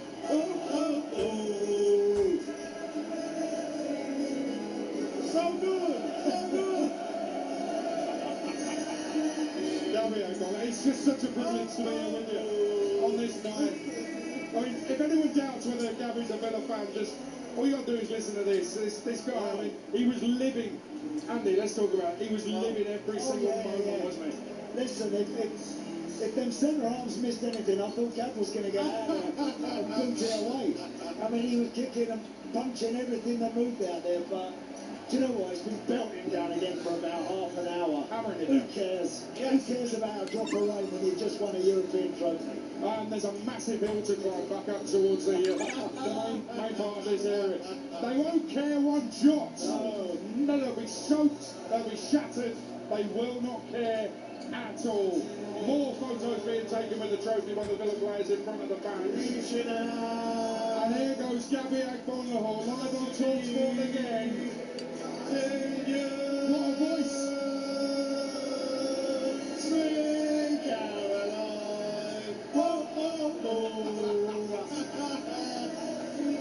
I was almost in tune, Gabby. So good. That wasn't. But these are the moments. When you're a football fan, these are the moments. They've spent a fortune getting over here. Yeah. Some of them might have even known if they could get into the stadium, Andy. Yeah. And this is the reward. This moment is a moment of a lifetime. Yeah, by the fan park earlier today, I met a fellow who's flown in 4 flights from Australia to get here. He had a ticket, so he's in here somewhere. There are a lot of fans in the city that didn't have tickets but just wanted to be part of it. So I hope they're enjoying themselves. I know everybody back home that have been watching and listening on TalkSport will have absolutely loved it, and I'm just delighted that, because this club is, again, I can't reiterate enough how special it is, and it's great that it's back up there rubbing shoulders with the best. It really is, and it remains to be seen what they'll do in the Champions League next season. Listen, it's so soaked out there. They're now diving Klinsmann style towards the fans across the soapy wet surface. So Unai Emery's got his moment with the trophy, him, the owners, and the trophy. A trophy they've longed for at Villa Park. They are falling at his feet, those Villa fans, and you can understand why as well. But game changer, the appointment was a game changer. Listen, let's respect what others did in the past at Aston Villa. Dean Smith in particular, I thought was magnificent. Probably Stephen Gerrard played his part in a much smaller way. But Unai Emery, the appointment itself, never mind what's happened here tonight, is a game changer. Listen, the first season, Aston Villa near the bottom of the table. He gets into the Conference League. Season afterwards, Aston Villa lose their semi-finals. No problem, players haven't got experience in European semi-finals, but they still get Champions League football that season. Next season, quarter-finals, just about. PSG get through. Aston Villa nearly got PSG out. Last game of the season, unlucky against Manchester United, a horrible decision against Morgan Rogers' goal. Should have got Champions League football again. This season, a horrendous start to the season. Least amount of money spent in the transfer window last summer, but still, we Europa League and looking like they're going to finish in the top 4.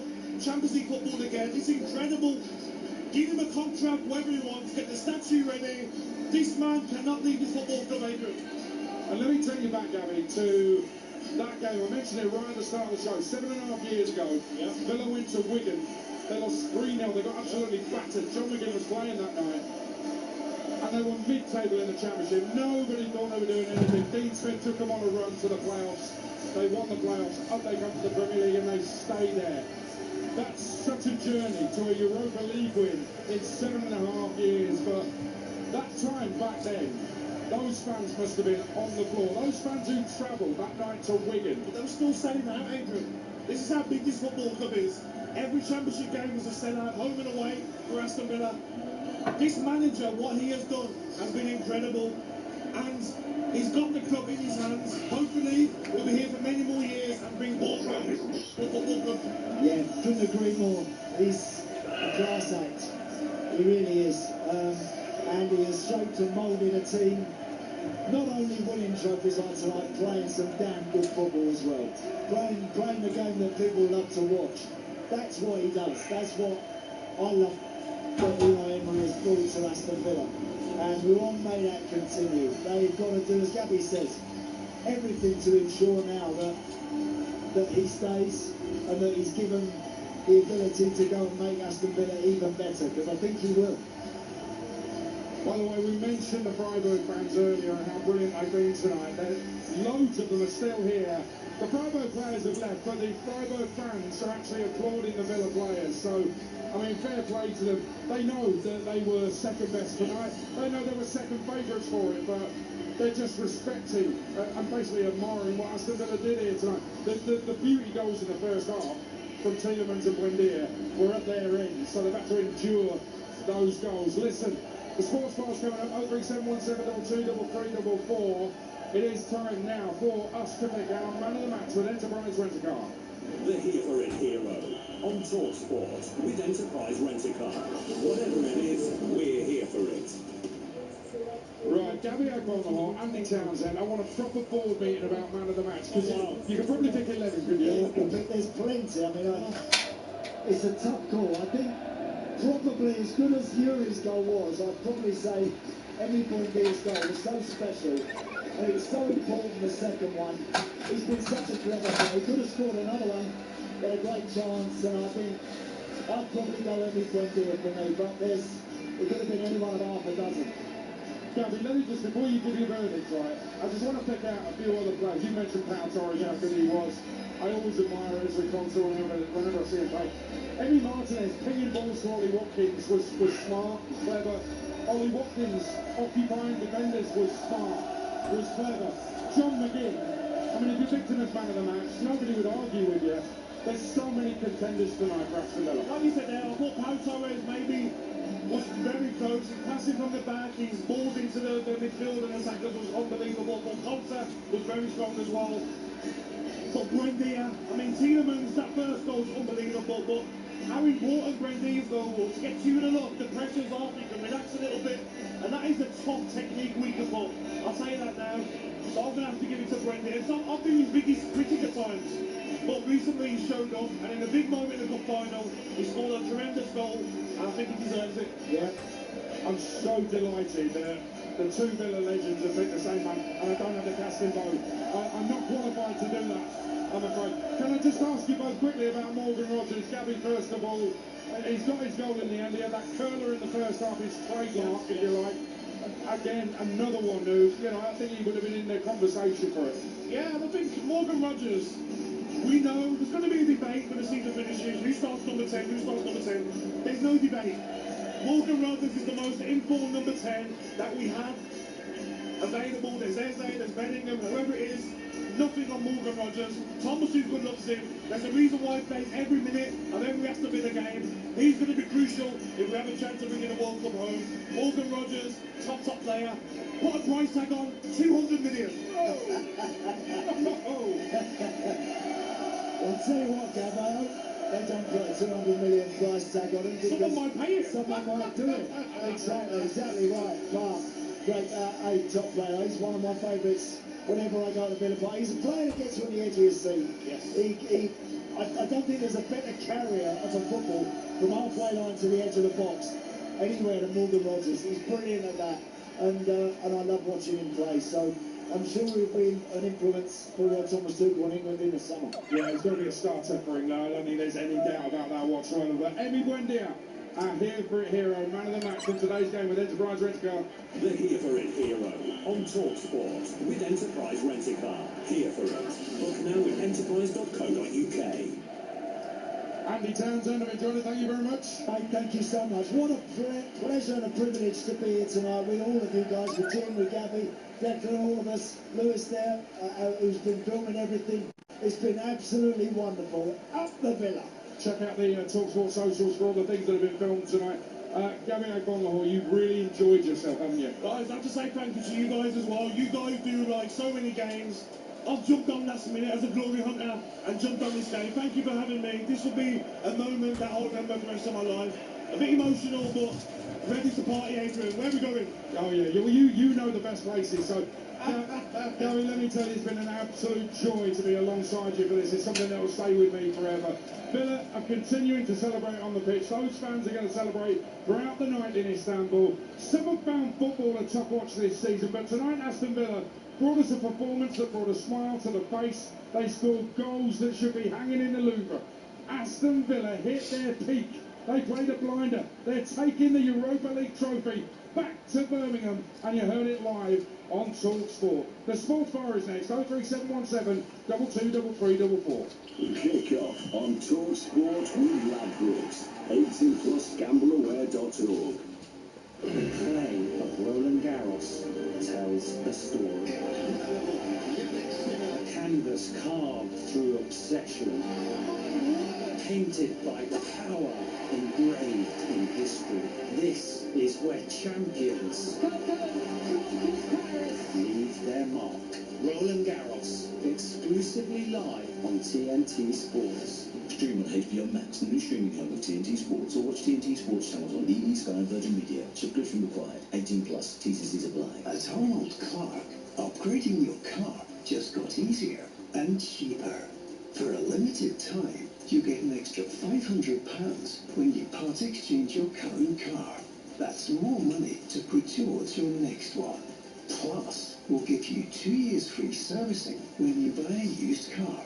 That's 2 years completely free. Search the upgrade event and save on your next car. Only at arnoldclark.com.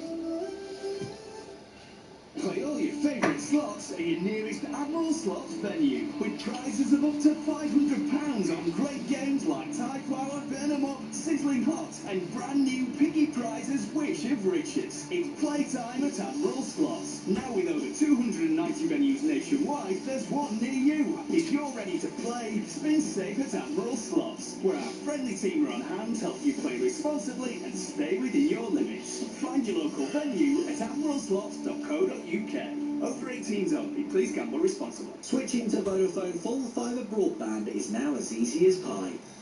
Oh, freshly baked. It's a walk in the park. Hello, little fella. It's like taking candy from my baby. Come on, as if I'd do that. With One Touch Switch, it's easy. We sort everything out for you. We even contact your current provider. Plus, we'll help towards leaving fees. Switch today to full fibre broadband with Vodafone. Up to £200 credit to cover leaving fees. More information and terms at vodafone.co.uk/broadband. Train toilet door. Didn't work. Lock. Didn't work. Everyone's seen me on the bog. Didn't work. Train toilet door. Didn't work.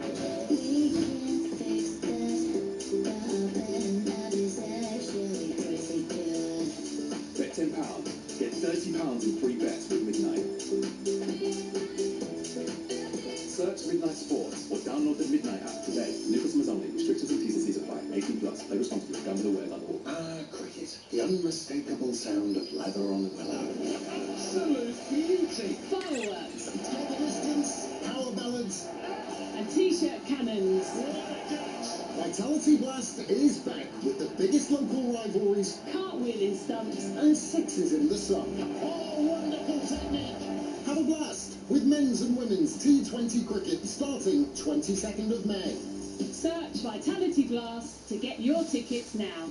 Whatever kind of football fan you are, Talk Sport and the Coral Daily Download are here for it to celebrate the fans every day. Whether you're a front-row seater or a prawn sandwich eater, a half-and-half scarf wearer or a lifelong faithful torchbearer, a retro shirt for every game or purchased it, even in the rain. For all the latest news, reaction and odds this season, don't miss the Coral Daily Download. Every morning from 6 on Talk Sport with Coral. We're here for the fans. 18 plus gambleware.org. Europa League live on Talk Sport with Enterprise Rent-A-Car. Here for it. Book now at enterprise.co.uk. On 1089 and 1053 medium wave. On your mobile and on your smart speaker. Talk Sport. On DAB, on the app, and on your smart TV. Supercharged, super confident, super strength late night football talk. You are absolutely deluded. It's the nation's favourite sports speakeasy, but for some reason, it's always your round. The Sports Bar with Jason Cundy and Jamie O'Hara on Talk Sport. Right, fans, here we go with the main event of the evening.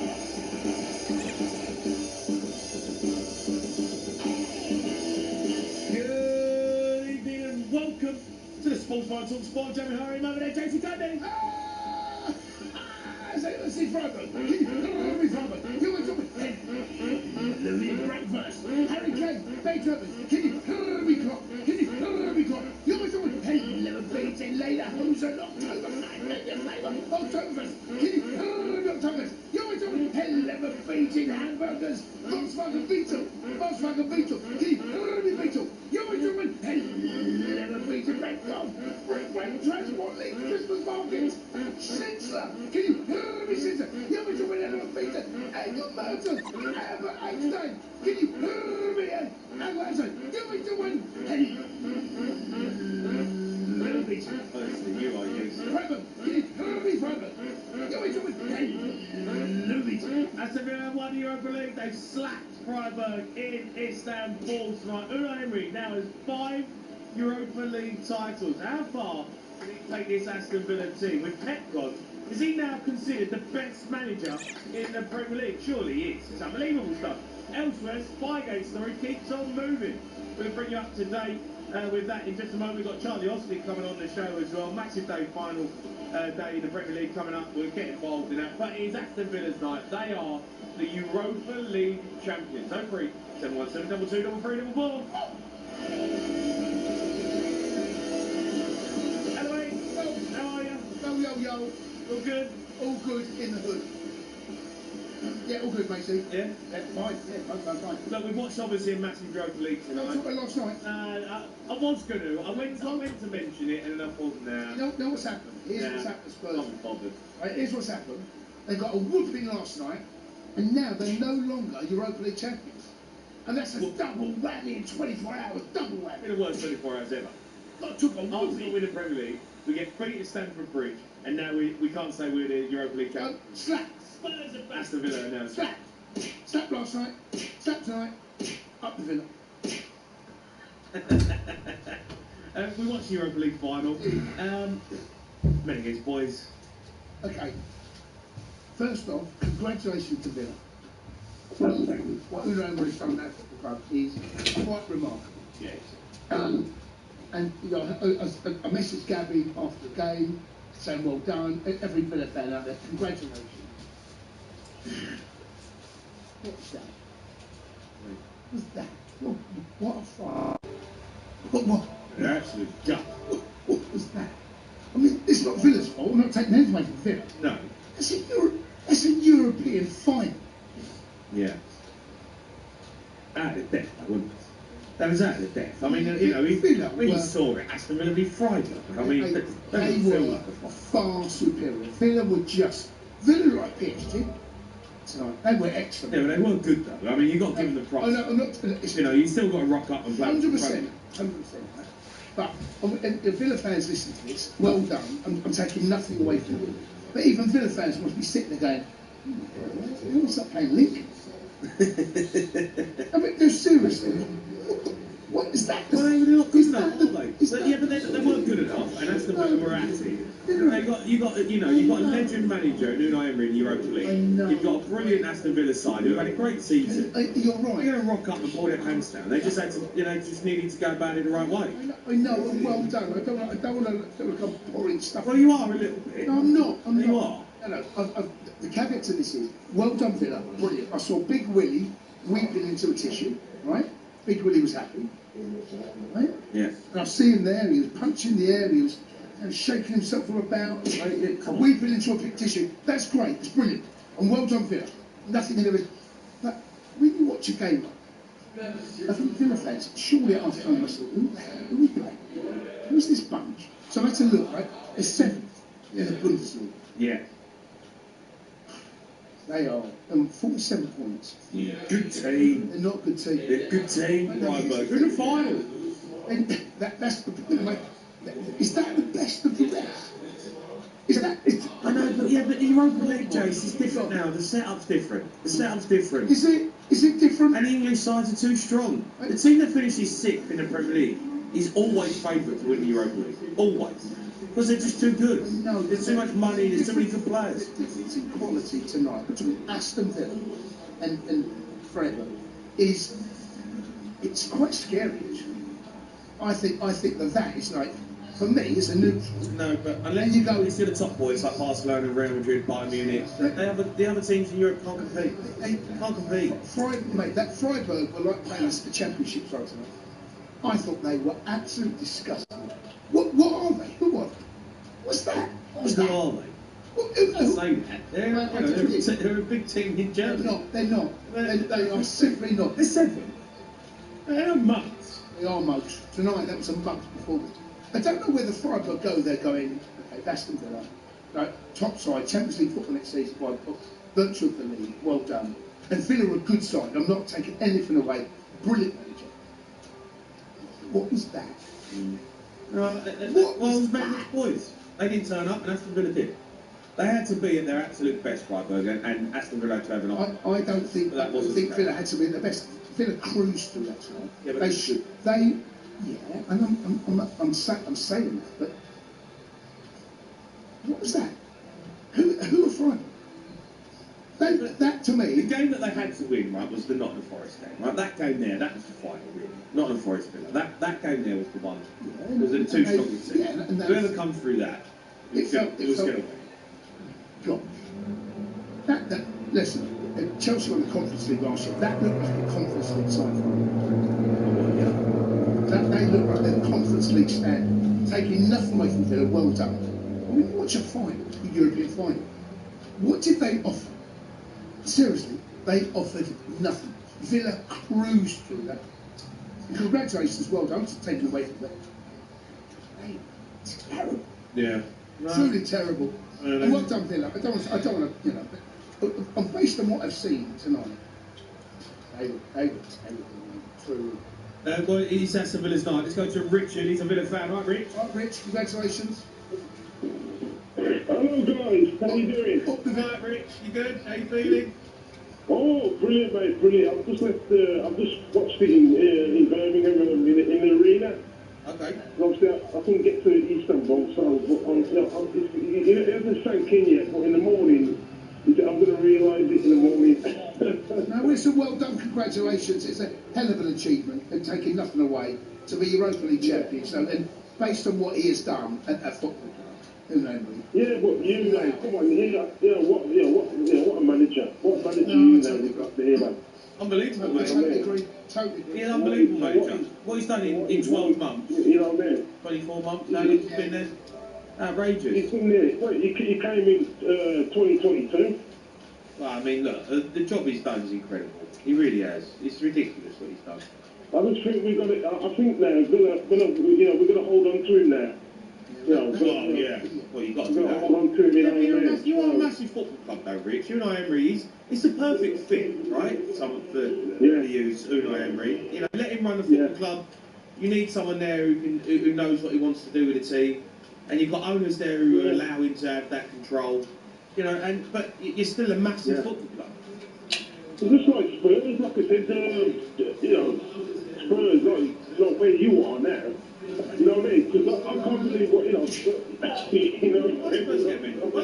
Spurs. No, he's got a point. Why is everyone mentioning Spurs? I agree with you. I've been there 5 minutes. You're meant to Spurs get I agree with you. Go on. Rich, keep talking. No, Rich, keep talking. It's all right, Jamie. So I'm winding you up, mate. You know what I mean? I do watch it. Not Jamie, please. You know, you the Spurs. You know, you don't want anyone to talk about the Spurs. You know what I mean? Yeah, we're garbage. It's your night tonight, though, Rich. You know, don't talk about Spurs. No, talk about us. You've done well. You've won. You won your own league. We won it last year, by the way. Just a reminder. I know you did, mate. I know, but I'm just saying to you, Jamie. Listen, Jamie. Right? Spurs will stay up. Spurs won't go down. Well, we hope to stay up. Rich, you can care less because you won't. Yeah. Rich, you just won the Europa League final. I don't want you coming in here asking me about if Spurs are going to stay up, alright? Rich, you think Spurs will stay up? You'll stay up. Yeah, You'll stay up, man. Spurs ain't going down. West Ham will going down. Well, let's hope so. I think West Ham will go down. Spurs will just... Let's hope so. Rich, listen, mate, you go and enjoy yourself. It's going to be a big night in Birmingham tonight for all the Villa fans. We're going to get to all your calls, obviously, on Villa winning the Europa League. Before we get into that, though, a quick update on the Southampton Spygate situation. Football's Alex Crook has the latest. Crookie? Evening, boys. Well, I think we can finally draw a line under the saga, certainly in terms of who's going to contest this weekend's Championship playoff final. It will be Hull against Middlesbrough after a EFL League arbitration panel rejected Southampton's appeal against the sanctions imposed yesterday at the original independent hearing. Southampton expelled from the playoff final, given a 4-point deduction for the start of next season after breaching EFL rules when it comes to observing opponents' training sessions less than 72 hours before matches. They hired a hotshot lawyer. They felt the punishment imposed was too harsh compared to previous cases of rule breaches, but that appeal was thrown out, so they won't get their place in the playoff final back. It will be, they say, Hull against Middlesbrough at 3:30 now on Saturday, live on TalkSport. The statement that Southampton issued in the immediate aftermath of that decision, I think, is quite interesting, not so much because they say they're disappointed by the outcome. I think we probably expected that. They do say we fully acknowledge the seriousness of this matter and the scrutiny that was followed. The club has consistently believed the original sporting sanction was disproportionate, a view that has been widely shared by many in the football community over the last 24 hours. But they also say that they are going to begin work immediately to reflect carefully on the events that have led to this point, learn from them, and take the necessary steps to move forward responsibly. I fully expect those necessary steps to lead to the sacking of manager Tonda Ecker. As I think all findings come out from this independent commission, we will find that he knew exactly what was going on. There's also scrutiny tonight on the sporting director, Johannes Spors. So I think big changes afoot as from Mary's. I can tell you the Southampton owner, Dragan Solak, is absolutely livid with what's been going on here, and you can understand it because basically they've lost their chance now, Southampton, of an immediate return to the Premier League and the possibility of a £200 million windfall that come with it. What I would say is they did release a statement earlier today apologising to their fans and to all the club perspective. I think that was too little too late. I don't think Southampton throughout this saga have shown enough contrition. I think they've been arrogant in many ways. I think ultimately that has come back to haunt them. I think it's incredibly harsh personally, but that doesn't matter. Eckers looks like it's going to be sacked. It feels to me as if this was not a complete decision by Southampton to do this. Does it feel to you as though it was a private affair between the manager, his sport directors, his scouting staff? Well, as far as I'm told, the owner wasn't aware what was happening, but I think one of the defences that Southampton originally were going to put forward was that this was the act of one rogue analyst, one intern trying to impress his paymasters. That never really washed with me. You know how football clubs work, Jason. Managers are all over everything. The role of the sporting director in recent years has become a lot more important, so I think he's going to have some questions to answer as well. I think there's a lot of people in that football club who knew exactly what was happening. One of the things I think that came out in the report is there was a WhatsApp group, messages flying around of sort of joke images of this particular analyst in camouflage. So I think a lot of people at the football club have got serious questions to answer. I mean, look, when they talk about sacking Tonda Ecker, I mean, obviously this is, it's a really bad situation for him. He's done a great job at Southampton. They're 19 games unbeaten or something, but they like 21. Yeah, but how much of that is tainted now? One defeat in 25. He's still got to go out and play though, Crookie. Listen, I get that. I'm on the same with Jace. I think it's harsh, and like, I get it. It's cheating. There's rules in place. I get all that. Is it cheating? Well, listen, to them it's classed as cheating, but it is cheating. There's only so far, right? There's only so far, Crookie, that a lad with an iPhone going to watch a training session, it can only take you so far. Right? Them players have still had to go out on that football pitch and perform. Them players have still had to go 21 games unbeaten. That ain't down to spying. That's down to them performing. Yeah, but how will they be feeling, Jason? Because I'm not saying the players knew what was going on. They probably didn't, and they beat Arsenal in an FA Cup quarter-final. I commentated the game for TalkSport. It was a brilliant performance from Southampton that night, and from what I'm told about Arsenal's training ground at Colney, it's impossible to spy on training there. So clearly they didn't gain any unfair advantage before that FA Cup quarter-final. So if those players are good enough to go and beat the champions in an FA Cup game, they're good enough to win promotion without It's ridiculous. They didn't even know. They didn't need to do it. There isn't that much advantage I can see for them to go and bother doing it in the first place. It's ridiculous. But I feel for the fans. One, I feel for the players. The players are going to put their hearts and souls into that season. 21 games unbeaten. Fighting it out to get themselves into dreamland of getting into the Premier League, right? And they've had that thrown in their face by one by the EFL, but two by their manager. But where does Southampton go from here? Because he's a good manager. Well, he's a good manager. I think is going to very quickly be removed from his position. There could be an FA sanction as well. He could be facing a lengthy ban. We await and see on that. But in terms of, I don't know whether I'm being slightly naive here. I think this is ridiculous. I think the whole thing is utterly ridiculous. He's going to get a ban. Am I just completely out of the loop here? Do you think that's... I think that's utterly insane. A fine. What, a spying on a team training? Well, not just one team, Jason, because what they admitted was they did this on at least 3 occasions. The first of them was way back in December. Yeah, but are you telling me if they've admitted spying in December, they've admitted spying in April, they've admitted spying in May, what do they do in January, February and March? This was habitual. So what? Well, it's in the rule book. You can't do it. It's a blatant... But you can watch a team on a Saturday for free. You can walk past the training ground for free. But it's in the rules. It was put in the rules. I know, there's a lot of things in the rules. You get to take your shirt off. Doesn't mean you're going to be banned for 18 months for a yellow card. I'm not saying you will be banned for 18 months, but certainly the FA are looking into this. And just in terms of Southampton, you asked about those players.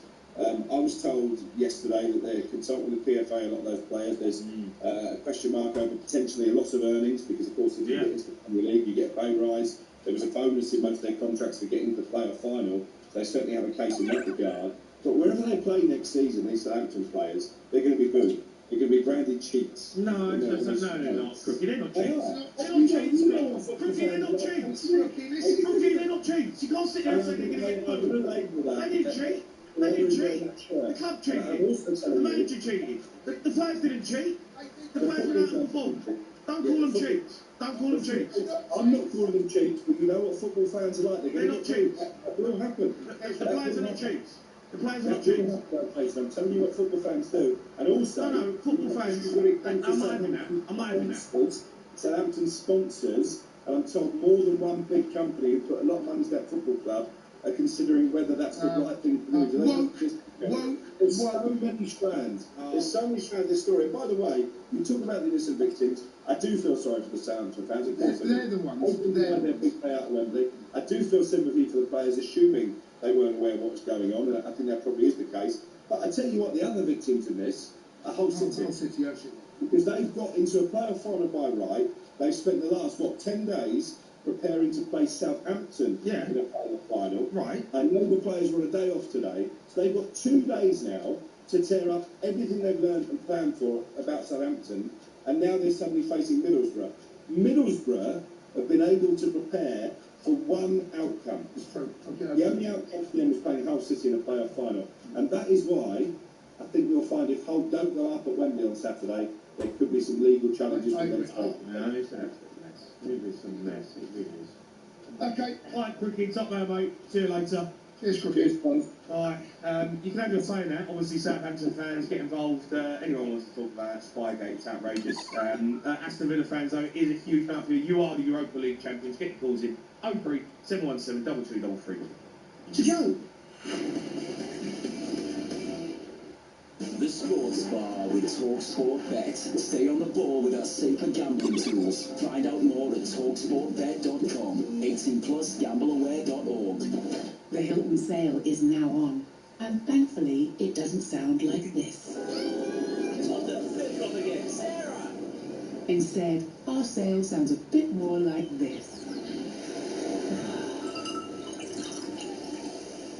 With perfectly placed stays for wherever the summer takes you, and 20% off for Hilton Honors members, you can swap chaos for comfort this year. Book now at Hilton.com. Hilton, for the stay. Offer subject to availability. Terms apply. We got gaming fans covered with tables and slots. Get free spins, bonus wins, and daily jackpots. Play blackjack and poker from the comfort of home. Hit a Vegas casino with whatever your phone. Sign up easy on all your devices. Exclusive promotions and bet boosted prices. No punters a shameless tip. Get the king of the app. TalkSport Bet is a hit. 18 plus